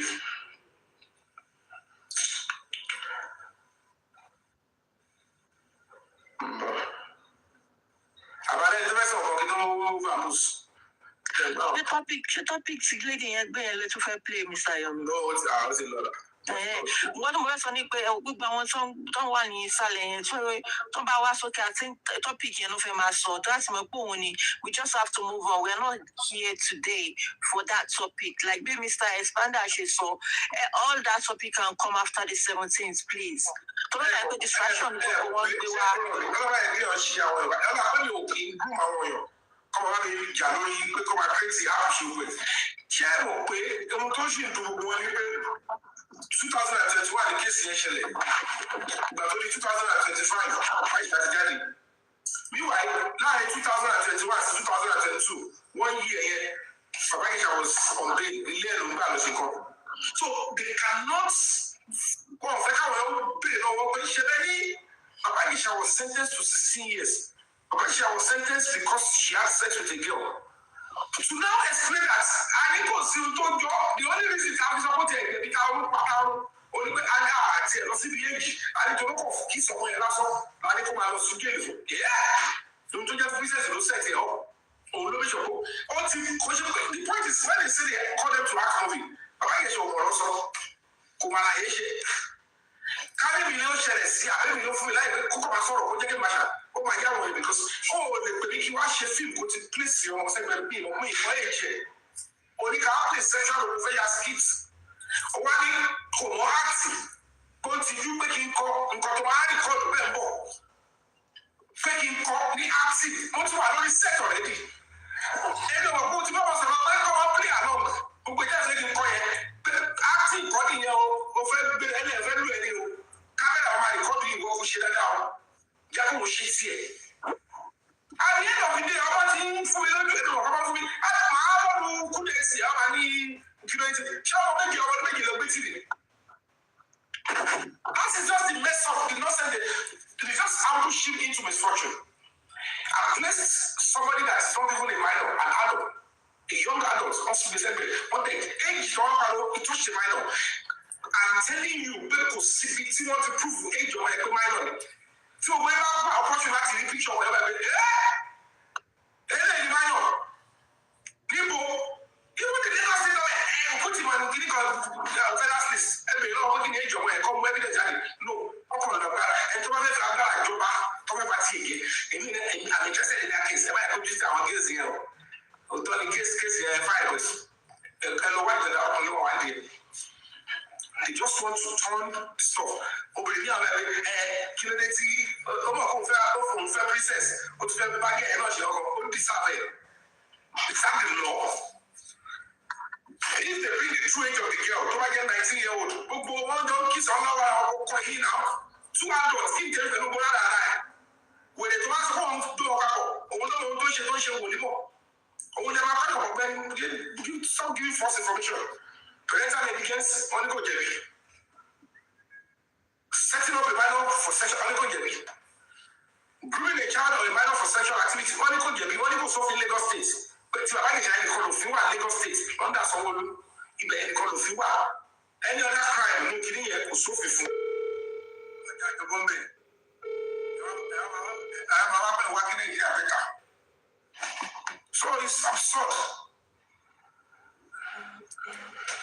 So that's just my own explanation, not because of supporting sexual abuse of a child. Me, I told you, I'm going to pass it over. Put the phone over, she can come down with connection here. You will look at your passing to my union. Anywhere, the person all the content will be. You would have young to the butter. Because of me, when you are so killing, when the problem is so, I mean, gas machine. We are so okay, my 2 minutes. Put on some blue in here. Go to the right of the tobacco. Nice and light. What was so? Well, I will go to you, mother. Only it was a book of only go to the Valado. So, Yvonne, are you there? Yvonne Shield. Yvonne Shield. Are you there? Even was it was another level. I want to hear you. àti àwọn àtìmọ̀ tó fún àìpa bẹ́ẹ̀ lọ. ẹ play show tẹ̀lé. ìṣòro kò múlẹ̀ olùfàdù bá sọ̀rọ̀ àwọn tó lè jákàjàká ẹ̀ náà máa price ara o. Yvonne, okay, àbá kọ́ni ìdí àṣà náà fẹ́. Who is this Lara Connie? Lara Divas, are you there? Lara Divas. Okay, Yvonne, you can send your request. Lara Divas, are you there? Nǹkan tó máa ń fọ́lẹ̀ sí bọ́lá àbúlé wí. Gbogbo yàrá yẹn bẹ́ẹ̀ pé èyí sí bí ìdílé. Ẹ máa ní ìjẹ́fẹ́ gàdú sí gbogbo yàrá ọ̀gá délé ẹ̀kọ́ náà. Ẹ mọ̀ pé mo wà ń bí, òun ti máa ń láìpẹ́ kó máa pariwo mi. Ẹ gbọ́dọ̀ bá sọ̀rọ̀ mi. Ẹ gbọ́dọ̀ mọ̀rọ̀ mi èmi kí lè fẹ́ fi kú. Èmi lè máa lọ sọ pé mo rẹ̀ ó ṣì wà láyé ṣì wà láyé ṣá. Ọ̀rẹ́ kan ọmọdé ọlọ́wọ́ ní tó ẹ̀ ṣì wà. Mo ti kú dànù. Tó lè ju ti ṣe dára ṣùgbọ́n ẹ bá ṣì fún mi lánàá ẹ lè rí níjọ́ kejì kó sọ pé ṣé mo ṣe wà ó ṣì fún mi lánàá náà so àwọn mi ò wọ́n rà mí mọ́ náà èmi gbogbo ara akọ́dájọ́ gbági nígbà mọ̀ pé lómi mọ́ and I'm doing what is right ṣùgbọ́n èyí tó wọ́n sì fi kọ́ bá ti ẹ̀kú ẹ̀ àti gọ́sìpù àti oṣù dáadáa àti kọ́mágbọ̀ ọ̀pọ̀ ẹ̀ kọ́ wá rí ẹ̀ sójú pé ẹ̀ ṣé ó láì ṣì wà èmi gan ni màá ti rà ẹ̀ àti kí ni ẹ ti kú náà kọ́ńtù òun ló kú wèrè ó sì wà láyé èmi kọ́ ni màá sọ níbẹ̀ ìwọ tó ṣe fún mi lánàá ò lè sọ pé mo ti kú lé ní ọ̀hún mi ẹ̀dá so gbogbo nǹkan èmi gbádùn wáyé sọ pé èmi ti move on we are getting justice for man and we get it lára ò sí bẹ́ẹ̀ mọ́ lára. ẹ play show tẹ̀lé fẹ́ play Mr. Yomi. Ẹjọ́ ọgbọ ẹgbẹ́ bàtí ìgbà sí tọ́lọ́run ẹ má ẹ̀ka àwọn ẹ̀fẹ̀ burúkú bá àwọn táà ṣe tó dájẹ́ o kò yẹ tí a bá fi wọn lóbẹ̀ alẹ́ great ratel àwọn ratel ló ti fa pálọ̀ wọ́n ti ṣe wàhálà wọ́n ti kó gọ́tà kó owó ẹ̀ tí rẹ̀ lẹ́rẹ̀ ọ̀rẹ́ ti lọ ṣe ráyọ̀ ti nàìjíríà kò bẹ̀ta tẹ́ play kìíní ìgbà yìí.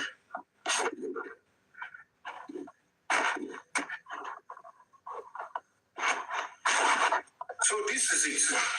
Or did she go voluntarily? Yeah, she went there voluntarily. What happened was that when we heard about the non-image online, if everybody might play, can I post only Kotobade, George Lemo, what he arrested him in November. But then so voluntarily, George Bagbo.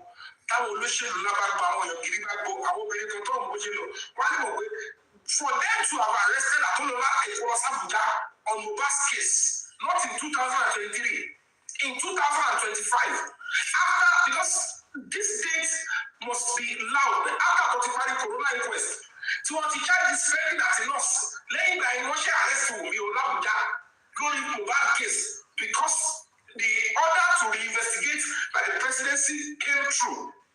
Kò sí ẹni tó lè tọ́ ọ̀bọ̀ tí ó bá ti sí ẹ̀. So, ẹ jẹ́ ká máa tẹnu wọn fún wọn ẹgbẹ́ dára. Charlatan who call himself an activist. Yomi Fabiyi, we have to go. Are you with me? Yeah, we are with you, sir. Right on, sir.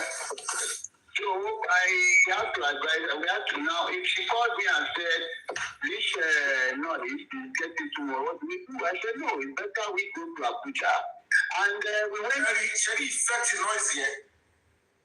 Lawyer Idigolebe, Lawyer Kemu, Kabiru, Akibola, Akibolu, Abikolole.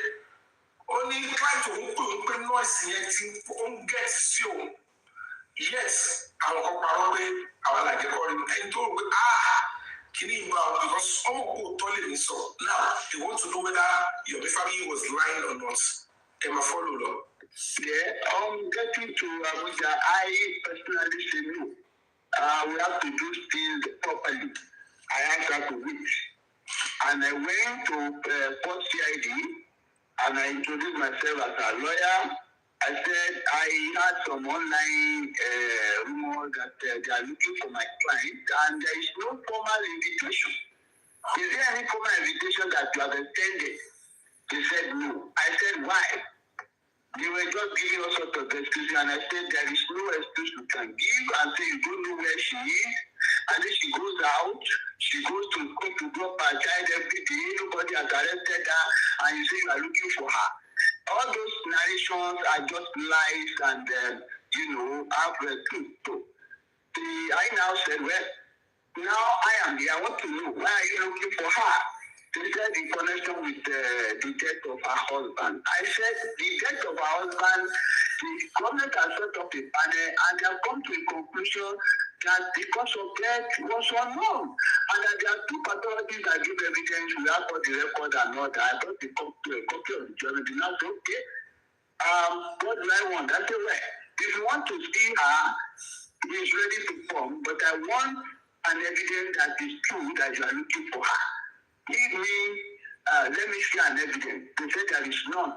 So there and then, they issued a notice of invitation in my name, directed to me, Fabiyi, as her lawyer, that they want to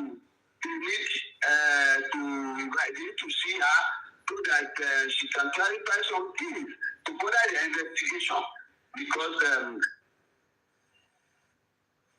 I asked them, is she the only one you are looking to? They say there are a lot of other people that they are just trying to do, normal investigative work by police.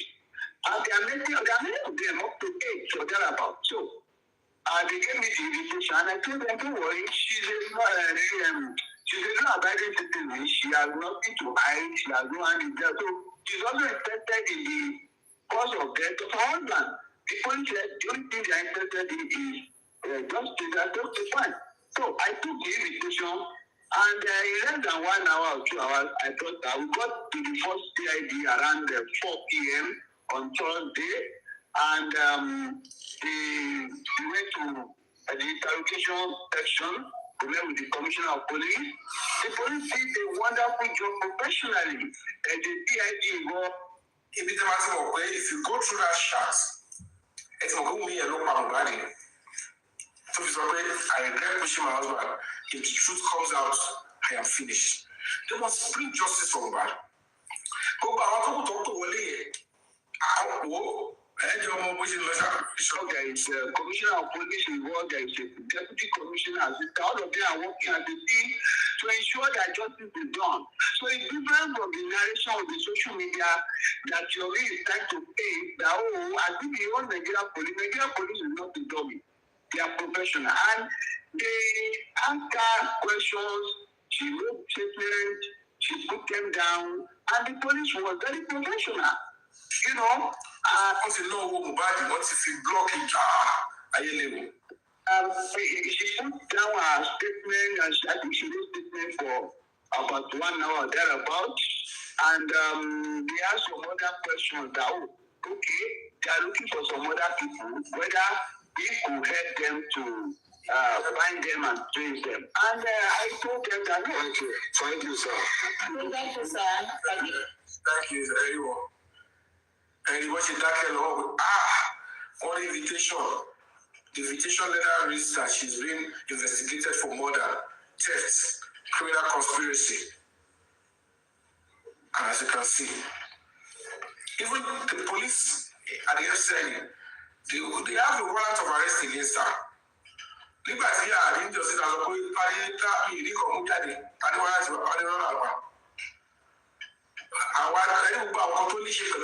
proper trajectory. Even our own stuff, we're moving. We have a local study. We're moving, going after the suspects directly. But then they will bring them. The army, they didn't come out to stand line. We're going after them and we're going to get them. But as it is now, we have been able to do the right thing. And it's, guys, you need to understand that we don't really do it. Our terrible criminals come and dissuade him. We are following the right path to pursue the case, and God willing, let's focus and let's put our energy on the 17th. By the time we scale that, we are looking into now a clear victory. We merged the order of the presidency with the injunction of Honorable Justice of the Federal High Court. And then the police and the IG have no choice. If those two come to his table, he has no choice than to what? Say, guys, go and do this job and do a clean job. I don't want unnecessary noise again. They'll pick up the suspects because it's the order of the court. I imagine we'll go ask the government, those who have voted in, why are the police disobeying the courts? Who are the people involved that you are actually protecting? Then we'll know what we're dealing with. They will see the full strength of the public, not those who are starting back, slide or starting their body. I'm talking about the genuine ones like you that still stand tall and believe that we must get to the root of this and get justice for this innocent boy. All right, Madam, are you there? Yes, good, sir. Good evening. Any question?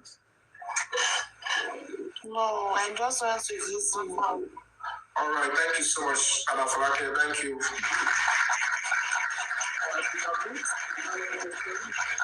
Maggie, do you have anything you want to say?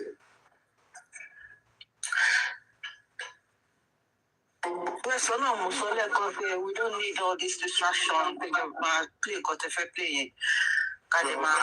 The family. Yes, please. So, and I just want to appeal. Some of you might not want to wear the t-shirts, but if you can be in the courts, you're free to enter into the courtroom to observe. Bring your truth to the public. I know some of you've been there. Some of you went there voluntarily. You saw the case. You realize that it's back on board. Nobody go see your lawyer. Go see case in Abuja. Go to where. Oh my God! What is she? I don't go around your story. Can you? Body on the 17th. Can you come shell it? All when you're there, all authority there. And then I'll tell him, Solon Cobain, it's quite unfortunate. Maggie, you had about it too, right? About what? About what? One year, continue on talking law. May I speak to us about the Nkotonye case Labuja? Mr. Yomi, about play, can you play, lo say? One pay the vision in Pony. Èmi ò gbọ́ o. Wọ́n pè mí sọ fún mi pé ọ̀kan sọ bẹ́ẹ̀ àwọn ọkọ sọ bẹ́ẹ̀ pé Mr. Yomi àwọn ògbọ́rọ̀ aláàárẹ̀. Àbí èmi ò gbọ́ nǹkan. Báwo làwọn kí ẹ ṣe máa ní confidence tó wà lè máa sọ̀rọ̀ àwọn ọ̀rẹ́ sí òrí àwọn olóògùn gbogbo yẹn? Ọkọ máa jókòó. Ẹ̀yin náà lè máa ń sọ pé èèyàn ni wọ́n fi fóònù tọ́jú ẹ̀ wá sọ pé báwo náà ṣe ń sọ̀rọ̀. Àwọn èèyàn ò lè rí ìkẹyẹ. And the Federal High Court in Abuja has fixed the 28th of May for the hearing of a suit taken to compel the Nigeria Police Force to reopen an investigation into the circumstances surrounding the death of popular musician Mary Oluwa Aloba, popularly known as Bogad. Senior reporter Celestina Area has details. Governmental organization, the Registered Trustees of Break the Silence Foundation, had on April 15 secured the court's approval to apply for an order of mandamus to compel the police. We secure the court approval. That is the number one success. I was thinking like achieve first success.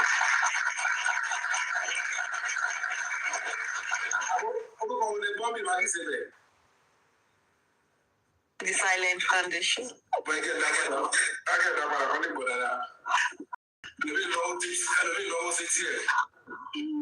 That area has details.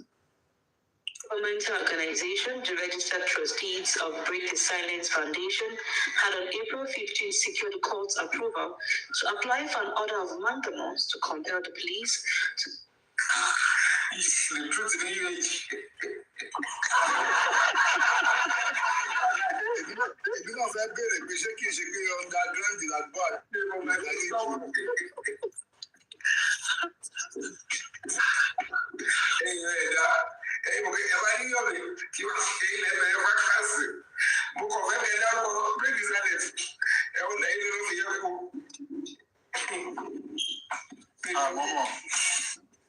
And the Federal High Court in Abuja has fixed the 28th of May for the hearing of a suit seeking to compel the Nigeria Police Force to reopen an investigation into the circumstances surrounding the death of popular musician Ilerioluwa Aloba, popularly known as Bogad.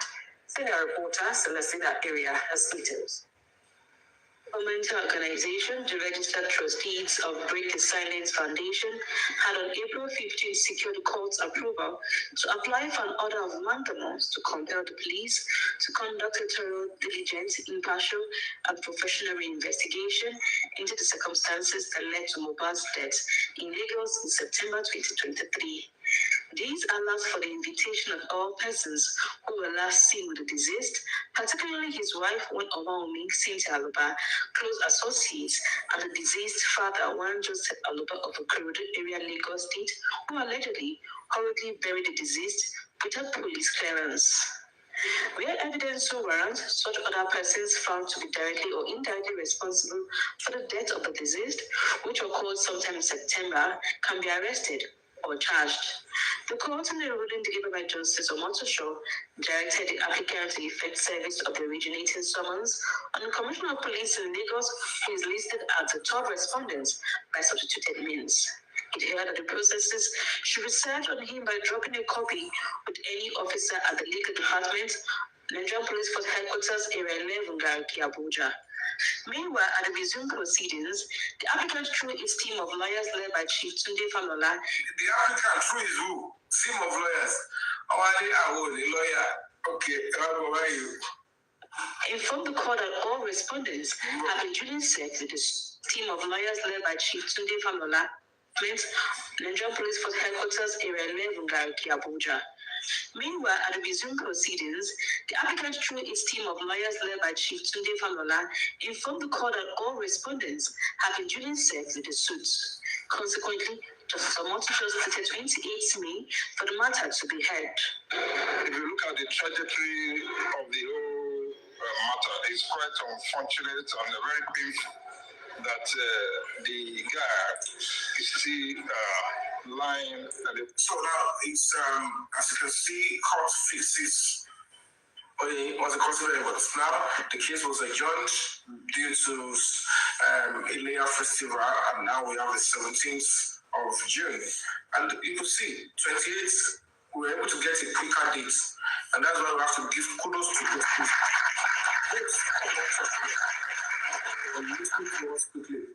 you know, and at the end of the day, we have just less than a day for that suit. And God willing, we're going to be here.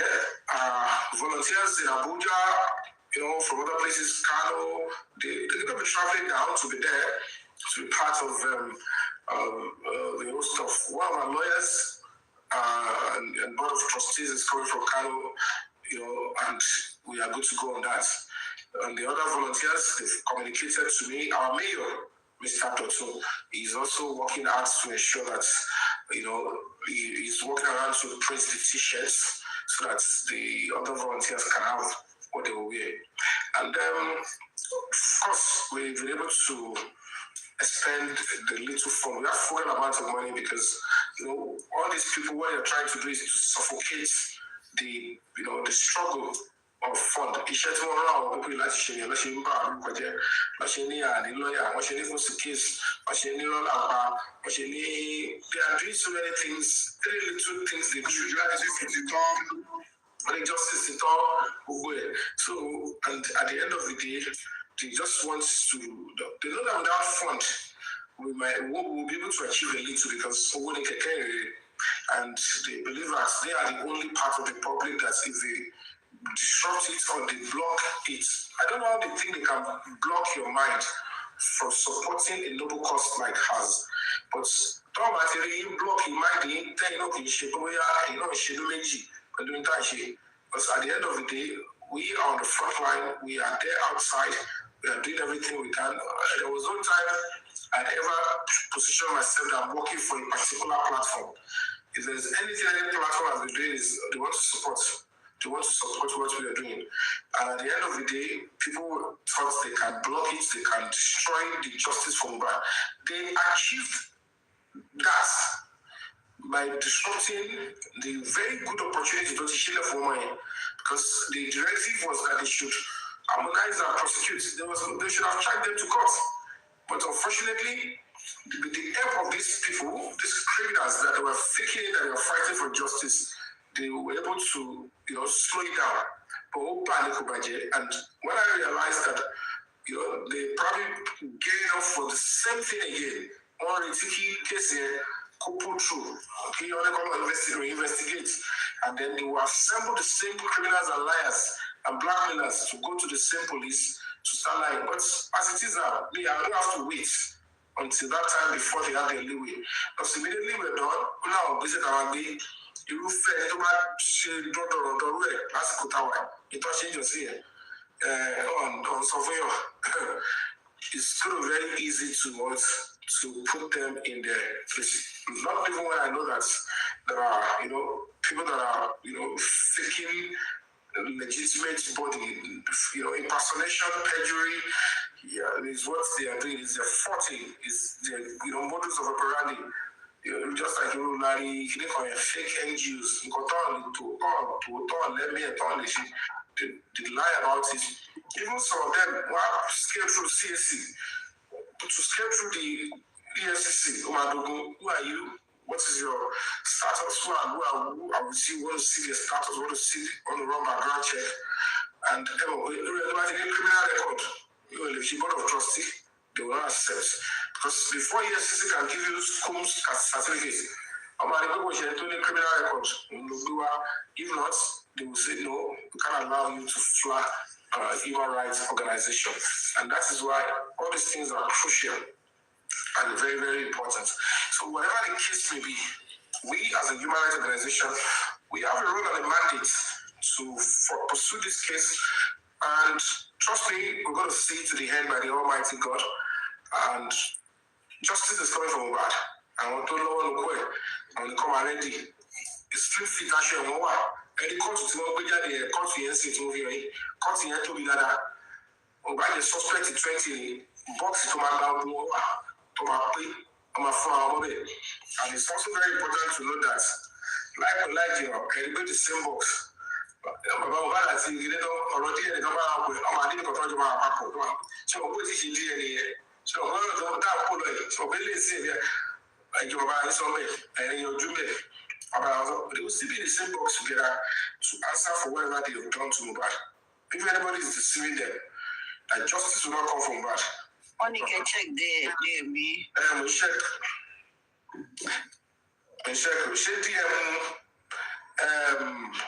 Come on, look.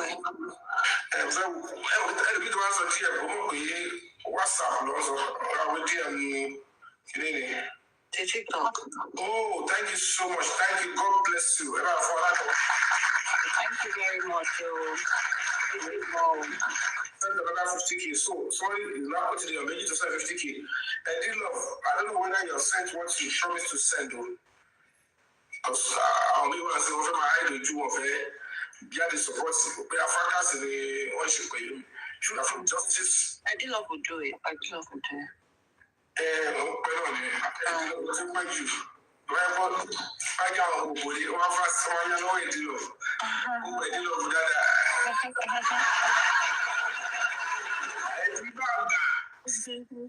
Ọ̀rọ̀ justice lélẹ̀ ẹ bá tẹ̀lé gbogbo ọlọ́pàá èmi ò ní lọ́ọ́ fowó rẹ̀ èmi fẹ́ ní ìjọba parí justice gbogbo yìí gbogbo ṣe fẹ́ gé mo sì máa lẹ́nu gbogbo wọ́n yẹn sọ wọ́n tẹ wọ́n dẹ́bi lọ fún orí ẹ tó dẹ̀ bá kún gbà ẹ̀ mọ ilé yìí ẹnu iṣẹ́ la wà gbogbo parọ́ lè ṣé àmọ̀ ìsìnkú àwọn gbogbo kẹ́sì máa sọ̀rọ̀ sẹ́yìn kí wọ́n lé press conference mo ṣe máa fún báyọ̀ sọ̀rọ̀ catholic press conference ṣe ẹni pé ọlọ́run ẹ̀dí ọ̀ṣẹ́ public wa wọ́n dẹ̀ sọ àwọn ọ̀rọ̀ dọ̀tí ẹ̀ wọ́n dẹ̀ wọ ẹ̀ so owó press conference láti ta ṣe ẹ̀ wọ́n ṣe fògbó ẹ̀ sọ̀rọ̀ ẹ̀fẹ́ dáwọ́ fẹ́ lọ sí arrest àwọn àfẹ́ lọ kóòtù.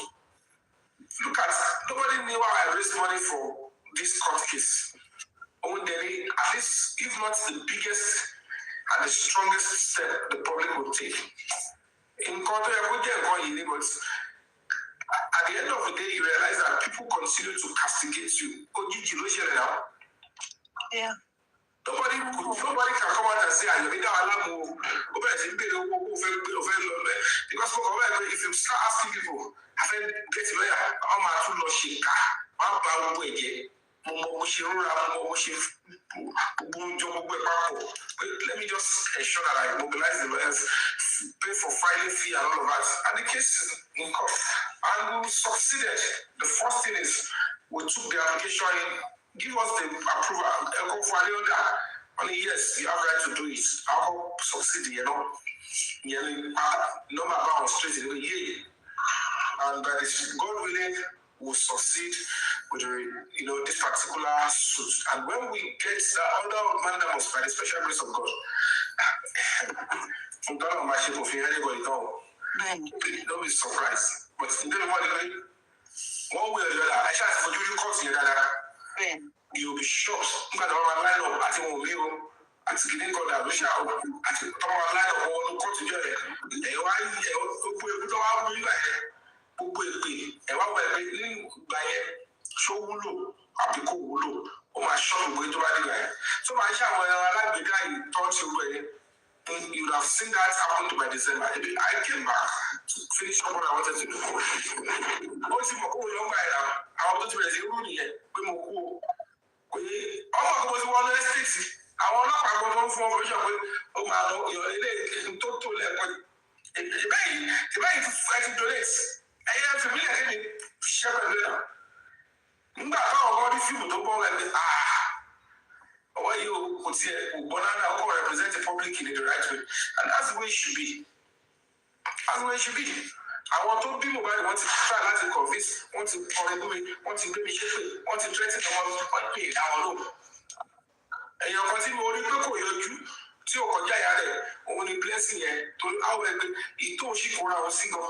Òun sì yọjú ààrẹ ó lè máa fi fake account ìbomi o ṣùgbọ́n lọ́kàn ààrẹ àwọn ọ̀bá ẹ̀ pé tí àwọn ò bá lọ́wọ́ nu kú Mohbad tẹ́lẹ̀ ilé ìjà fún Mohbad ṣó yẹ kí ìdílé àwọn èèyàn kan nu family àwọn kó tiẹ̀ wù máì lójú pé òun fẹ́ sọ̀rọ̀ burúkú sí ṣùgbọ́n ẹ̀ mọ̀ pé tẹ́lẹ̀ bá ti dá sí kan mi ò wọ́n ṣe láàbọ̀ mi ì máa bò sí ṣe mi ì yí mú sí ọ̀pọ̀ ṣe wà mi ì wọ́n ṣe mi ì mọ́ ṣe mo yẹ tí mo ṣe ó ti ní mi lára I don't do it mi ì mówó lẹ̀lẹ́ ìmúkọ nìkan oyè nǹkan ẹ̀kọ́ mọ̀ pé kò possible kí sọ pé mi ò ń ṣe ni pé mi ò lè rí mi sọ pé mi kì í ní feelings mi ní sexual mi ò lè yọ kúrò pé èèyàn abuse sexually mi lè ṣe mi lè design obìnrin mo ṣe wà because I can't stand the woman cry kò sẹ́ni tó bá ní mo design òun rí tó bá lóun fẹ́ kí bàbá ní mi ò ṣe máa kọ́ ni. Mẹ́sà ẹ̀wọ̀n mi. Èmi ò parọ́ mi ṣe supiri ayé mi ọlọ́mọ àtúbẹ̀tì mi ṣe rí. Ẹ̀wọ̀n ọmọ ọlọ́pàá ẹ̀hún ló kọ sísàlẹ̀ fún yín. Pé bá bọ̀ yàrá ẹ̀ lẹ́kọ̀ọ́ tọ̀rọ̀. So I'm dealing with people with my I'm just transparent. Ọlọ́wọ́ yẹ ká fàyà náà. Àwa tá a believe yín àwa náà la ìwà lẹ́yìn yín ló ṣe kí n ẹ̀yẹn ṣáàtì ẹ̀ máa. Lóde pé ilẹ̀ wà lóde wà lábẹ́ mi gbogbo yẹn.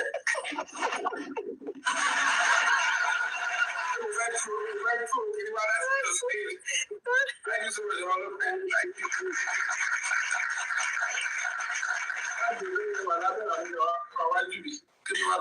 Ẹ̀wọ̀n máa ti bàgán wà lẹ́yìn yín ẹ̀wù tó fẹ́ rẹ́rìn látẹ̀kọ́. I know that they will eventually arrest whoever charge was in court. Mo máa ṣẹlẹ̀ very shortly. Mo kàn wo jẹ́ sí ọ̀rọ̀ ẹ̀ máa ṣẹlẹ̀. Ẹ wọ́n gbogbo àwọn èèyàn àwọn ọmọ ìbá sáré kéde òun padà. A sọ pé Yomi yóò ṣiṣẹ́ Yomi kàn máa tètè bínú ní ẹ̀jọ̀ kí ni fẹ́ ṣe fún ọ. Ṣé mo fẹ́ lọ lù wọ́n wáyé?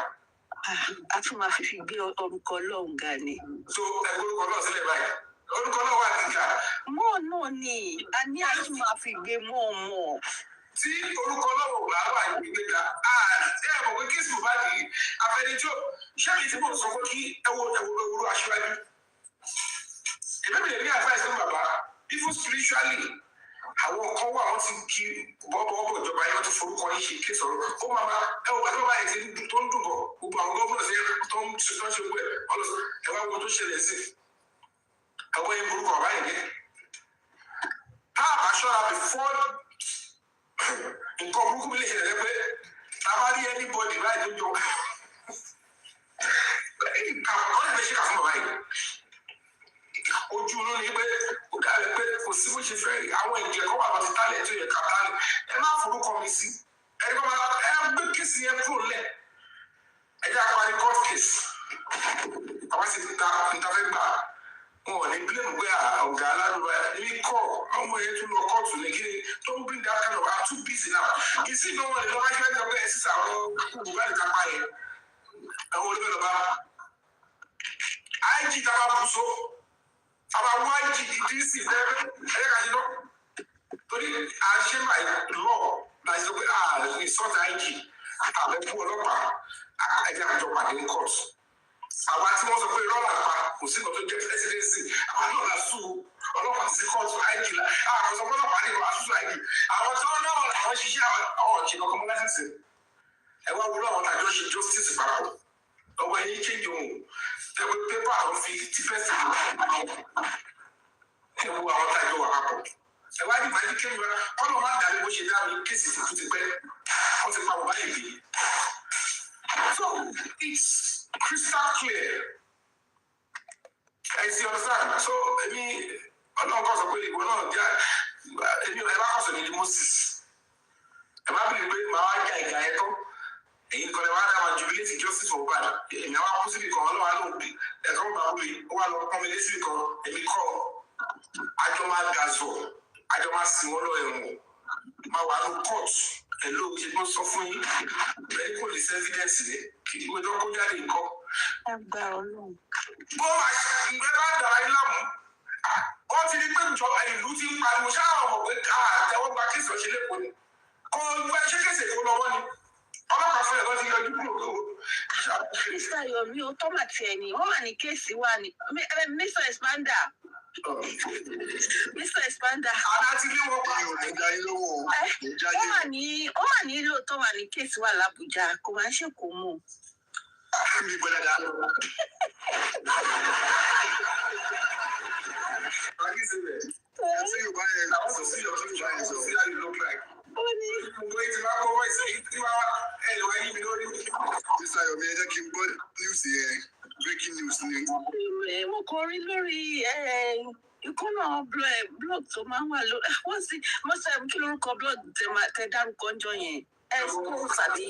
Secret expose.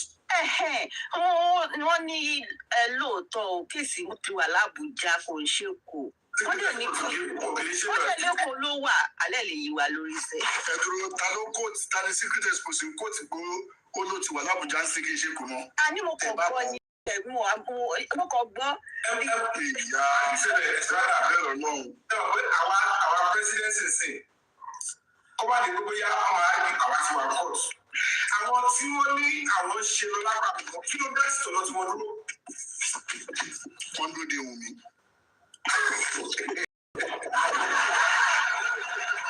àbùkíá ni lọ́yà wọn àbùkíá tó wà ní ìyẹn àwọn ọ̀rẹ́ nǹkan ọ̀tọ̀ lájọ́ ṣe àwọn sì presidency lè ti wà wọ́n ní fake ni wọ́n ní kókò sí kan tó jẹ́ bẹ́ẹ̀ àti ọ̀ṣà àgbáyé rí pé àbúdàbọ̀lá America dex nàìjíríà wọn lọ́wọ́ sọ ó ló fi hàn òun ní federal government spending àbúkọ wa ní lọ́ọ̀yà ò lọ bá underground.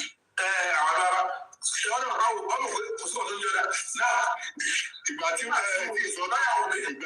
ìsọtán ìgbà tí Wùmí náà lọ Fabiyi dárúkọ lọ́yà òmìn so àwọn òmìnira ẹni tó ń bọ̀ wọ̀jà báyìí ṣe é gẹ̀ẹ́sì ni ẹni pé láti bẹ̀rẹ̀ lọ́yà yẹn ti yá dànù kó wá sọ̀rọ̀ lórí social media mọ́ ó ti pé àkàrà ti tún sépo ó kàn ṣiṣẹ́ ìdọ̀tí lábẹ́ yẹn gbogbo nǹkan tó lè ṣe ní kọ̀rọ̀ mọ́ náà káwá mú yẹn sẹ́gbẹ̀ẹ́ àdúrà ó tún fẹ́ mí kàkẹ́ láti mú àdúrà lẹ́yìn ìgbà yẹn lẹ́yìn òun yẹn táwọn ẹ̀rọ yẹn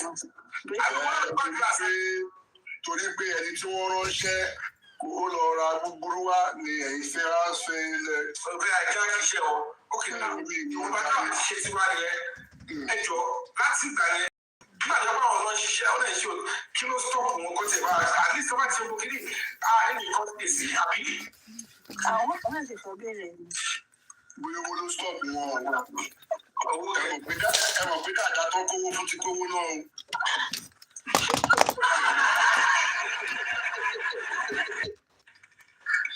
Ẹja jí oko. Àwọn ìgbà tí ẹ̀ka tẹ̀ sá ẹ̀ka kọ́ ọ̀pọ̀ bíi kẹ́dùn. Jọ̀wé ẹjọ́ kó fún sí sínú Photoshop lọ́dọ̀.